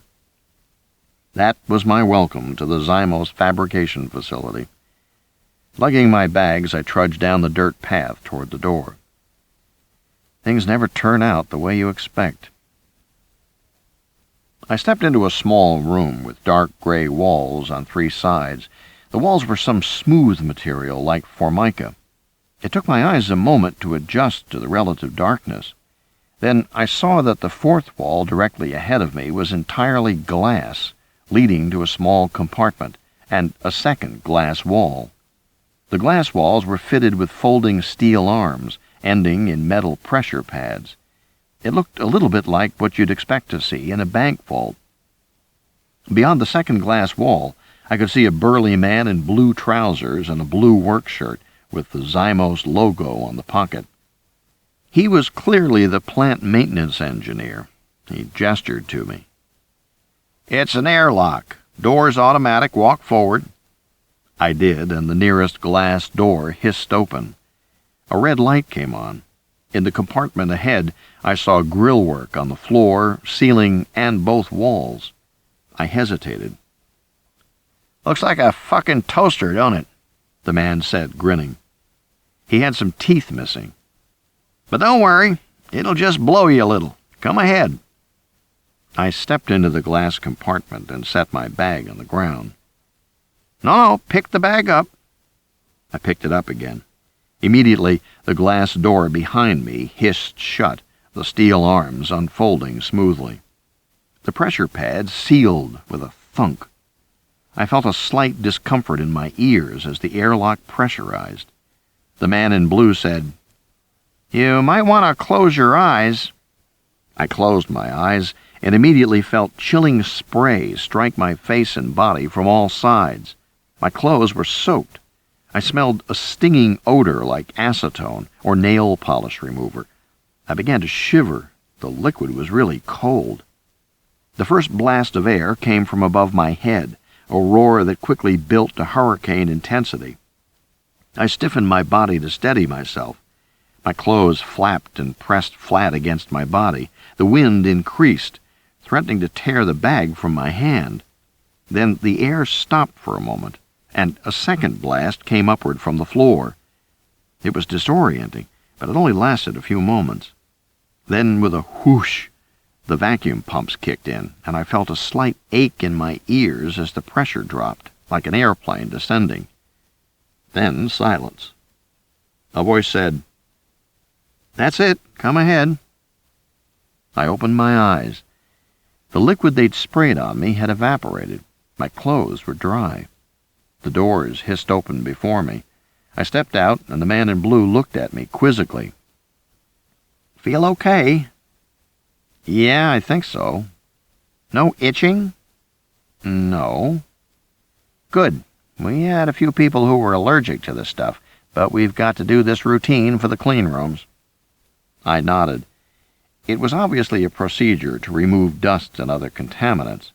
The dousing fluid was highly volatile, evaporating at room temperature, drawing off microparticles on my body and clothes.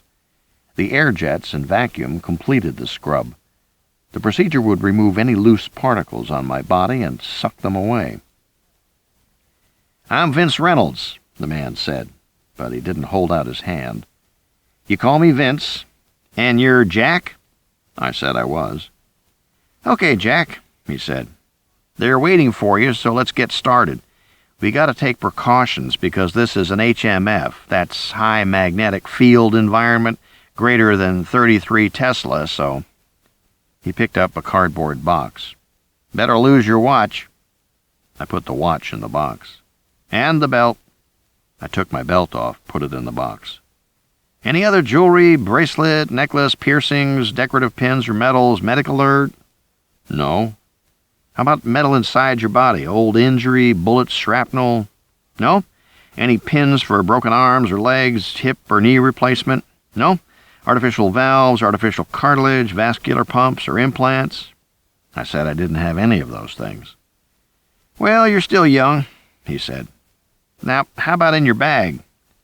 He made me take everything out and spread it on a table so he could rummage through it. I had plenty of metal in there. Another belt with a metal buckle, nail clippers, a can of shaving cream, razor and blades, a pocket knife, blue jeans with metal rivets. He took the knife and the belt, but left the rest. You can put your stuff back in the bag, he said. Now, here's the deal. Your bag goes to the residence building, but no farther, okay? There's an alarm at the residence door if you try to take any metal past there, but do me a favor and don't set it off, okay? Because it shuts down the magnets as a safety procedure, and it takes about 2 minutes to start them up again. Pisses the techs off, especially if they're fabbing at the time. Ruins all their hard work. I said I would try to remember. The rest of your stuff stays right here. He nodded to the wall behind me. I saw a dozen small safes, each with an electronic keypad. You set the combination and lock it up yourself. He turned aside so I could do that. I won't need a watch? He shook his head. We'll get you a watch. And what about a belt? We'll get you a belt. And my laptop? I said. It goes in the safe, he said. Unless you want to scrub your hard drive with the magnetic field. I put the laptop in with the rest of my stuff and locked the door. I felt strangely stripped, like a man entering prison. You don't want my shoelaces, too? I said, making a joke. Nah, you keep those, so you can strangle yourself if it turns out you need to. Why would I need to? I really couldn't say, Vince shrugged. But these guys working here, let me tell you, they're all fucking crazy. They're making these teeny-weeny little things you can't see, pushing around molecules and shit, sticking them together. It's real tense and detailed work, and it makes them crazy, every fucking one of them. Nutty as loons. Come this way. We passed through another set of glass doors, but this time there was no spray. We entered the power plant. Beneath blue halogen lamps, I saw huge metal tubs 10 feet high and fat ceramic insulators thick as a man's leg. Everything hummed. I felt a distinct vibration in the floor. There were signs all around with jagged red lightning bolts saying, "Warning, lethal electrical currents." You use a lot of power here, I said. Enough for a small town, Vince said. He pointed to one of the signs. Take those warnings seriously. We had problems with fires a while back. Oh? Yeah, got a nest of rats in the building. Buggers kept getting fried, literally. I hate the smell of burning rat fur, don't you? Never had that experience, I said. Smells like what you'd think. Uh-huh, I said. How did the rats get in? Up through the toilet bowl.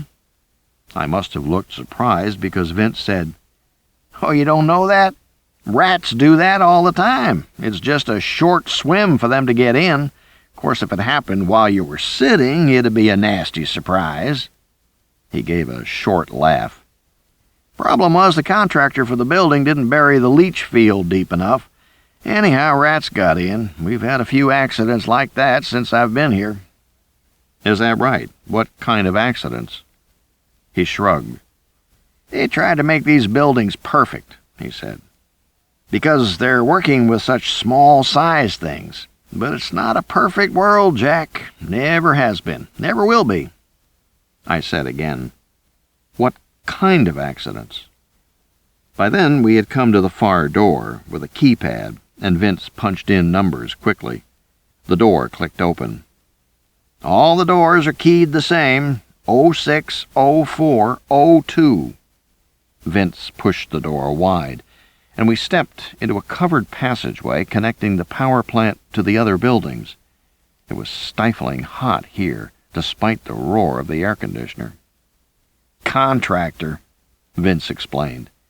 "Never balanced the air handlers right. We had 'em back 5 times to fix it, but this passage is always hot." At the end of the corridor was another door, and Vince had me punch in the code myself. The door clicked open. I faced another airlock, a wall of thick glass with another wall a few feet beyond. And behind that second wall, I saw Ricky Morse in jeans and a T-shirt, grinning and waving cheerfully to me. His T-shirt said, "Obey me, I am Root." It was an inside joke.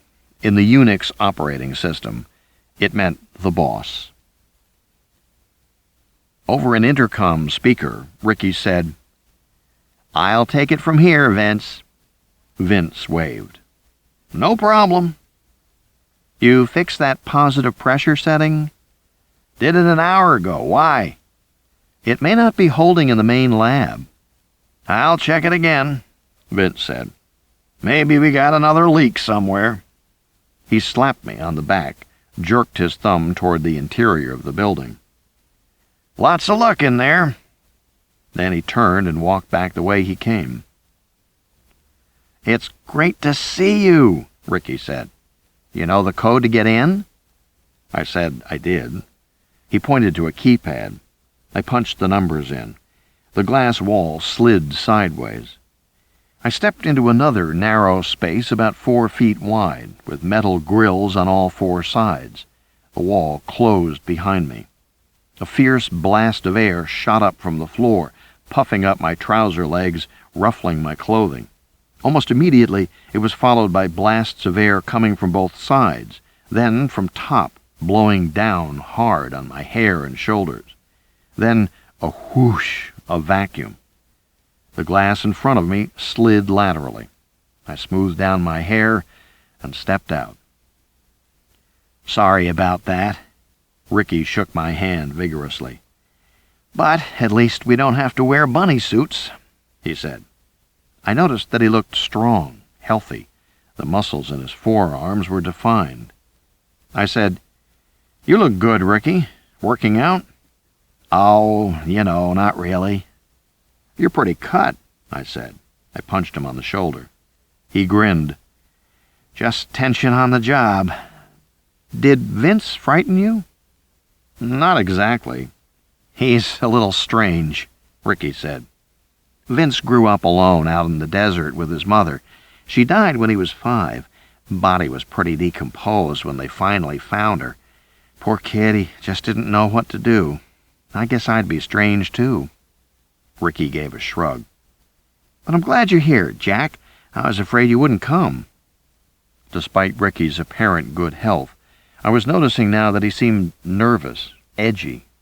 He led me briskly down a short hallway. "So, how's Julia?" "Broke her arm and hit her head pretty badly. She's in the hospital for observation, but she's going to be all right." "Good, that's good." He nodded quickly, continuing down the corridor. "Who's taking care of the kids?" I told him that my sister was in town. "Then you can stay a while? A few days?" I said, "I guess. If you need me that long.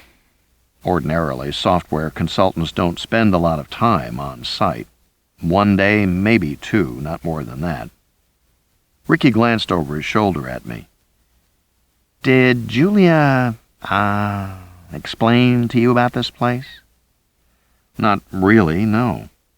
But you knew she was spending a lot of time here. I said, Oh, sure, yes. The last few weeks she came out almost every day on the helicopter, stayed over a couple of nights, too. I said, I didn't know she took such an interest in manufacturing. Ricky seemed to hesitate a moment. Then he said, Well, Jack, this is a whole new thing. He frowned. She really didn't tell you anything? No, not really. Why? He didn't answer.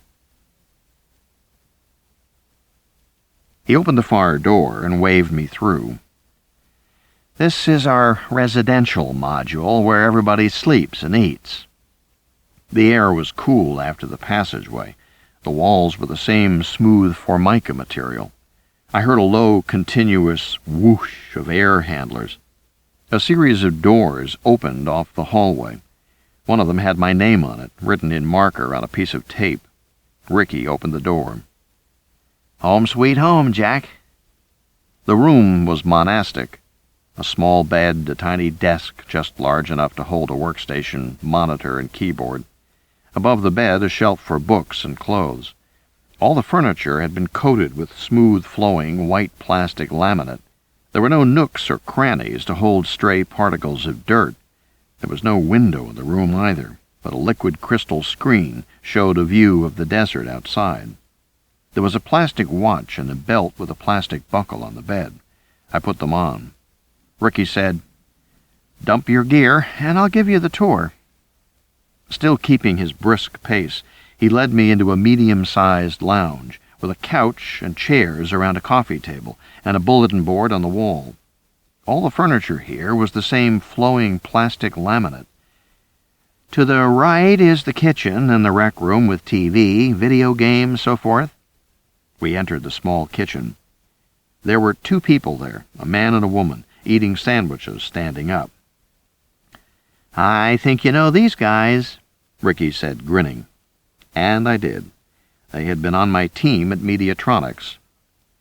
Rosie Castro was dark, thin, exotic-looking, and sarcastic. She wore baggy cargo shorts and a T-shirt tight across her large breasts, which read, You Wish. Independent and rebellious, Rosie had been a Shakespearean scholar at Harvard before she decided, in her words, that Shakespeare is fucking dead for fucking centuries. There is nothing new to say. What's the point? She transferred to MIT, became a protege of Robert Kim, working on natural language programming. It turned out she was brilliant at it. And these days, natural language programs were starting to involve distributed processing, because it turned out people evaluate a sentence in several ways simultaneously while it is being spoken. They don't wait until it is finished, but rather they form expectations of what is coming. That's a perfect situation for distributed processing, which can work on a problem at several points simultaneously. I said, Still wearing those T-shirts, Rosie. At Mediatronics, we'd had some trouble about the way she dressed. Hey, keeps the boys awake, she said, shrugging. Actually, we ignore them. I turned to David Brooks, stiff, formal, obsessively neat, and almost bald at 28. He blinked behind thick glasses. They're not that good, anyway, he said. Rosie stuck her tongue out at him. David was an engineer, and he had an engineer's bluntness and lack of social skills. He was also full of contradictions. Although he fussed over every detail of his work and appearance, on weekends he raced a dirt bike, often coming back covered in mud. He shook my hand enthusiastically. I'm very glad you're here, Jack. I said, Somebody's going to have to tell me why you're all so glad to see me. Rosie said, Well, it's because you know more about the multi-agent algorithms that... I'm going to show 'em around first, Ricky said, interrupting. And then we'll talk. Why? Rosie said. You want it to be a surprise? Hell of a surprise, David said. No, not at all, Ricky said, giving them a hard look. I just want Jack to have some background first. I want to go over that with him. David looked at his watch. Well, how much time do you think that will take? Because I figure we've got... I said, let me show him around, for Christ's sake. Ricky was almost snarling. I was surprised. I'd never seen him lose his temper before. But apparently they had. Okay, Ricky. Hey, you're the boss, Ricky. That's right, I am, Ricky said, still visibly angry. And, by the way, your break ended 10 minutes ago, so let's get back to work. He looked into the adjoining game room. Where are the others? Fixing the perimeter sensors? You mean they're outside? No, they're in the utility room. Bobby thinks there's a calibration problem with the sensor units. Great. Did anybody tell Vince? No, it's software. Bobby's taking care of it. It was at that point that my cell phone beeped. I was surprised, pulled it out of my pocket. I turned to the others. Cell phones work? Yeah, Ricky said. We're wired here. He went back to his argument with David and Rosie. I stepped into the corridor and got my messages. There was only one from the hospital, about Julia. We understand you are Ms. Foreman's husband, and if you could call us, please, as soon as possible. Then an extension for a Dr. Rana. I dialed back at once. The switchboard put me through. ICU. I asked for Dr. Rana and waited until he came on. I said, This is Jack Foreman, Julia Foreman's husband. Oh, yes, Mr. Foreman. A pleasant, melodic voice. Thank you for calling back. I understand you accompanied your wife to the hospital last night, yes? Well then, you know the seriousness of her injuries, or should I say her potential injuries.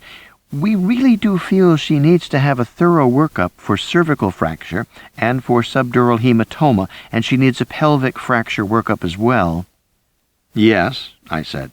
That's what I was told last night. Is there a problem? Actually, there is. Your wife is refusing treatment. She is? Last night, she allowed us to take X-rays and to set the fractures in her wrist. We've explained to her that X-rays are limited in what we can see, and that it is quite important for her to have an MRI, but she is refusing that. I said, Why? She says she doesn't need it. Of course she needs it, I said. Yes, she does, Mr. Foreman, Rana said. I don't want to alarm you, but the concern with pelvic fracture is massive hemorrhaging into the abdomen, and, well, bleeding to death. It can happen very quickly, and... What do you want me to do? We'd like you to talk to her. Of course, put her on. Unfortunately, she's gone for some additional X-rays just now. Is there a number where you can be reached? Your cell phone? All right. One other thing. Mr. Foreman, we weren't able to take a psychiatric history from your wife. Why is that? She refuses to talk about it. I'm referring to drugs, any history of behavioral disorders, that kind of thing. Can you shed any light in that area? I'll try. I don't want to alarm you, but your wife has been, well, a bit on the irrational side, at times almost delusional. She's been under a lot of stress lately, I said.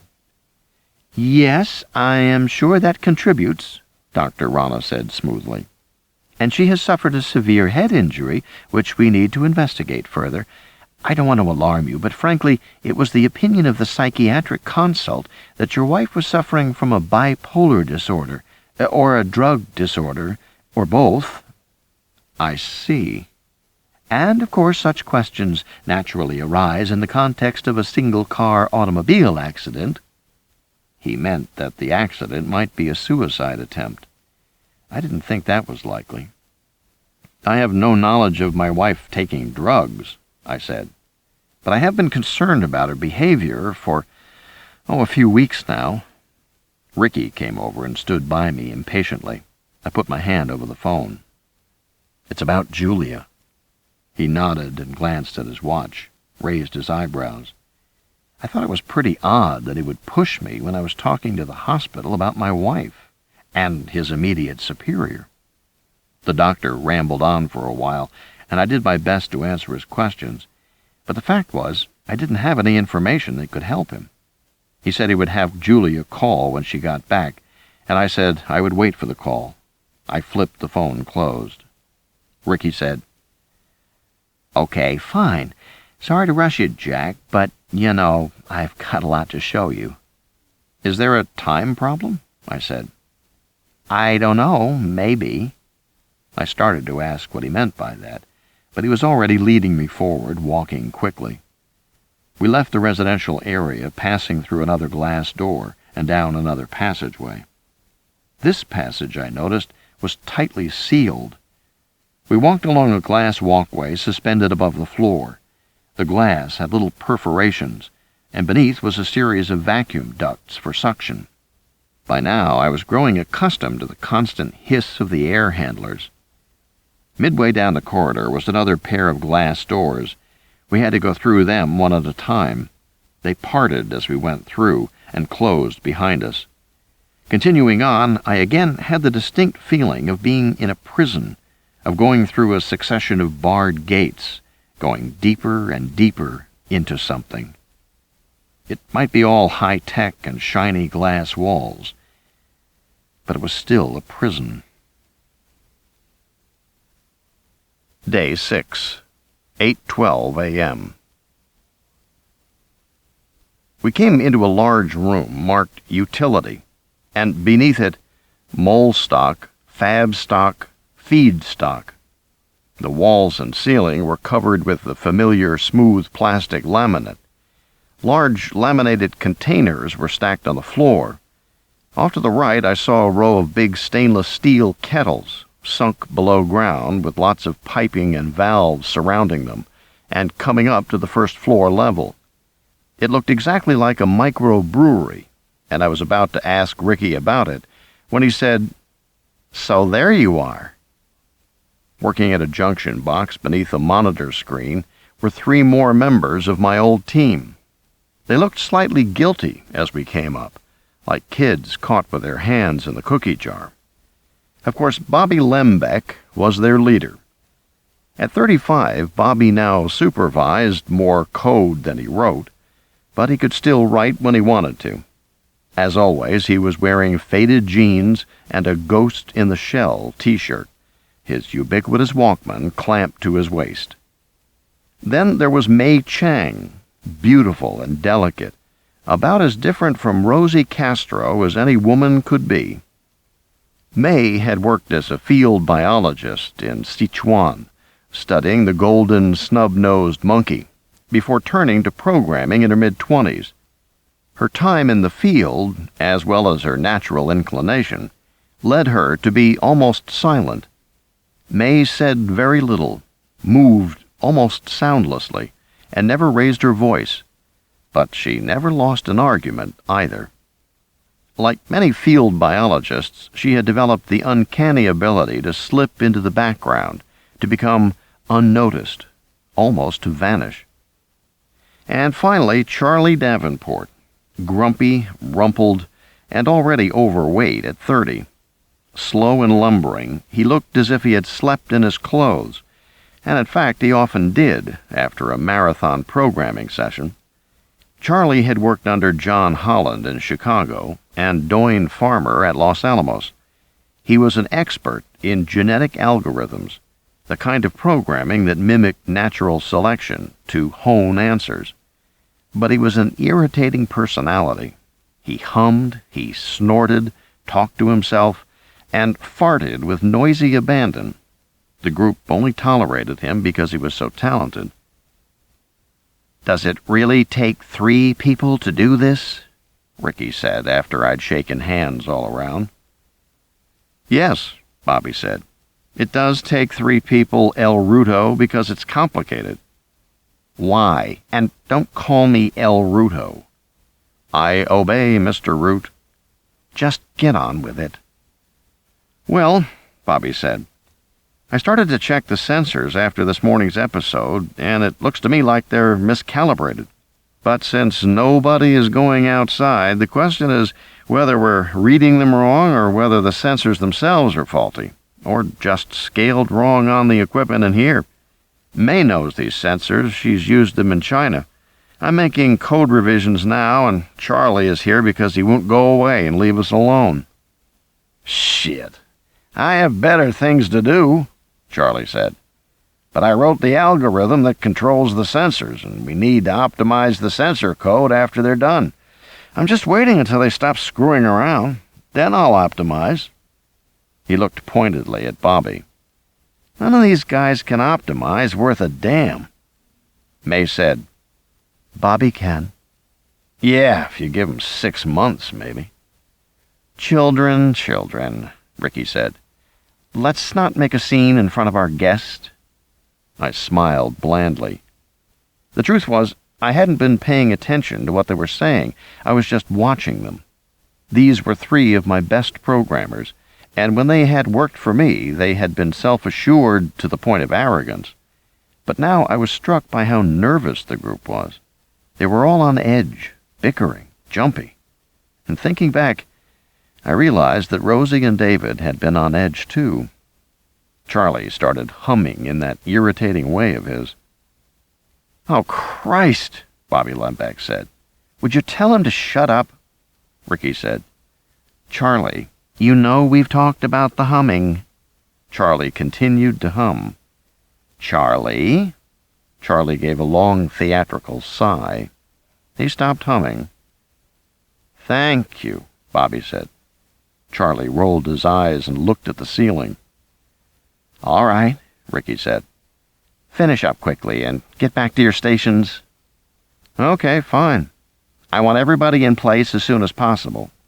Okay, Bobby said. I'm serious. In your places. For Christ's sake, Ricky. Okay. Now will you stop talking and let us work? Leaving the group behind, Ricky took me across the floor to a small room. I said, Ricky, these kids aren't the way they were when they worked for me. I know. Everybody's a little uptight right now. And why is that? Because of what's going on here. And what is going on here? He stopped before a small cubicle on the other side of the room. Julia couldn't tell you because it was classified. He touched the door with a keycard. I said, Classified? Medical imaging is classified? The door latch clicked open and we went inside. The door closed behind us.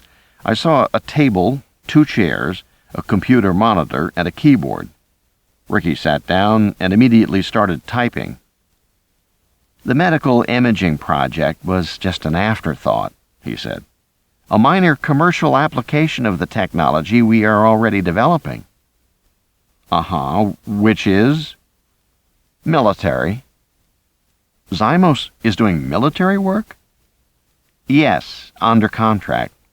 He paused.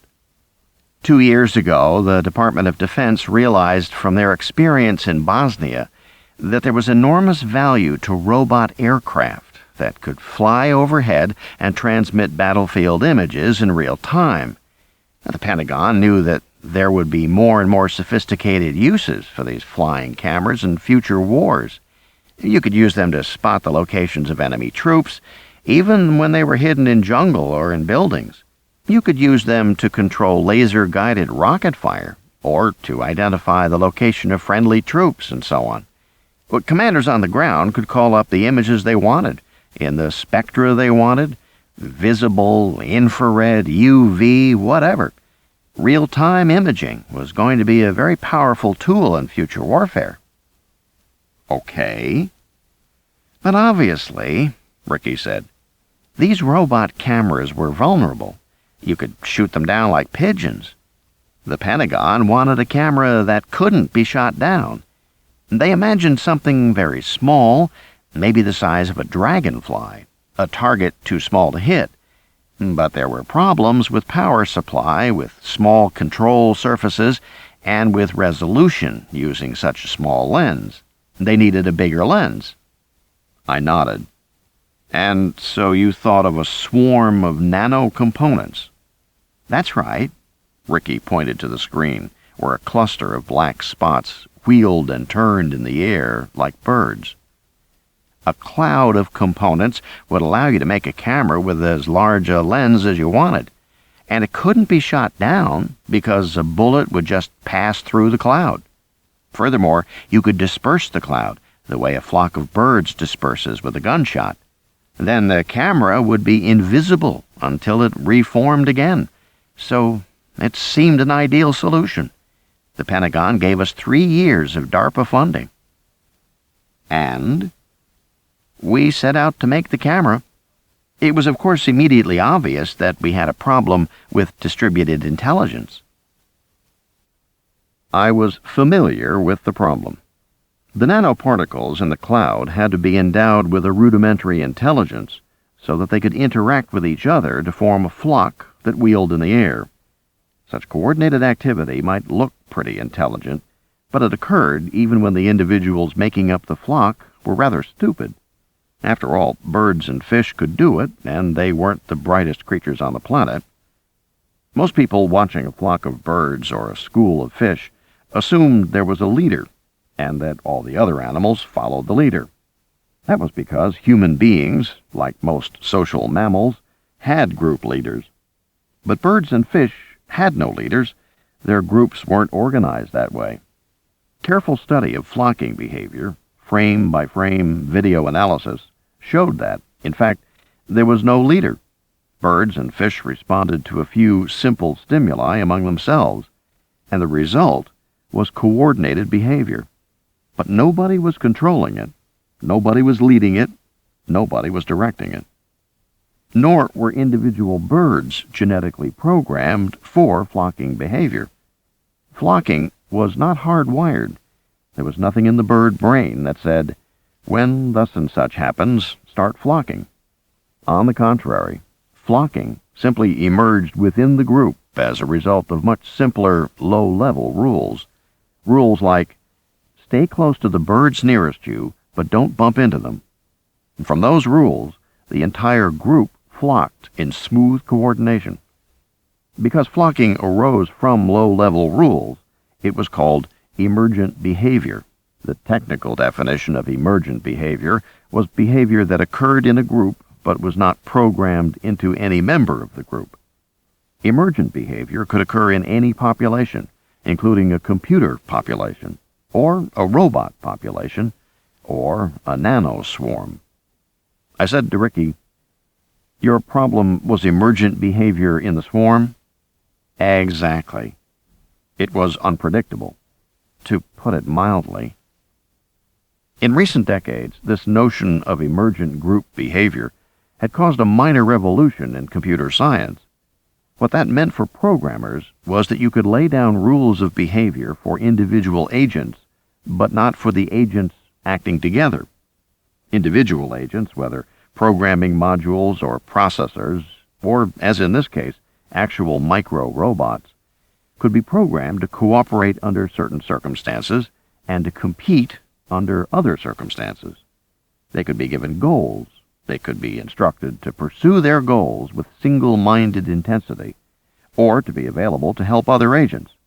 But the result of these interactions could not be programmed. It just emerged, with often surprising outcomes. In a way, this was very exciting. For the first time, a program could produce results that absolutely could not be predicted by the programmer. These programs behaved more like living organisms than man-made automatons. That excited programmers, but it frustrated them too, because the program's emergent behavior was erratic. Sometimes competing agents fought to a standstill, and the program failed to accomplish anything. Sometimes agents were so influenced by one another that they lost track of their goal and did something else instead. In that sense, the program was very childlike, unpredictable, and easily distracted. As one programmer put it, trying to program distributed intelligence is like telling a 5-year-old kid to go to his room and change his clothes. He may do that, but he is equally likely to do something else and never return. And because these programs behaved in a lifelike way, programmers began to draw analogies to the behavior of real organisms in the real world. In fact, they began to model the behavior of actual organisms as a way to get some control over program outcomes. So you had programmers studying ant swarming or termite mounding or bee dancing in order to write programs to control airplane landing schedules or package routing or language translation. These programs often worked beautifully, but they could still go awry, particularly if circumstances changed drastically.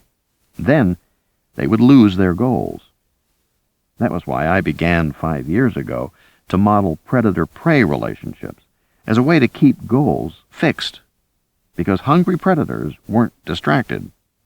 Circumstances might force them to improvise their methods, and they might try many times before they succeeded, but they didn't lose track of their goal. So I became an expert in predator-prey relationships. I knew about packs of hyenas, African hunting dogs, stalking lionesses, and attacking columns of army ants. My team had studied the literature from the field biologists, and we had generalized those findings into a program module called PredPrey, which could be used to control any system of agents and make its behavior purposeful, to make the program seek a goal. Looking at Ricky's screen, the coordinated units moving smoothly as they turned through the air, I said, "You used PredPrey to program your individual units?" "Right. We used those rules." "Well, the behavior looks pretty good to me," I said, watching the screen. "Why is there a problem?" "We're not sure." "What does that mean?"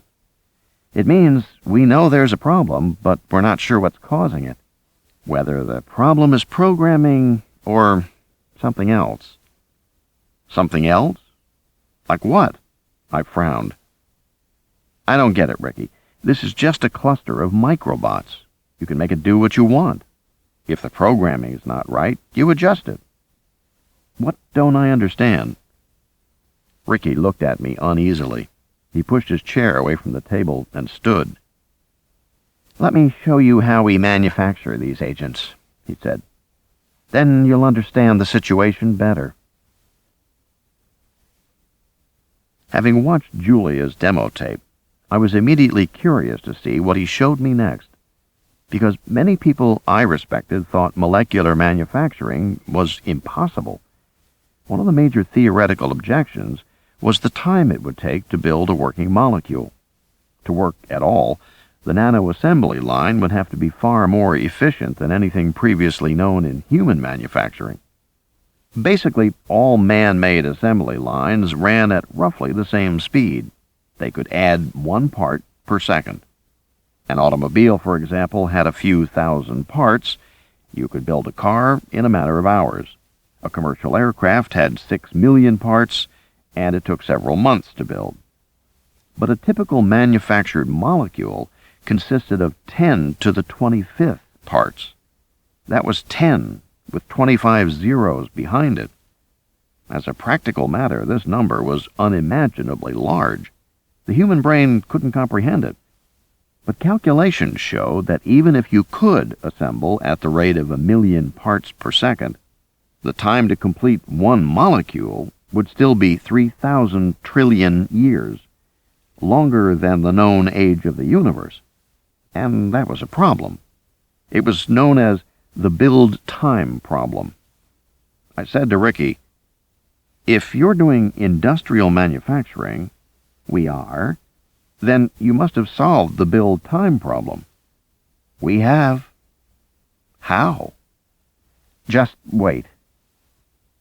Most scientists assumed this problem would be solved by building from larger subunits, molecular fragments consisting of billions of atoms. That would cut the assembly time down to a couple of years. Then, with partial self-assembly, you might get the time down to several hours, perhaps even 1 hour. But even with further refinements, it remained a theoretical challenge to produce commercial quantities of product, because the goal was not to manufacture a single molecule in an hour, The goal was to manufacture several pounds of molecules in an hour. No one had ever figured out how to do that. We passed a couple of laboratories, including one that looked like a standard microbiology lab or a genetics lab. I saw May standing in that lab, puttering around. I started to ask Ricky why he had a microbiology lab here, but he brushed my question aside. He was impatient now, in a hurry. I saw him glance at his watch. Directly ahead was a final glass airlock. Stenciled on the glass door was microfabrication. Ricky waved me in. "One at a time," he said. "That's all the system allows." I stepped in. The doors hissed shut behind me, the pressure pads again thunking shut. Another blast of air from below, from the sides, from above. By now I was getting used to it. The second door opened, and I walked forward down another short corridor, opening into a large room beyond. I saw bright, shining white light, so bright it hurt my eyes. Ricky came after me, talking as we walked, but I don't remember what he said. I couldn't focus on his words. I just stared, because by now I was inside the main fab building, a huge, windowless space like a giant hangar 3 stories high. And within this hangar stood a structure of immense complexity that seemed to hang in mid-air, glowing like a jewel. Day 6, 9:12 a.m. At first, it was hard to understand what I was seeing.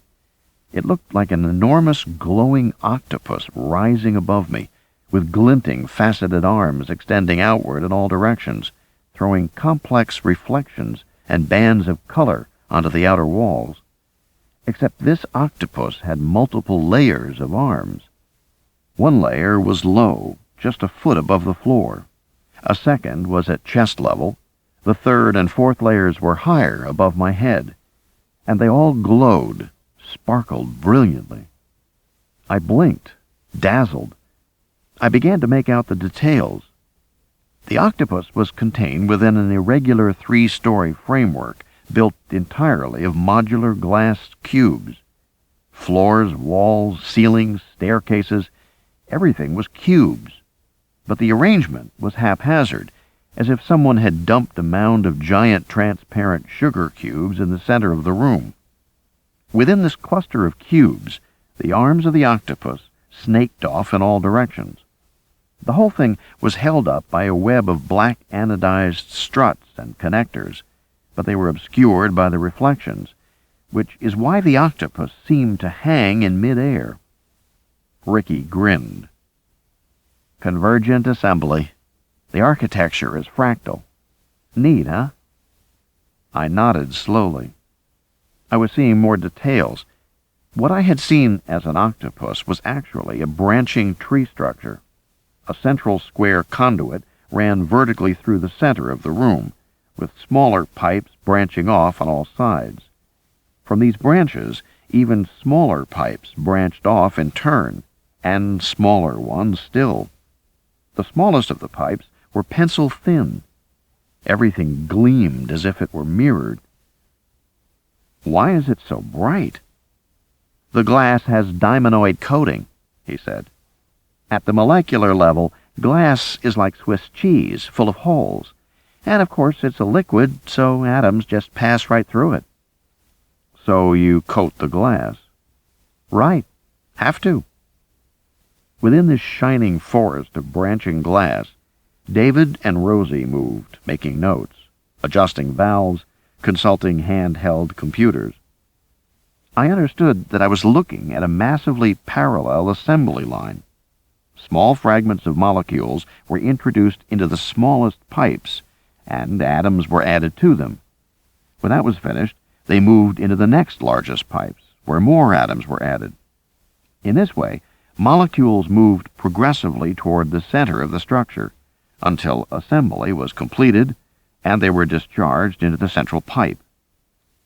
"Exactly right," Ricky said. This is just the same as an automobile assembly line, except that it's on a molecular scale. Molecules start at the ends and come down the line to the center. We stick on a protein sequence here, a methyl group there, just the way they stick doors and wheels on a car. At the end of the line, off rolls a new custom-made molecular structure, built to our specifications. And the different arms? Make different molecules. That's why the arms look different. In several places, the octopus arm passed through a steel tunnel reinforced with heavy bolts for vacuum ducting. In other places, a cube was covered with quilted silver insulation, and I saw liquid nitrogen tanks nearby. Extremely low temperatures were generated in that section. "Those are our cryogenic rooms," Ricky said. "We don't go very low, maybe -70 centigrade max. Come on, I'll show you." He led me through the complex, following glass walkways that threaded among the arms. In some places, a short staircase enabled us to step over the lowest arms. Ricky chatted continuously about technical details: vacuum-jacketed hoses, metal phase separators, globe check valves. When we reached the insulated cube, he opened the heavy door to reveal a small room with a second room adjacent. It looked like a pair of meat lockers.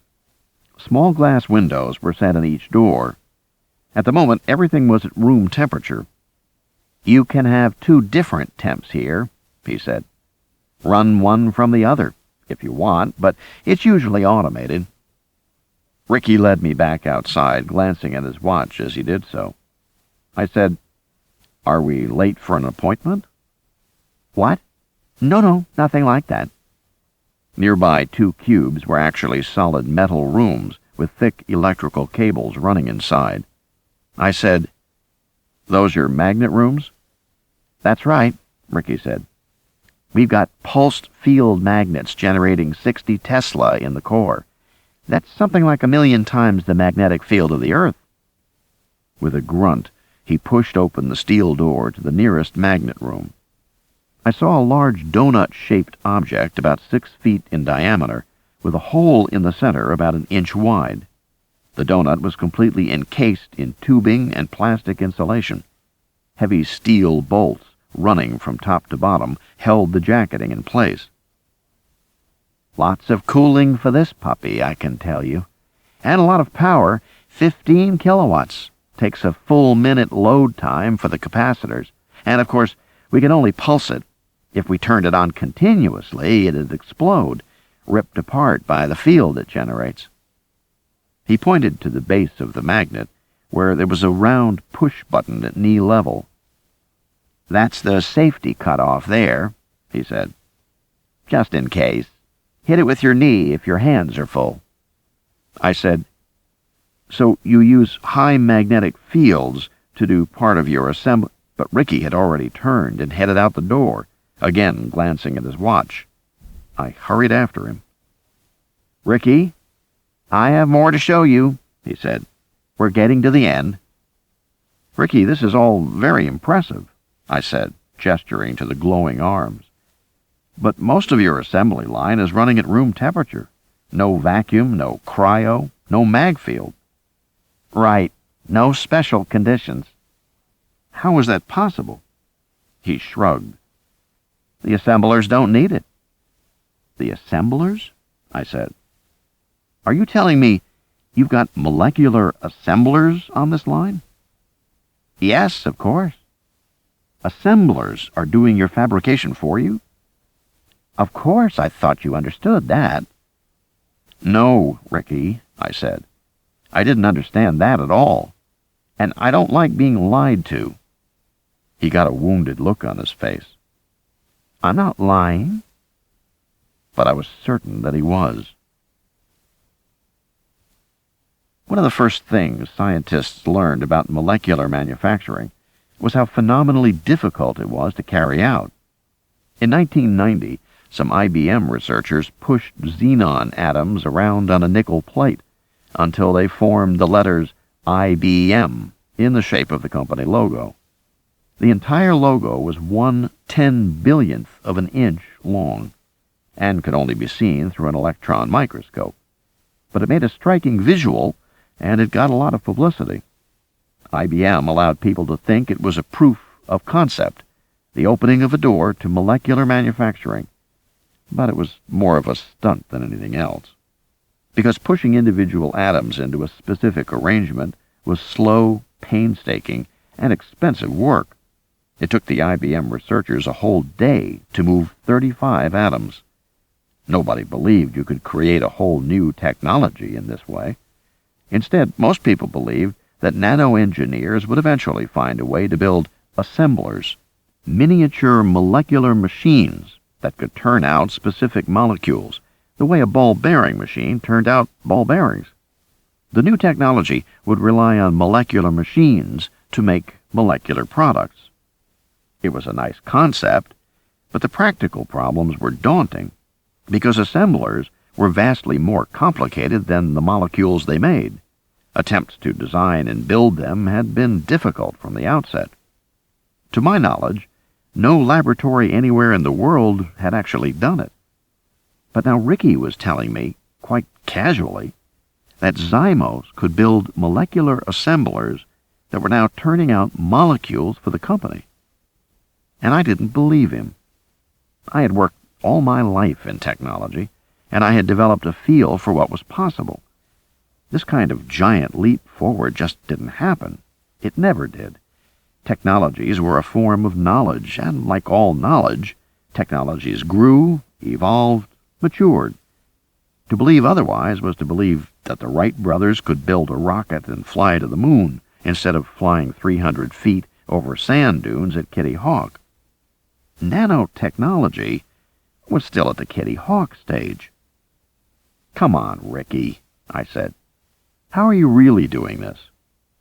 "The technical details aren't that important, Jack." "What fresh bullshit is this? Of course they're important." "Jack," he said, giving me his most winning smile, "do you really think I'm lying to you?" "Yes, Ricky," I said. "I do." I looked up at the octopus arms all around me. Surrounded by glass, I saw my own reflection dozens of times in the surfaces around me. It was confusing, disorienting. Trying to gather my thoughts, I looked down at my feet, and I noticed that even though we had been walking on glass walkways, some sections of the ground floor were glass as well. One section was nearby. I walked toward it.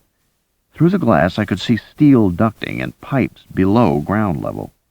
One set of pipes caught my eye, because they ran from the storage room to a nearby glass cube, at which point they emerged from the floor and headed upward, branching into the smaller tubes. That, I assumed, was the feedstock, the slush of raw organic material that would be transformed on the assembly line into finished molecules. Looking back down at the floor, I followed the pipes backward to the place where they entered from the adjacent room. This junction was glass, too. I could see the curved steel underbellies of the big kettles I'd noticed earlier.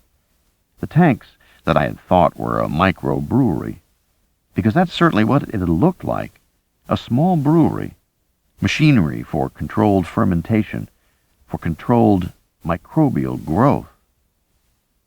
And then I realized what it really was. I said, "You son of a bitch."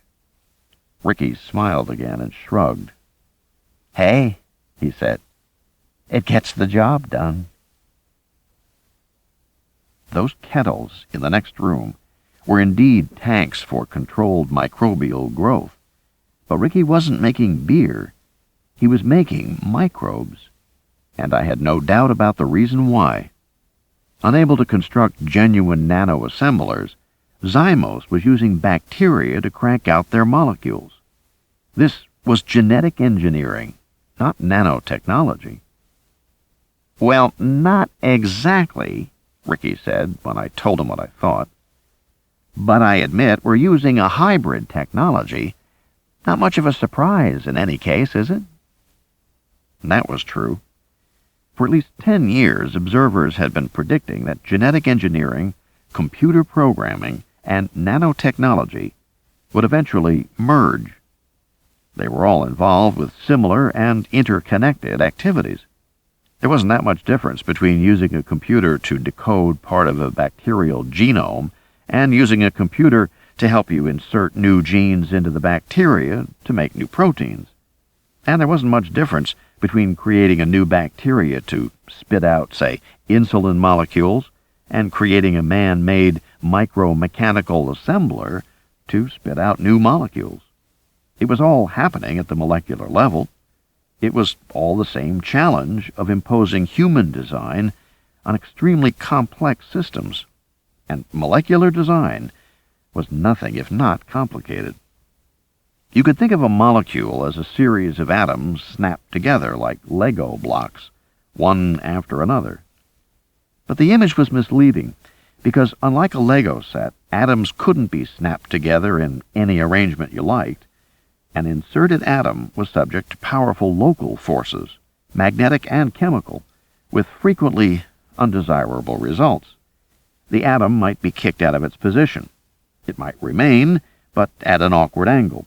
It might even fold the entire molecule up in knots.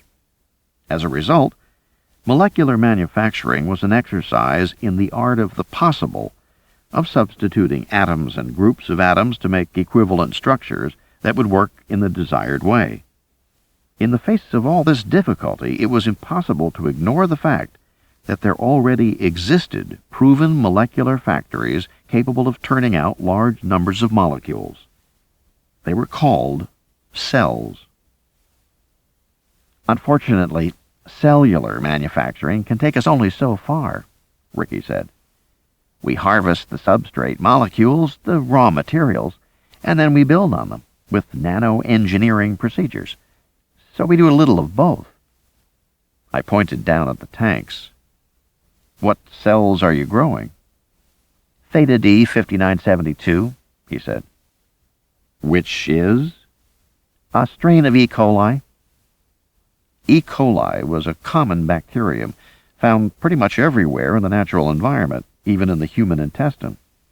I said, did anyone think it might not be a good idea to use cells that can live inside human beings?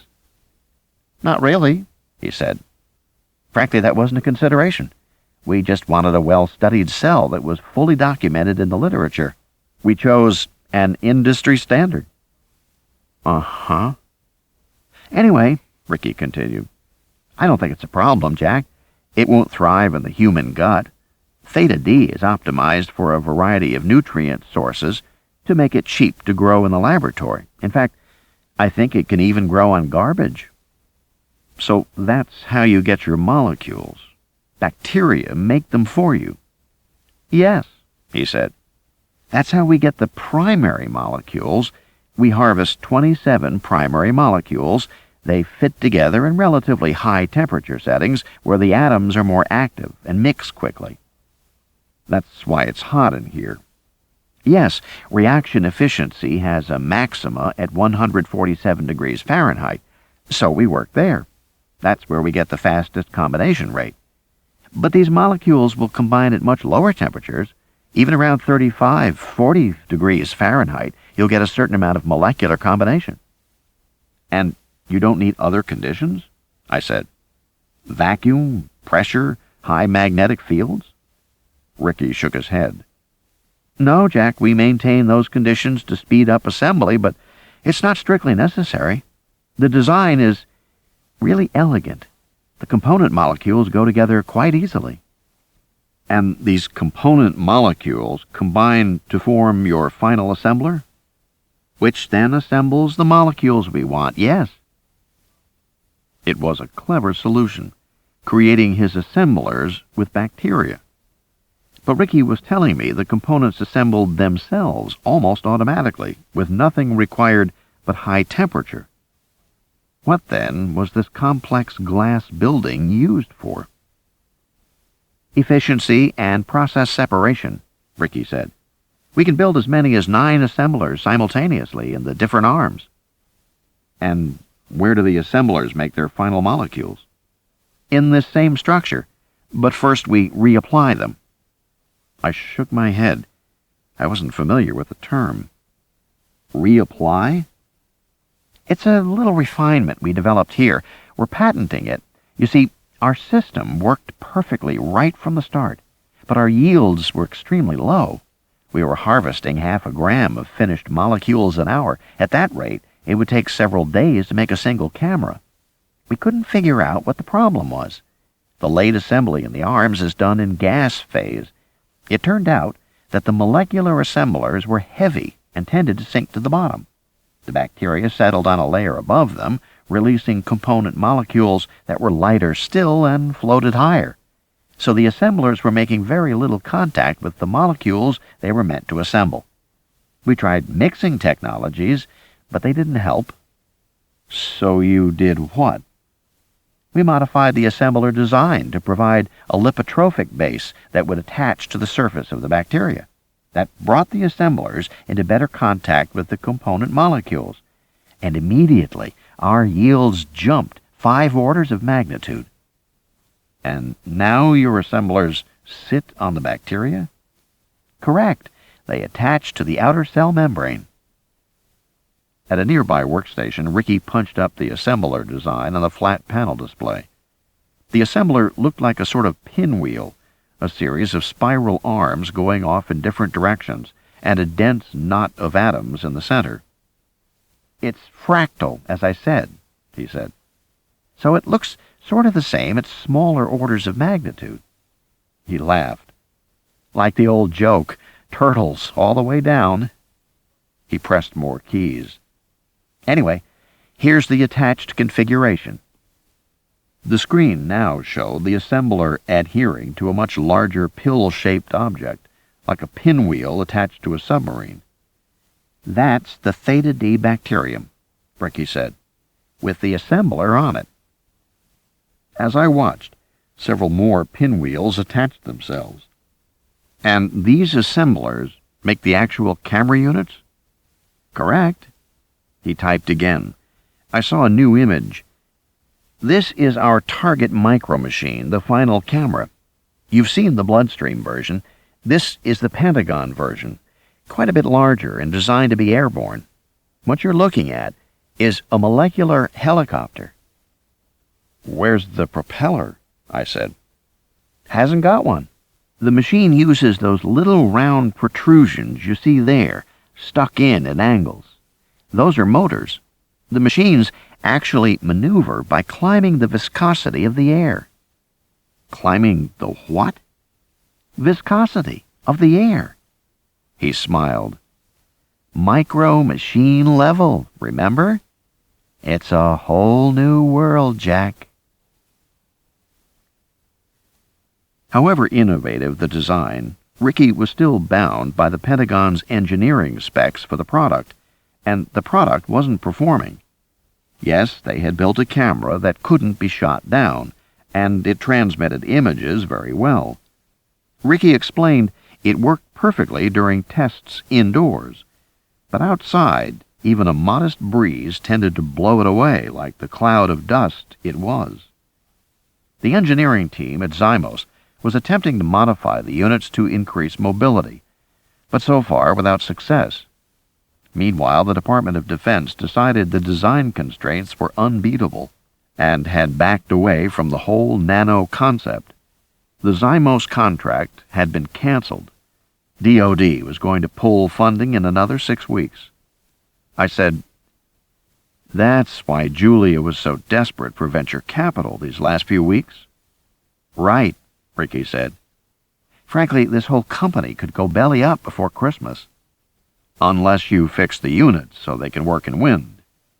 Right. I said, "Ricky, I'm a programmer. I can't help you with your agent mobility problems. That's an issue of molecular design. It's engineering. It's not my area." I know that." He paused, frowned. "But actually, we think the program code may be involved in the solution." "The code? Involved in the solution to what?" "Jack, I have to be frank with you. We've made a mistake," he said. "But it's not our fault, I swear to you. It wasn't us. It was the contractors." He started down the stairs. Come on, I'll show you. Walking briskly, he led me to the far side of the facility, where I saw an open yellow elevator cage mounted on the wall. It was a small elevator, and I was uncomfortable because it was open. I averted my eyes. Ricky said, "Don't like heights? Can't stand them." "Well, it's better than walking." He pointed off to one side, where an iron ladder ran up the wall to the ceiling. "When the elevator goes out, we have to climb up that." I shuddered. Not me. We rode the elevator all the way up to the ceiling, 3 stories above the ground. Hanging beneath the ceiling was a tangle of ducts and conduits, and a network of mesh walkways to enable workers to service them. I hated the mesh, because I could see through it to the floor below. I tried not to look down. We had to duck repeatedly beneath the low-hanging pipes. Ricky shouted over the roar of the equipment. "Everything's up here," he yelled, pointing in various directions. "Air handlers over there, water tank for the fire sprinkler system there, electrical junction boxes there. This is really the center of everything." Ricky continued down the walkway, finally stopping beside a big air vent about 3 feet in diameter that went into the outer wall. "This is vent 3, he said, leaning close to my ear. "It's one of 4 main vents that exhausts air to the outside. Now you see those slots along the vent and the square boxes that sit in the slots? Those are filter packs. We have microfilters arranged in successive layers to prevent any external contamination from the facility." "I see them." "You see them now," Ricky said. "Unfortunately, the contractor forgot to install the filters in this particular vent. In fact, they didn't even cut the slots, so the building inspectors never realized anything was missing. They signed off on the building. We started working here, and we vented unfiltered air to the outside environment." "For how long?" Ricky bit his lip. 3 weeks. "And you were at full production?" He nodded. "We figure we vented approximately 25 kilos of contaminants." "And what were the contaminants?" "A little of everything. We're not sure of exactly what." "So you vented E. coli, assemblers, finished molecules, everything?"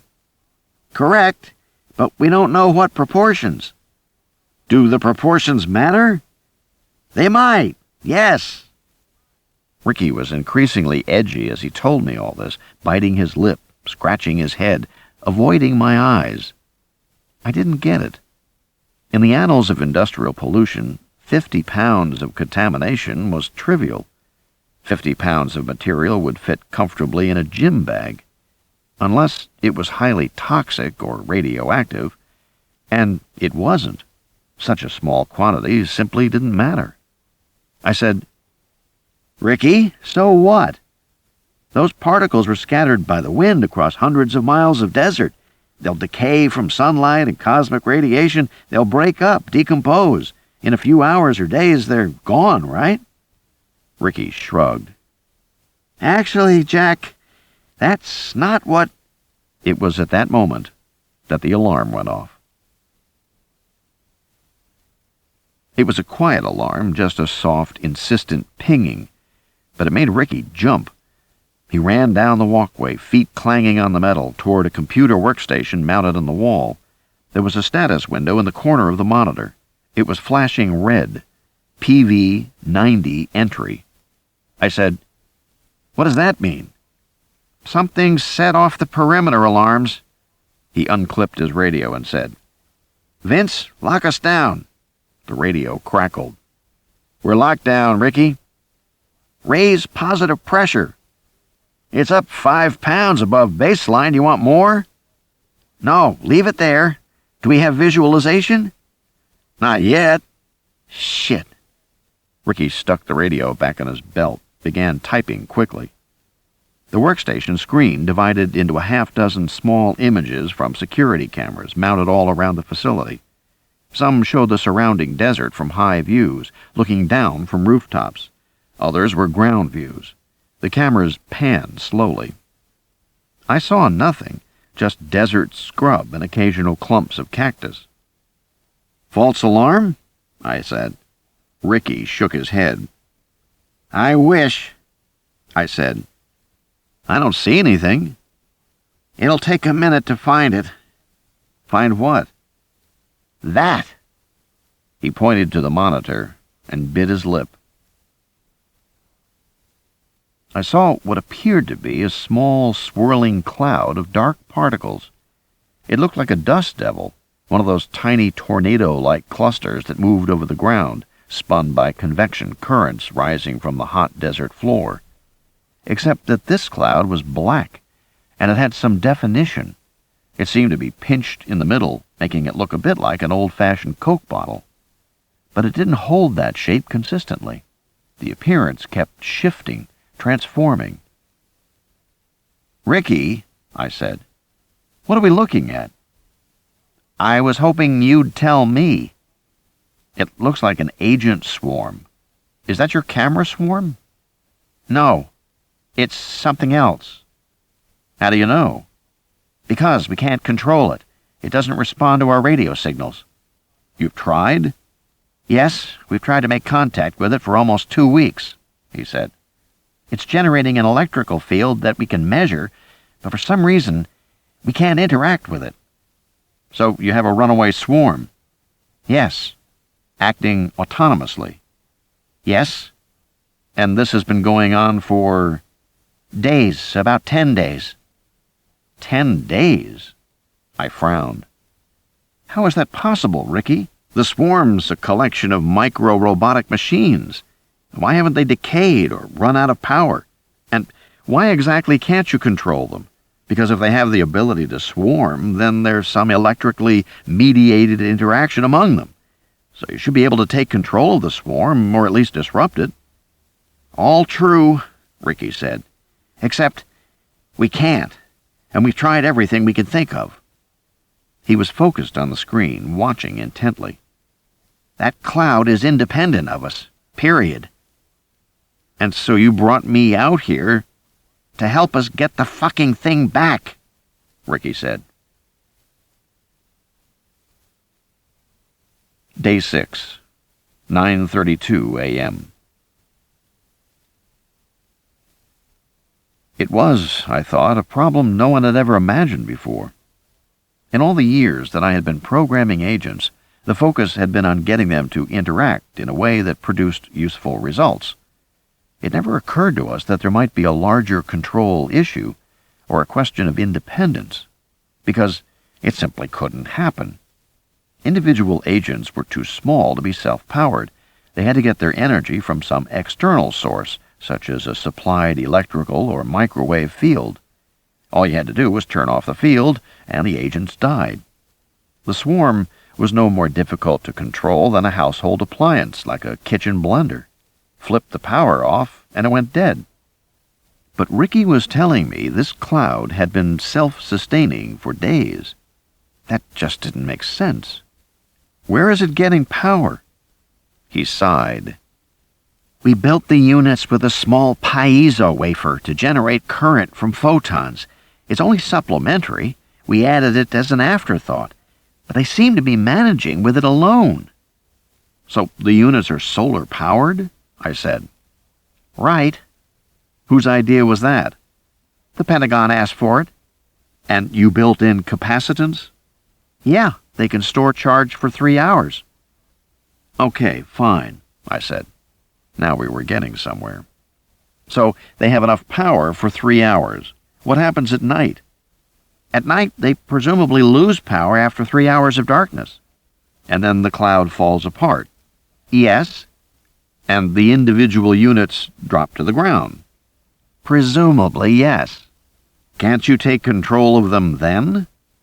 "We could," Ricky said, "if we could find them. We go out every night looking, but we can never find them." "You've built in markers?" "Yes, sure. Every single unit has a fluorescing module in the shell. They show up blue-green under UV light." "So you go out at night looking for a patch of desert that glows blue-green?" Right. And so far we haven't found it. That didn't really surprise me. If the cloud collapsed tightly, it would form a clump about 6 inches in diameter on the desert floor. And it was a big desert out there. They could easily miss it, night after night. But as I thought about it, there was another aspect that didn't make sense. Once the cloud fell to the ground, once the individual units lost power, then the cloud had no organization. It could be scattered by wind, like so many dust particles, never to reform. But evidently, that didn't happen. The units didn't scatter. Instead, the cloud returned day after day. Why was that? "We think," Ricky said, "that it may hide at night." "Hide?" "Yeah, we think it goes to some protected area, maybe an overhang or a hole in the ground, something like that." I pointed to the cloud as it swirled toward us. "You think that swarm is capable of hiding?" "I think it's capable of adapting. In fact, I know it is." He sighed. "Anyway, it's more than just one swarm, Jack." "There's more than one?" "There's at least 3, maybe more by now." I felt a momentary blankness, a kind of sleepy gray confusion that washed over me. I suddenly couldn't think. I couldn't put it together.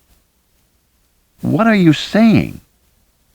"I'm saying it reproduces, Jack," he said. "The fucking swarm reproduces." The camera now showed a ground-level view of the dust cloud as it swirled toward us. But as I watched, I realized it wasn't swirling like a dust devil. Instead, the particles were twisting one way, then another, in a kind of sinuous movement. They were definitely swarming. Swarming was a term for the behavior of certain social insects, like ants or bees, which swarmed whenever the hive moved to a new site. A cloud of bees will fly in one direction and then another, forming a dark river in the air. The swarm might halt and cling to a tree for perhaps an hour, perhaps overnight, before continuing onward. Eventually, the bees settled on a new location for their hive and stopped swarming. In recent years, programmers had written programs that modeled this insect behavior. Swarm intelligence algorithms had become an important tool in computer programming. To programmers, a swarm meant a population of computer agents that acted together to solve a problem by distributed intelligence. Swarming became a popular way to organize agents to work together. There were professional organizations and conferences devoted entirely to swarm intelligence programs. Lately, it had become a kind of default solution. If you couldn't code anything more inventive, you made your agents swarm. But as I watched, I could see this cloud was not swarming in any ordinary sense. The sinuous back-and-forth motion seemed to be only part of its movement. There was also a rhythmic expansion and contraction, a pulse, almost like breathing. And intermittently, the cloud seemed to thin out and rise higher, then to collapse down and become more squat. These changes occurred continuously, but in a repeating rhythm, or rather a series of superimposed rhythms. "Shit," Ricky said. "I don't see the others, and I know it's not alone." He pressed the radio again. "Vince, you see any others?" "No, Ricky." "Where are the others? Guys, speak to me." Radios crackled all over the facility. Bobby Lembeck. "Ricky, it's alone." "It can't be alone." May Chang. "Ricky, nothing else is registering out there." "Just one swarm, Ricky." That was David Brooks. "It can't be alone." Ricky was gripping the radio so tightly his fingers were white. He pressed the button. "Vince, take the PPI up to 7. "You sure?" "Do it." "Well, all right, if you really think." "Just skip the fucking commentary and do it." Ricky was talking about increasing the positive pressure inside the building to 7 pounds per square inch.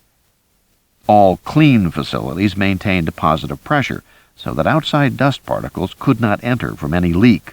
They would be blown outward by the escaping air. But 1 or 2 pounds was enough to maintain that. 7 pounds of positive pressure was a lot. It was unnecessary to keep out passive particles. But of course, these particles weren't passive. Watching the cloud swirl and undulate as it came closer, I saw that parts of it occasionally caught the sunlight in a way that turned it a shimmering, iridescent silver. Then the color faded, and the swarm became black again. That had to be the piezo panels catching the sun. But it clearly demonstrated that the individual micro-units were highly mobile, since the entire cloud never turned silver at the same time, but only portions or bands. I thought you said the Pentagon was giving up on you because you couldn't control this swarm in wind. Right, we couldn't. But you must have had a strong wind in the last few days. Of course. Usually comes up in late afternoon. We had 10 knots yesterday. Why wasn't the swarm blown away? Because it's figured that one out, Ricky said gloomily. It's adapted to it. How? Keep watching. You'll probably see it. Whenever the wind gusts, the swarm sinks, hangs near the ground. Then it rises up again once the wind dies down. This is emergent behavior? Right. Nobody programmed it. He bit his lip. Was he lying again? So you're telling me it's learned? Right. How can it learn? The agents have no memory. Well, that's a long story, Ricky said. They have memory? Yes, they have memory. Limited. We built it in. Ricky pressed the button on his radio. Anybody hear anything? The answers came back, crackling in his handset. Not yet. Nothing. No sounds? Not yet. I said to Ricky, It makes sounds? We're not sure. Sometimes it seems like it. We've been trying to record it. He flicked keys on the workstation, quickly shifting the monitor images, making them larger, one after another. He shook his head. I don't like this. That thing can't be alone, he said. I want to know where the others are. How do you know there are others? Because there always are. He chewed his lip tensely as he looked at the monitor. I wonder what it's up to now. We didn't have long to wait. In a few moments, the black swarm had come within a few yards of the building. Abruptly, it divided in 2, and then divided again. Now there were 3 swarms, swirling side by side. Son of a bitch, Ricky said. It was hiding the others inside itself. He pushed his button again.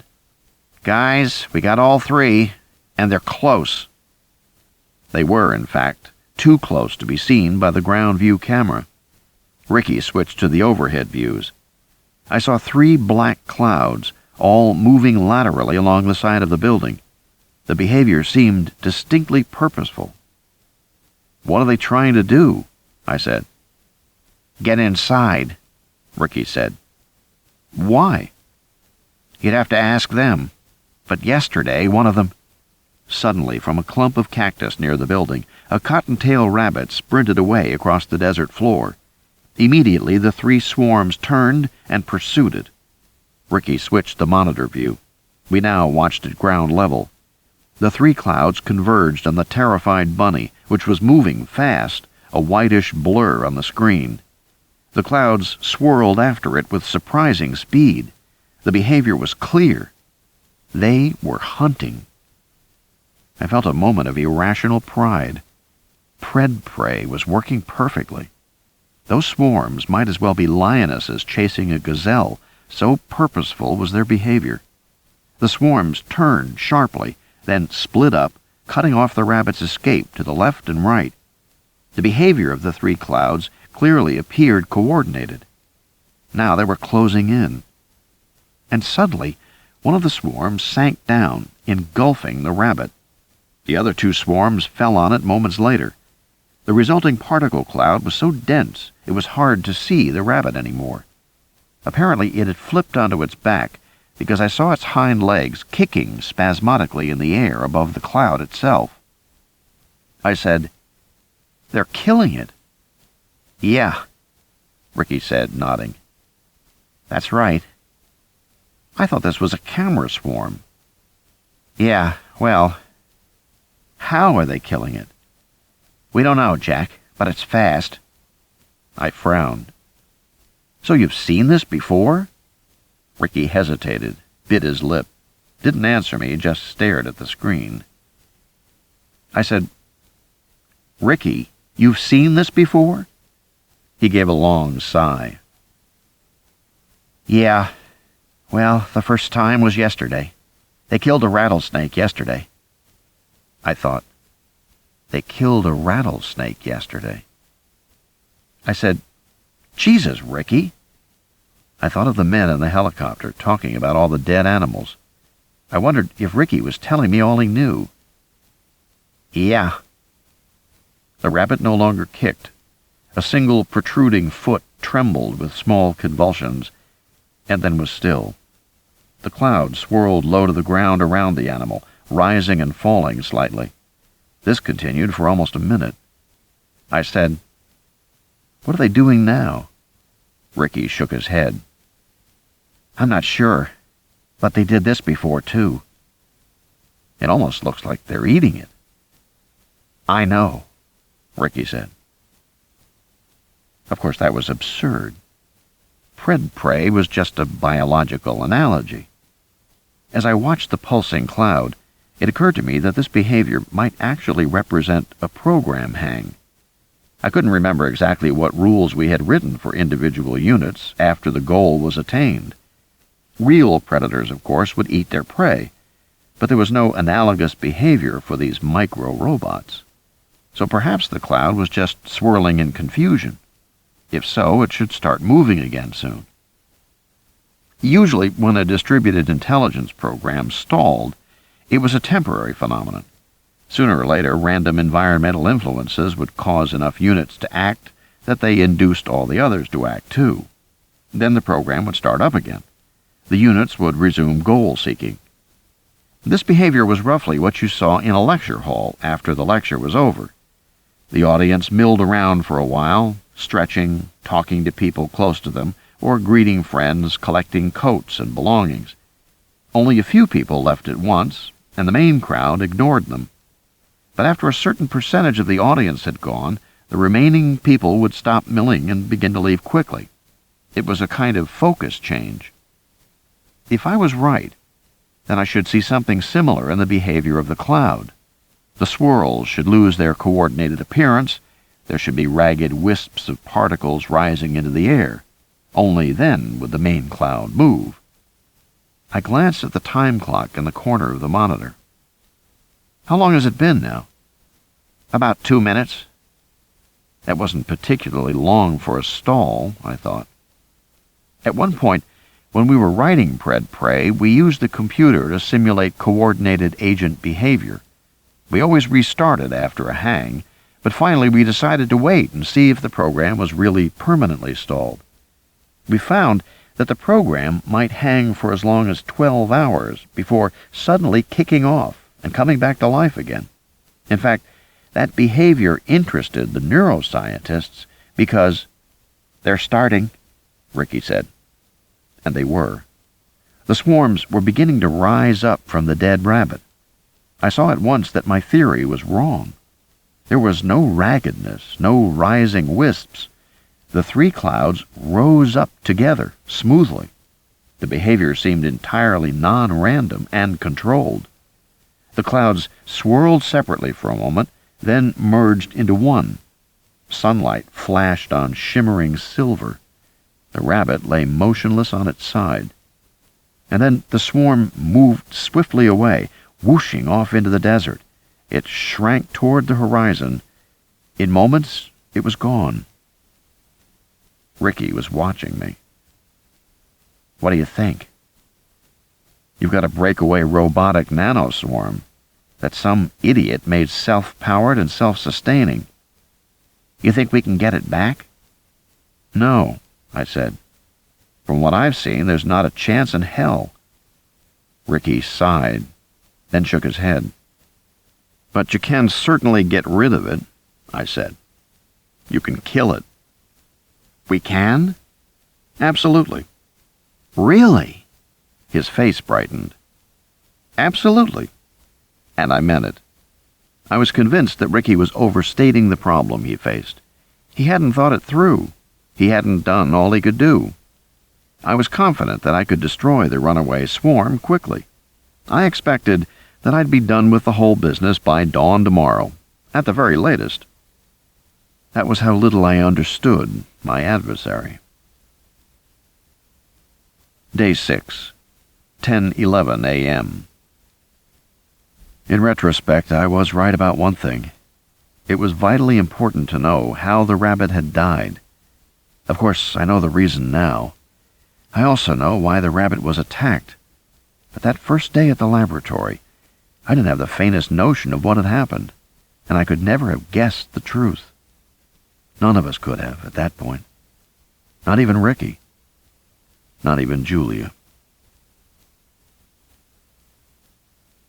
It was 10 minutes after the swarms had gone, and we were all standing in the storage room. The whole group had gathered there, tense and anxious. They watched me as I clipped a radio transmitter to my belt and pulled a headset over my head. The headset included a video camera mounted by my left ear. It took a while to get the video transmitter working right. Ricky said, "You're really going out there?" "I am," I said. "I want to know what happened to that rabbit." I turned to the others. "Who's coming with me?" Nobody moved. Bobby Lembeck stared at the floor, hands in his pockets. David Brooks blinked rapidly and looked away. Ricky was inspecting his fingernails. I caught Rosie Castro's eye. She shook her head. "No fucking way, Jack." "Why not, Rosie?" "You saw it yourself. They're hunting." "Are they?" "Sure as hell looked like it." "Rosie," I said, "I trained you better than this. How can the swarms be hunting?"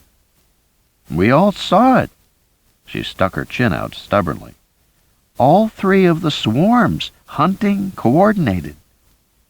"But how?" I said. Now she frowned, looking confused. "What are you asking? There's no mystery. The agents can communicate. They can each generate an electrical signal." "Right," I said. "How big a signal?" "Well," she shrugged. "How big, Rosie? It can't be much. The agent is only 1/100th of the thickness of a human hair. Can't be generating much of a signal, right?" "True."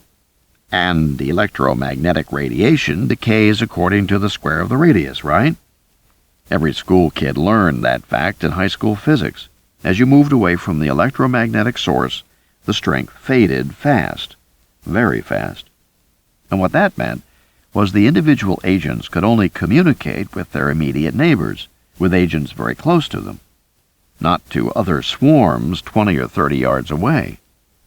Rosie's frown deepened. The whole group was frowning now, looking at each other uneasily. David Brooks coughed. "Then what did we see, Jack?" "You saw an illusion," I said firmly. "You saw 3 swarms acting independently, and you thought they were coordinated. But they're not. And I'm pretty certain that other things you believe about these swarms aren't true either." There was a lot I didn't understand about the swarms, and a lot I didn't believe. I didn't believe, for example, that the swarms were reproducing. I thought Ricky and the others must be pretty unnerved even to imagine it. After all, the 50 pounds of material they'd exhausted into the environment could easily account for the 3 swarms I had seen, and dozens more besides. I was guessing that each swarm consisted of 3 pounds of nanoparticles. That was roughly the weight of a large bee swarm. As for the fact that these swarms showed purposeful behavior, that was not in the least troubling. It was the intended result of low-level programming. And I didn't believe the swarms were coordinated. It simply wasn't possible because the fields were too weak. Nor did I believe the swarms had the adaptive powers that Ricky attributed to them.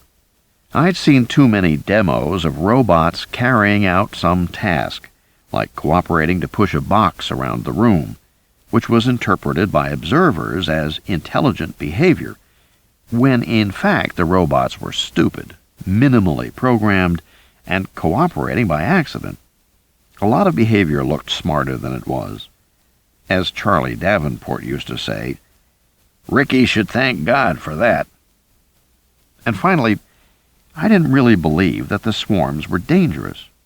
I didn't think that a 3-pound cloud of nanoparticles could represent much of a threat to anything, not even a rabbit. I wasn't at all sure it had been killed. I seem to recall that rabbits were nervous creatures, prone to die of fright. Or the pursuing particles might have swarmed in through the nose and mouth, blocking the respiratory passages and choking the animal to death. If so, the death was accidental, not purposeful. Accidental death made more sense to me. In short, I thought that Ricky and the others had consistently misinterpreted what they saw.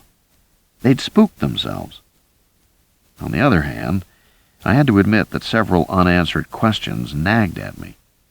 The first and most obvious was why the swarm had escaped their control. The original camera swarm was designed to be controlled by an RF transmitter, beaming toward it. Now, apparently, the swarm ignored transmitted radio commands, and I didn't understand why. I suspected an error in manufacturing. The particles had probably been made incorrectly. Second was the question of the swarm's longevity. The individual particles were extremely small, subject to damage from cosmic rays, photochemical decay, dehydration of their protein chains, and other environmental factors. In the harsh desert, all the swarms should have shriveled up and died of old age many days ago. But they hadn't. Why not? Third, there was the problem of the swarm's apparent goal. According to Ricky, the swarms kept coming back to the main building. Ricky believed they were trying to get inside, but that didn't seem to be a reasonable agent goal, and I wanted to look at the program code to see what was causing it. Frankly, I suspected a bug in the code.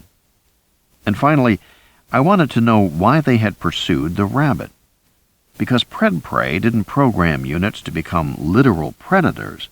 It merely used a predator model to keep the agents focused and goal-oriented. Somehow, that had changed, and the swarms now appeared to be actually hunting. That, too, was probably a bug in the code. To my mind, all these uncertainties came down to a single central question. How had the rabbit died? I didn't think it had been killed. I suspected the rabbit's death was accidental, not purposeful. But we needed to find out. I adjusted my portable radio headset with the sunglasses and the video camera mounted by the left eye. I picked up the plastic bag for the rabbit's body and turned to the others. "Anybody coming with me?" There was an uncomfortable silence. Ricky said, "What's the bag for?" "To bring the rabbit back in." "No fucking way," Ricky said. "You want to go out there, that's your business, but you're not bringing that rabbit back here." "You've got to be kidding," I said. "I'm not. We run a level 6 clean environment here, Jack. That rabbit's filthy. Can't come in." "All right, then. We can store it in May's lab, and—" "No way, Jack. Sorry. It's not coming through the first airlock." I looked at the others. They were all nodding their heads in agreement. "All right, then. I'll examine it out there." "You're really going to go out?" "Why not?" I looked at them one after another. "I have to tell you guys, I think you've all got your knickers in a twist. The cloud's not dangerous. And yes, I'm going out."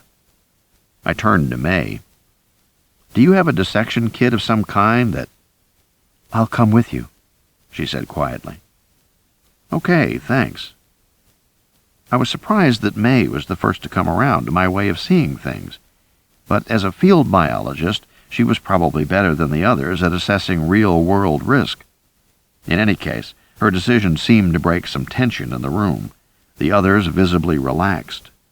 May went off to get the dissecting tools and some lab equipment. That was when the phone rang. Vince answered it and turned to me. "You know somebody named Dr. Ellen Foreman?" "Yes." It was my sister. "She's on the line." Vince handed me the phone and stepped back. I felt suddenly nervous. I glanced at my watch. It was 11 o'clock in the morning, time for Amanda's morning nap. She should be asleep in her crib by now. Then I remembered. I had promised my sister I would call her at 11 to check in, to see how things were going. I said, "Hello, Ellen? Is everything all right?" "Sure, fine." A long, long sigh. "It's fine. I don't know how you do it, is all." "Tired?" "About as tired as I've ever felt." "Kids get off to school okay?" Another sigh. "Yes, in the car, Eric hit Nicole on the back, and she punched him on the ear." "You've got to interrupt them if they start that, Ellen." "So I'm learning," she said wearily. "And the baby, how's her rash?" "Better. I'm using the ointment." "Her movement's okay?" "Sure, she's well coordinated for her age. Is there a problem I should know about?" No, I said. I turned away from the group, lowered my voice. "I meant, is she pooping okay?" Behind me I heard Charlie Davenport snicker. "Copiously," Ellen said. "She's sleeping now. I took her to the park for a while. She was ready to go down. Everything's okay at the house, except the pilot for the water heater went out, but the guy's coming to fix it." Good. "Listen, Ellen, I'm in the middle of something here." "Jack? Julia called from the hospital a few minutes ago. She was looking for you." "Uh-huh. When I said you'd gone to Nevada, she got pretty upset." "Is that right?" "She said you didn't understand, and you were going to make it worse, something like that. I think you better call her. She sounded agitated." "Okay, I'll call." "How are things going out there? You be back tonight?" "Not tonight," I said. "Sometime tomorrow morning. Ellen, I have to go now." "Call the kids at dinner time if you can. They'd like to hear from you. Auntie Ellen is fine, but she's not Dad. You know what I mean?" "Okay. You'll eat at 6? "About." I told her I'd try to call, and I hung up. May and I were standing by the double glass walls of the outer airlock, just inside the building entrance. Beyond the glass, I could see the solid steel fire door that led outside. Ricky was standing beside us, gloomy and nervous, watching as we made our final preparations. "You sure this is necessary, to go outside?" "It's essential. Why don't you and May wait until nightfall and go out then?" "Because the rabbit won't be there," I said. "By nightfall, coyotes or hawks will have come and taken the carcass away." "I don't know about that," Ricky said. "We haven't seen any coyotes around here for a while." "Oh, hell," I said impatiently, turning on my radio headset. In the time we spent arguing about this, we could have been out and back already. "See you, Ricky." I went through the glass door and stood in the airlock. The door hissed shut behind me. The air handlers whooshed briefly in the now familiar pattern, and then the far glass slid open. I walked toward the steel fire door. Looking back, I saw May stepping into the airlock. I opened the fire door a crack. Harsh, glaring sunlight laid a burning strip on the floor. I felt hot air on my face. Over the intercom, Ricky said, "Good luck, guys." I took a breath, pushed the door wider, and stepped out into the desert. The wind had dropped, and the mid-morning heat was stifling. Somewhere a bird chittered. Otherwise, it was silent. Standing by the door, I squinted in the glare of the sunlight. A shiver ran down my back. I took another deep breath. I was certain that the swarms were not dangerous. But now that I was outside, my theoretical inferences seemed to lose force. I must have caught Ricky's tension, because I was feeling distinctly uneasy. Now that I was outside, the rabbit carcass looked much farther away than I had imagined. It was perhaps 50 yards from the door, half the length of a football field. The surrounding desert seemed barren and exposed. I scanned the shimmering horizon, looking for black shapes. I saw none. The fire door opened behind me, and May said, "Ready when you are, Jack." "Then let's do it." We set off toward the rabbit, feet crunching on the desert sand. We moved away from the building. Almost immediately, my heart began to pound, and I started to sweat. I forced myself to breathe deeply and slowly, working to stay calm. The sun was hot on my face. I knew I had let Ricky spook me, but I couldn't seem to help it. I kept glancing toward the horizon. May was a couple of steps behind me. I said, "How are you doing?" "I'll be glad when it's over." We were moving through a field of knee-high yellow cholla cactus. Their spines caught the sun. Here and there, a large barrel cactus stuck up from the floor like a bristling green thumb. Some small, silent birds hopped on the ground beneath the cholla. As we approached, they took to the air, wheeling specks against the blue. They landed 100 yards away. At last, we came to the rabbit, surrounded by a buzzing black cloud. Startled, I hesitated a step. "It's just flies," May said. She moved forward and crouched down beside the carcass, ignoring the flies. She pulled on a pair of rubber gloves and handed me a pair to put on. She placed a square sheet of plastic on the ground, securing it with a rock at each corner. She lifted the rabbit and set it down in the center of the plastic. She unzipped a little dissection kit and laid it open. I saw steel instruments glinting in sunlight. Forceps, scalpel, several kinds of scissors. She also laid out a syringe and several rubber-topped test tubes in a row. Her movements were quick, practiced. She had done this before. I crouched down beside her. The carcass had no odor. Externally, I could see no sign of what had caused the death. The staring eye looked pink and healthy. May said, "Bobby, are you recording me?" Over the headset, I heard Bobby Lembeck say, "Move your camera down." May touched the camera mounted on her sunglasses. Little more. Good, that's enough." "Okay," May said. She turned the rabbit's body over in her hands, inspecting it from all sides. She dictated swiftly. "On external examination, the animal appears entirely normal. There is no sign of congenital anomaly or disease. The fur is thick and healthy in appearance. The nasal passages appear partially or entirely blocked. I note some fecal material excreted by the anus, but presume that is normal evacuation at the time of death." She flipped the animal onto its back and held the forepaws apart with her hands. "I need you, Jack." She wanted me to hold the paws for her. The carcass was still warm and had not begun to stiffen. She took the scalpel and swiftly cut down the exposed midsection. A red gash opened. Blood flowed.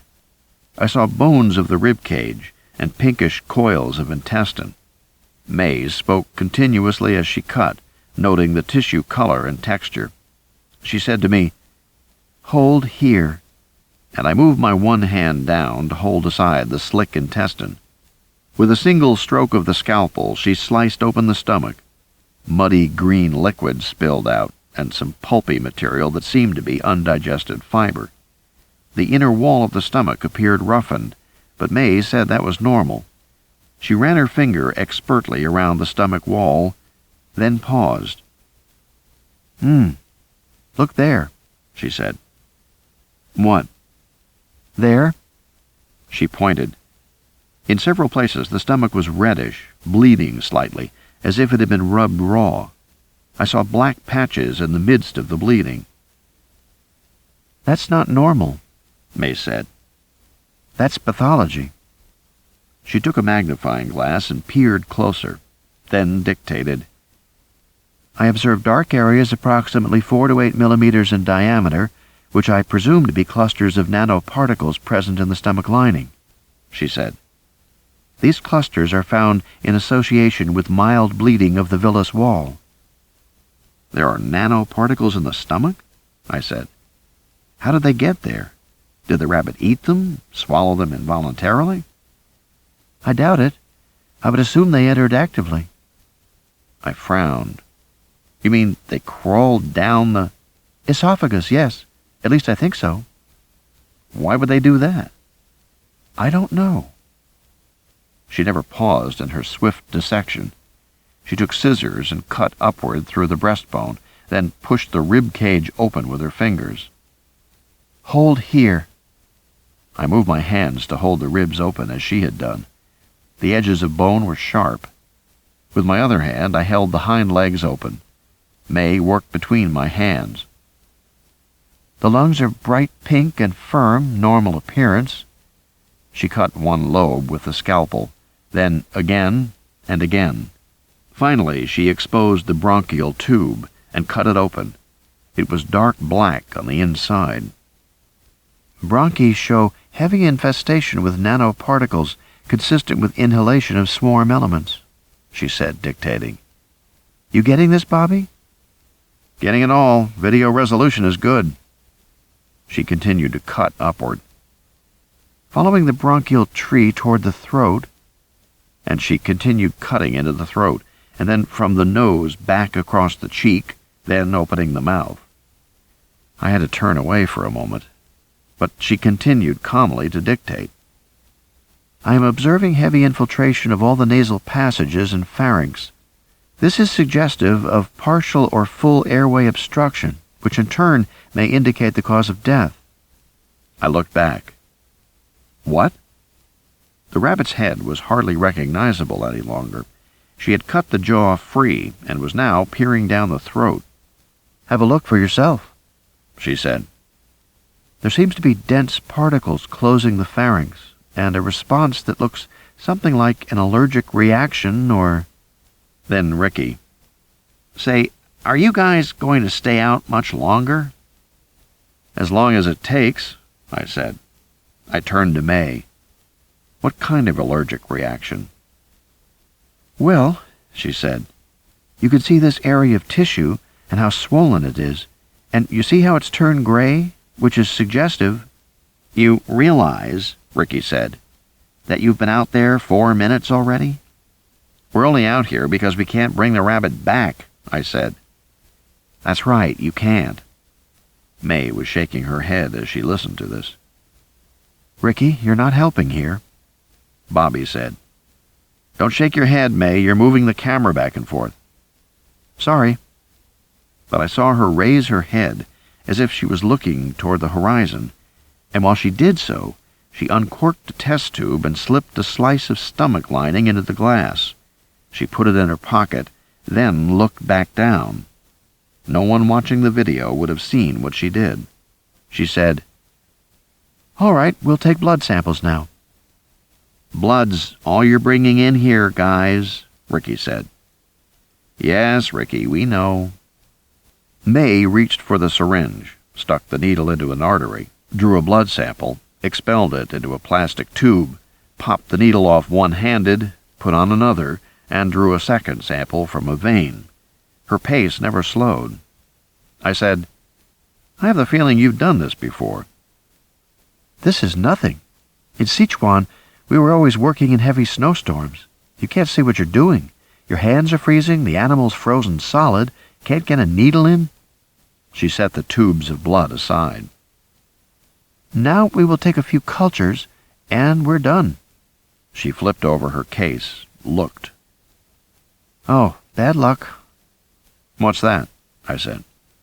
"The culture swabs aren't here." "But you had them inside?" "Yes, I'm sure of it."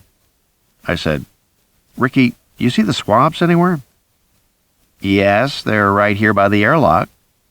"You want to bring them out to us?" "Oh, sure, guys." He laughed harshly. "No way I'm going out there in daylight. You want 'em, you come get 'em." May said to me, "You want to go?" No, I said. I was already holding the animal open. My hands were in position. I'll wait here. You go. Okay. She got to her feet. Try and keep the flies off. We don't want any more contamination than necessary. I'll be back in a moment. She moved off at a light jog toward the door. I heard her footsteps fade, then the clang of the metal doors shutting behind her. Then silence. Attracted by the slit-open carcass, the flies came back in force, buzzing around my head, trying to land on the exposed guts. I released the rabbit's hind legs and swatted the flies away with one hand. I kept myself busy with the flies, so I wouldn't think about the fact that I was alone out here. I kept glancing off in the distance, but I never saw anything. I kept brushing away the flies, and occasionally my hand touched against the rabbit's fur, and that was when I noticed that beneath the fur, the skin was bright red. Bright red. Exactly like a bad sunburn. Just seeing it made me shiver. I spoke into my headset. Bobby? Crackle. Yes, Jack. Can you see the rabbit? Yes, Jack. You see the redness of the skin? Are you picking that up? Just a minute. I heard a soft whir by my temple. Bobby was controlling the camera remotely, zooming in. The whirring stopped.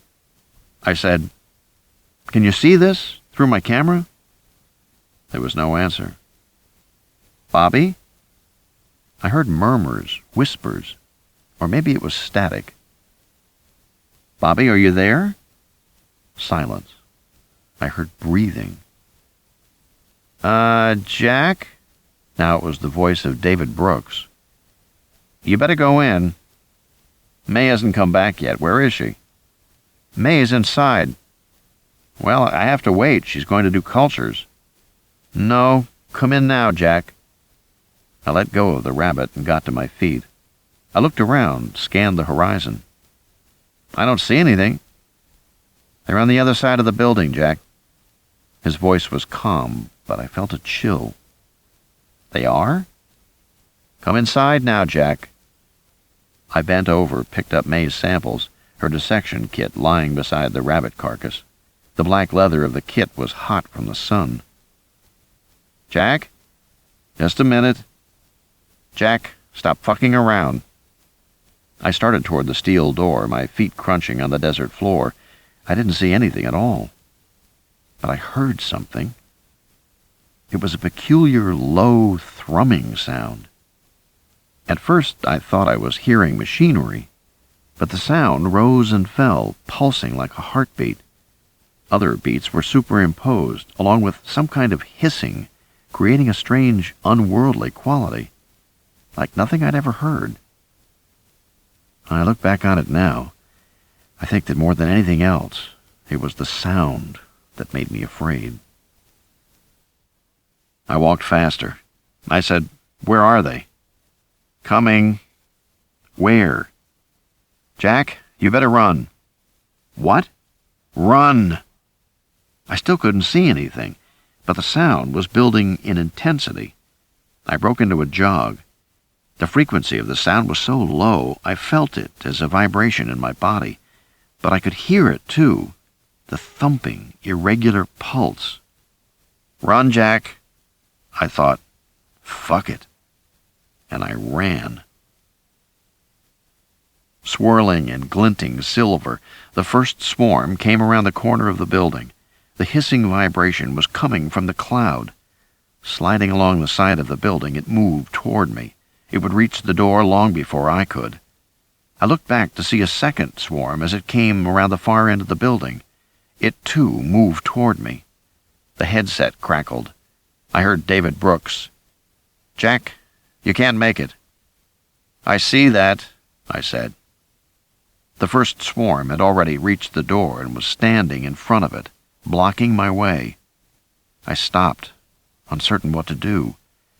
I saw a stick on the ground in front of me, a big one, 4 feet long. I picked it up, swung it in my hand. The swarm pulsed, but did not move from the door. The second swarm was still coming toward me. It was time for a diversion. I was familiar with the pred-prey code. I knew the swarms were programmed to pursue moving targets if they seemed to be fleeing from them. What would make a good target? I cocked my arm and threw the black dissection kit high into the air in the general direction of the second swarm. The kit landed on edge and tumbled across the ground for a moment. Immediately, the second swarm began to go after it. At the same moment, the first swarm moved away from the door, also pursuing the kit. It was just like a dog chasing a ball. I felt a moment of elation as I watched it go. It was, after all, just a programmed swarm. I thought, this is child's play. I hurried toward the door. That was a mistake, because apparently my hasty movement triggered the swarm, which immediately stopped and swirled backward to the door again, blocking my path. There it remained, pulsing streaks of silver, like a blade glinting in the sun, blocking my path. It took me a moment to realize the significance of that. My movement hadn't triggered the swarm to pursue me. The swarm hadn't chased me at all. Instead, it had moved to block my way. It was anticipating my movement. That wasn't in the code. The swarm was inventing new behavior appropriate to the situation. Instead of pursuing me, it had fallen back and trapped me. It had gone beyond its programming. Way beyond. I couldn't see how that had happened. I thought it must be some kind of random reinforcement, because the individual particles had very little memory. The intelligence of the swarm was necessarily limited. It shouldn't be that difficult to outsmart it. I tried to feint to the left, then the right. The cloud went with me, but only for a moment. Then it dropped back to the door again, as if it knew that my goal was the door, and by staying there, it would succeed. That was far too clever. There had to be additional programming they hadn't told me about. I said into the headset, "What the hell have you guys done with these things?" David, "It's not going to let you get past, Jack." Just hearing him say that irritated me. "You think so? We'll see." Because my next step was obvious. Close to the ground like this, the swarm was structurally vulnerable. It was a cluster of particles no larger than specks of dust. If I disrupted the cluster, if I broke up its structure, then the particles would have to reorganize themselves just as a scattered flock of birds would reform in the air. That would take at least a few seconds, and in that time I would be able to get through the door. But how to disrupt it? I swung the stick in my hand, hearing it whoosh through the air, but it was clearly unsatisfactory. I needed something with a much bigger, flat surface, like a paddle or a palm frond, something to create a large disrupting wind. My mind was racing. I needed something. Something. Behind me, the second cloud was closing in. It moved toward me in an erratic zigzag pattern to cut off any attempt I might make to run past it. I watched with a kind of horrified fascination. I knew that this, too, had never been coded in the program. This was self-organized, emergent behavior, and its purpose was only too clear. It was stalking me. The pulsing sound grew louder as the swarm came closer and closer. I had to disrupt it. Turning in a circle, I looked at the ground all around me. I saw nothing I could use. The nearest juniper tree was too far away. The cholla cactuses were flimsy. I thought, of course, there's nothing out here. It's the fucking desert. I scanned the exterior of the building, hoping someone had left out an implement, like a rake. Nothing. Nothing at all. I was out here with nothing but the shirt on my back, and there was nobody that could help me to... Of course. The headset crackled.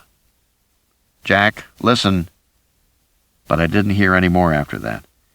As I pulled my shirt over my head, the headset came away, falling to the ground.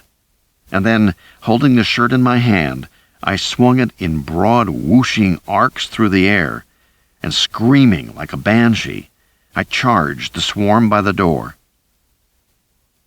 The swarm vibrated with a deep, thrumming sound.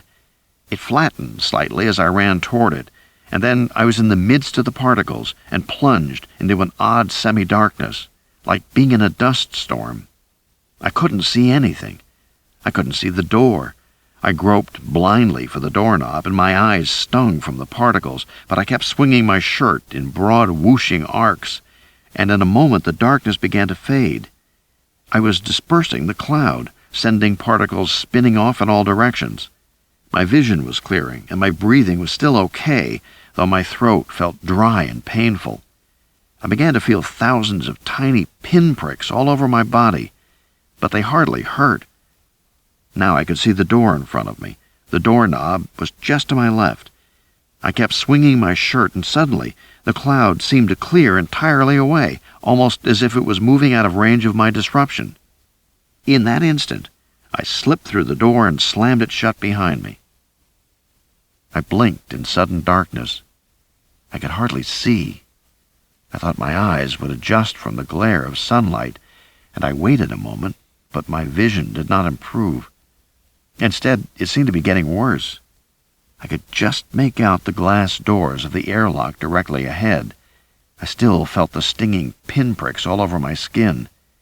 My throat was dry and my breathing was raspy. I coughed. My vision was dimming. I started to feel dizzy. On the other side of the airlock, Ricky and May stood watching me. I heard Ricky shout, "Come on, Jack! Hurry!" My eyes burned painfully. My dizziness grew rapidly worse. I leaned against the wall to keep from falling over.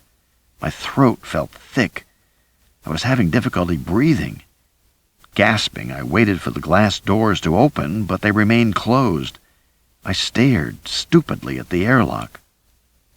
"You have to stand in front of the doors. Stand!" I felt like the world was in slow motion. All my strength was gone. My body felt weak and shaky. The stinging was worse. The room was getting darker. I didn't think I could stand up on my own. "Stand! Jack!" Somehow I shoved away from the wall and lurched toward the airlock. With a hiss, the glass doors slid open. "Go, Jack, now!" I saw spots before my eyes. I was dizzy and sick to my stomach. I stumbled into the airlock, banging against the glass as I stepped inside. With every second that passed, it was harder to breathe. I knew I was suffocating. Outside the building, I heard the low thrumming sound start up again. I turned slowly to look back. The glass doors hissed shut. I looked down at my body but could barely see it. My skin appeared black. I was covered in dust. My body ached. My shirt was black with dust, too. The spray stung me, and I closed my eyes. Then the air handler started up, whooshing loudly. I saw the dust sucked off my shirt. My vision was clearer, but I still couldn't breathe. The shirt slipped from my hand, flattening against the grate at my feet. I bent down to reach for it. My body began to shake, tremble. I heard only the roar of the handlers. I felt a wave of nausea. My knees buckled. I sagged against the wall. I looked at May and Ricky through the second glass doors. They seemed far away. As I watched, they receded even further, moving away into the distance. Soon they were too far away for me to worry any longer. I knew I was dying. As I closed my eyes, I fell to the ground, and the roar of the air handlers faded into cold and total silence. Day 6, 11:12 a.m. "Don't move." Something icy cold coursed through my veins. I shuddered. "Jack, don't move, just for a second, okay?" Something cold, a cold liquid running up my arm. I opened my eyes. The light was directly overhead, glaring, greenish bright. I winced. My whole body ached. I felt like I'd been beaten. I was lying on my back on the black counter of May's biology lab, squinting in the glare. I saw May standing beside me, bent over my left arm. She had an intravenous line in my elbow. "What's going on?" "Jack, please, don't move. I've only done this on lab animals." "That's reassuring." I lifted my head to see what she was doing. My temples throbbed. I groaned and lay back. May said, "Feel bad?" "Terrible." "I'll bet. I had to inject you 3 times.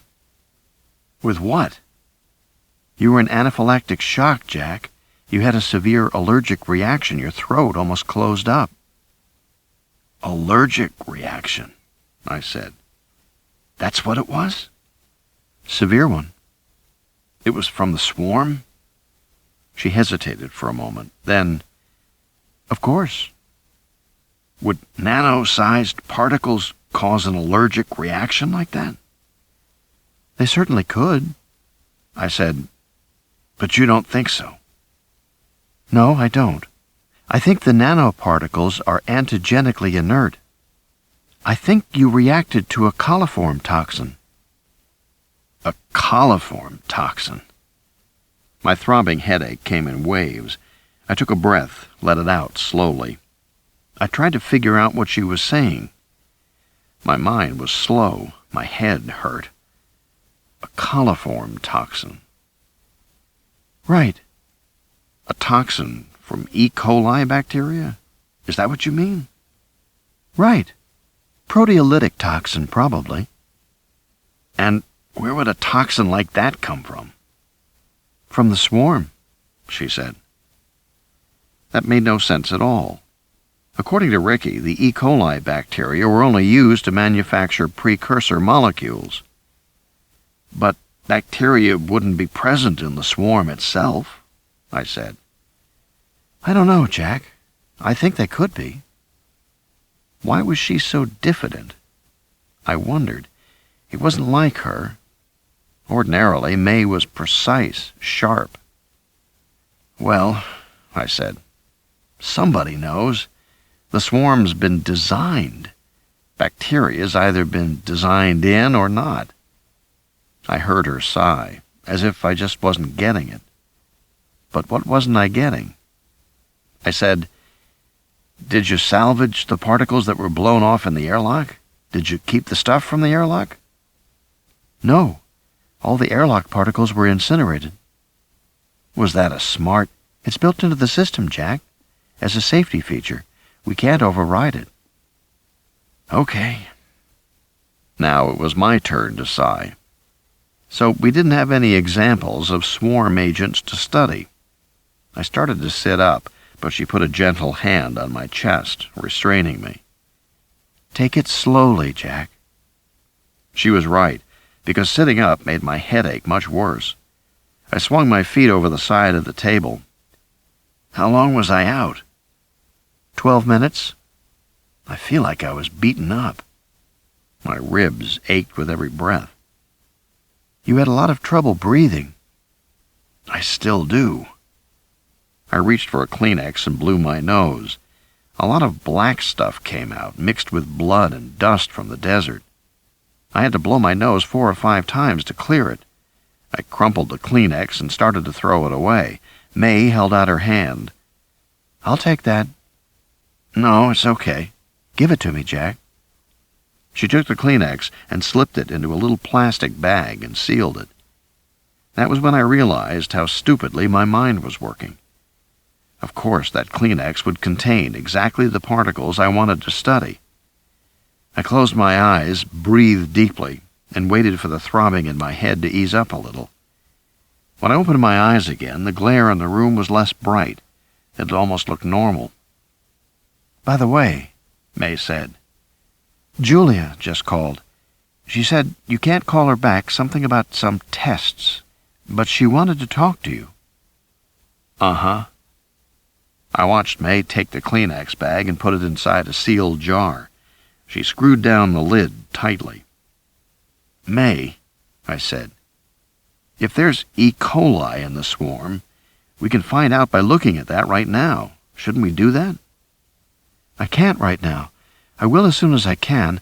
I'm having a little trouble with one of the fermentation units, and I need the microscopes for that. What kind of trouble? I'm not sure yet, but yields are falling in one tank.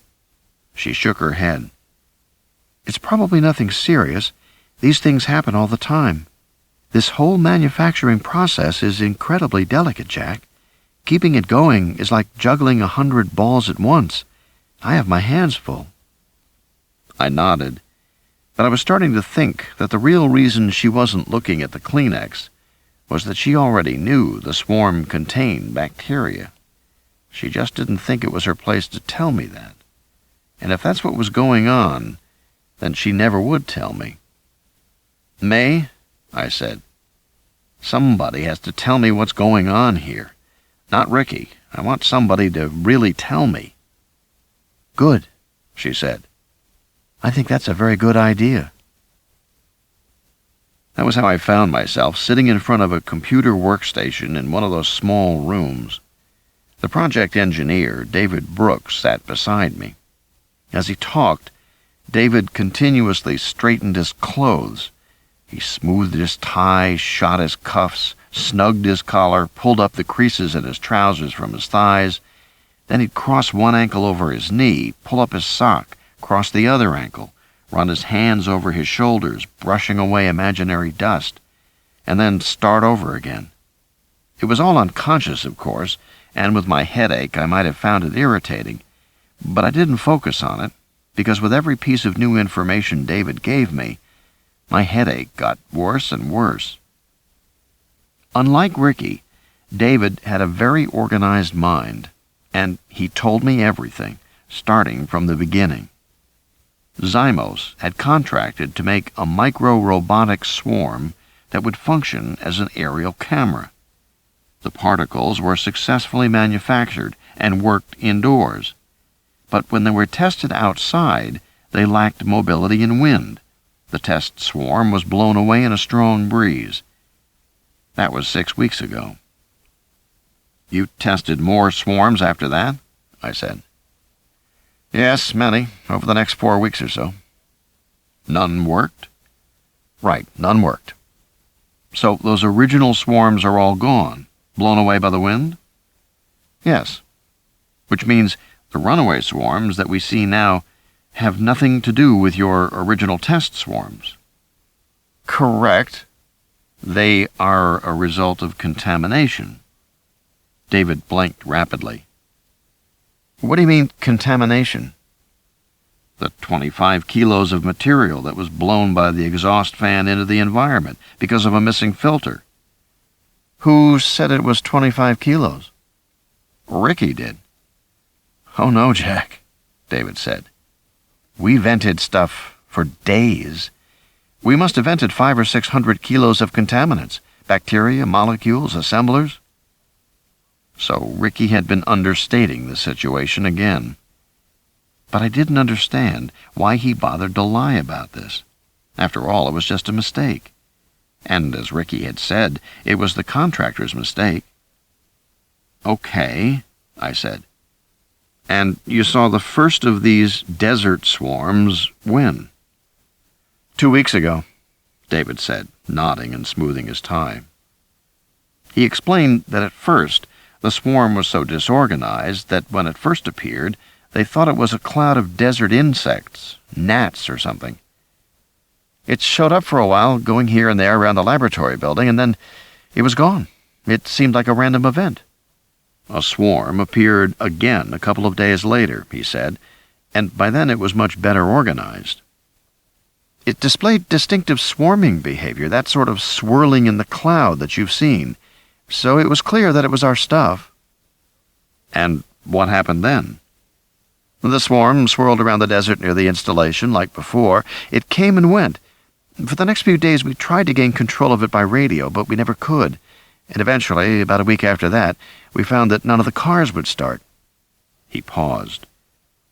"I went out there to have a look, and I found that all the onboard computers were dead. These days all automobiles have microprocessors built into them. They control everything from fuel injection to radios and door locks. But now the computers were not functioning? Yeah. Actually, the processor chips themselves were fine, but the memory chips had eroded. They'd literally turned to dust. I thought, oh shit. I said, could you figure out why? Sure, it wasn't any big mystery, Jack. The erosion had the characteristic signature of gamma assemblers. You know about that? No? Well, we have 9 different assemblers involved in manufacturing. Each assembler has a different function. The gamma assemblers break down carbon material in silicate layers. They actually cut at the nano level, slicing out chunks of carbon substrate. So, these assemblers cut the memory chips in the cars. Right, but David hesitated. He was acting as if I were missing the point. He tugged at his cuffs, fingered his collar. The thing you have to keep in mind, Jack, is that these assemblers can work at room temperature. If anything, the desert heat's even better for them. Hotter is more efficient. For a moment, I didn't understand what he was talking about. What difference did it make about room temperature or desert heat? What did that have to do with memory chips and cars? And then, suddenly, finally, the penny dropped. Holy shit, I said. He nodded. Yeah. David was saying that a mixture of components had been vented into the desert, and that these components, which were designed to self-assemble in the fabrication structure, would also self-assemble in the outside world. Assembly could be carried out autonomously in the desert, and obviously, that's exactly what was happening. I ticked the points off to make sure I had it right. Basic assembly begins with the bacteria. They've been engineered to eat anything, even garbage, so they can find something in the desert to live off of. Right. Which means the bacteria multiply and begin churning out molecules that self-combine, forming larger molecules. Pretty soon you have assemblers, and the assemblers begin to do the final work and turn out new microagents. Right. Which means that the swarms are reproducing. Yes, they are. And the individual agents have memory. Yes, a small amount. And they don't need much. That's the whole point of distributed intelligence. It's collective. So they have intelligence, and since they have memory, they can learn from experience. Yes. And the Pred-Prey program means they can solve problems, and the program generates enough random elements to let them innovate. Right? Yes? My head throbbed. I was seeing all the implications now, and they weren't good. So, I said, what you're telling me is this swarm reproduces, is self-sustaining, learns from experience, has collective intelligence, and can innovate to solve problems. Yes. Which means, for all practical purposes, it's alive. Yes, David nodded. At least, it behaves as if it is alive. Functionally, it's alive, Jack. I said, this is very fucking bad news. Brooks said, tell me. I'd like to know, I said, why this thing wasn't destroyed a long time ago.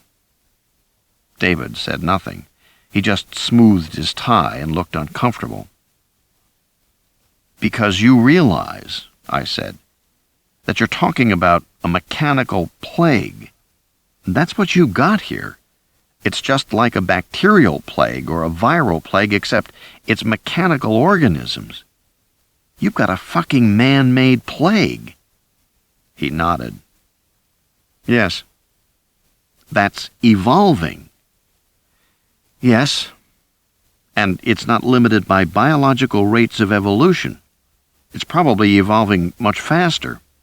He nodded. It is evolving faster. How much faster, David? Brooks sighed. Pretty damn fast. It'll be different this afternoon when it comes back. Will it come back? It always does. And why does it come back? I said. It's trying to get inside. And why is that? David shifted uncomfortably. We have only theories, Jack. Try me. One possibility is that it's a territorial thing. As you know, the original Pred-Prey code includes a concept of a range of a territory in which the predators will roam, and within that core range it defines a sort of home base, which the swarm may consider to be the inside of this facility. I said, You believe that? Not really, no. He hesitated. Actually, he said, most of us think that it comes back looking for your wife, Jack. It's looking for Julia. Day 6, 11:42 a.m. That was how, with a splitting headache, I found myself on the phone to the hospital in San Jose. Julia Foreman, please. I spelled the name for the operator. She's in the ICU? The operator said. Yes, that's right. I'm sorry, but direct calls are not allowed. Then the nursing station. Thank you. Please hold. I waited. No one was answering the phone. I called back, went through the operator again, and finally got through to the ICU nursing station. The nurse told me Julia was an X-ray and didn't know when she would be back. I said Julia was supposed to be back by now. The nurse said rather testily that she was looking at Julia's bed right now and she could assure me Julia wasn't in it. I said I'd call back. I shut the phone and turned to David. What was Julia doing in all this? Helping us, Jack?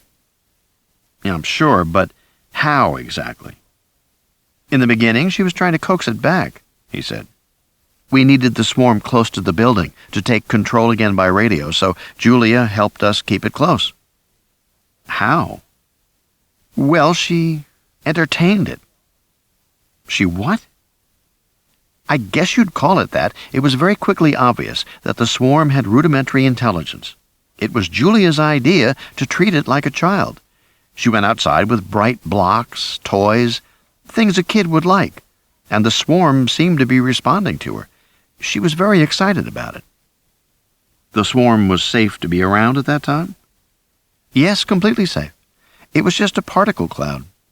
David shrugged. Anyway, after the first day or so, she decided to go a step further and formally test it. You know, test it like a child psychologist. You mean teach it, I said. No, her idea was to test it. David, I said, that swarm's a distributed intelligence. It's a goddamn net. It'll learn from whatever you do. Testing is teaching. What exactly was she doing with it? Just, sort of games. She'd lay out 3 colored blocks on the ground, 2 blue and 1 yellow, see if it would choose the yellow, then with squares and triangles, stuff like that. But David, I said, you all knew this was a runaway, evolving, outside the laboratory. Didn't anybody think to just go out and destroy it? Sure, we all wanted to. Julia wouldn't allow it. Why? She wanted it kept alive. And nobody argued with her? She's a vice president of the company, Jack. She kept saying the swarm was a lucky accident, that we had stumbled onto something really big, that it could eventually save the company, and we mustn't destroy it. She was, she was really taken with it. I mean, she was proud of it, like it was her invention. All she wanted to do was rein it in. Her words. Yeah, well, how long ago did she say that? Yesterday, Jack? David shrugged. She only left here yesterday afternoon. It took me a moment to realize that he was right. Just a single day had passed since Julia had been here, and then had had her accident.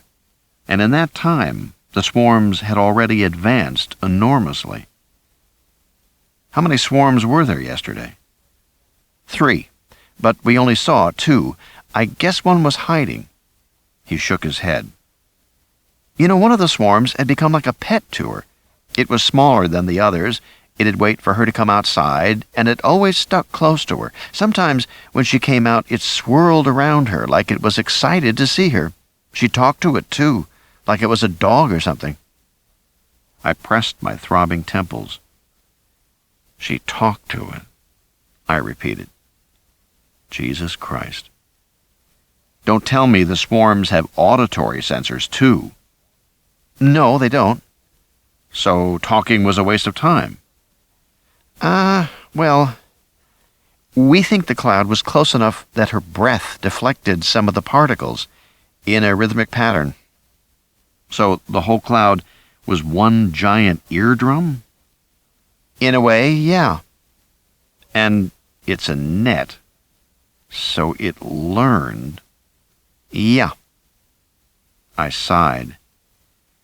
"Are you going to tell me it talked back?" "No, but it started making weird sounds." I nodded.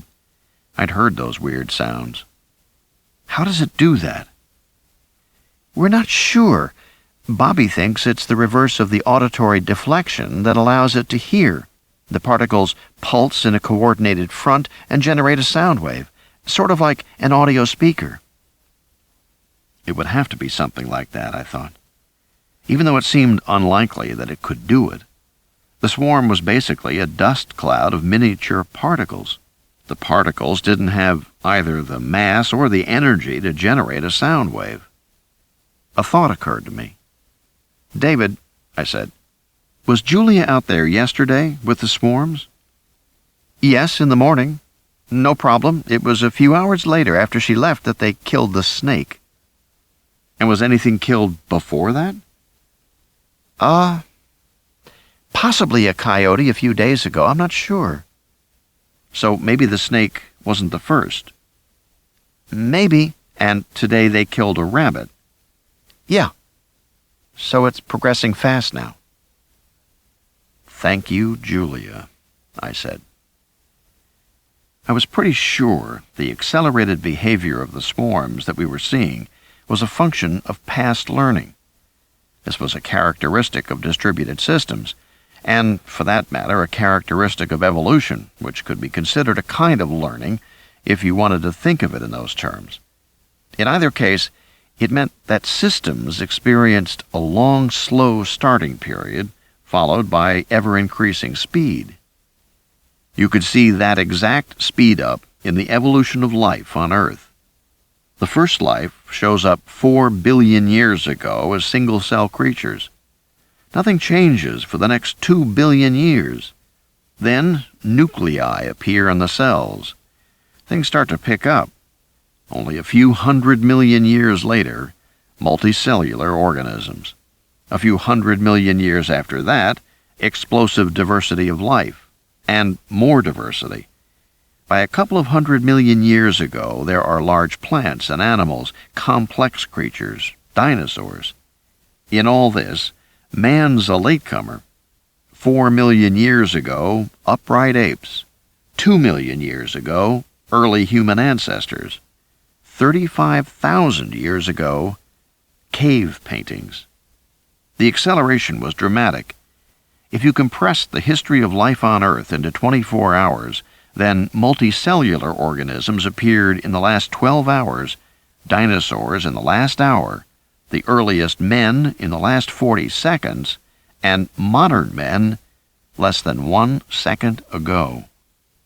It had taken 2 billion years for primitive cells to incorporate a nucleus, the first step toward complexity.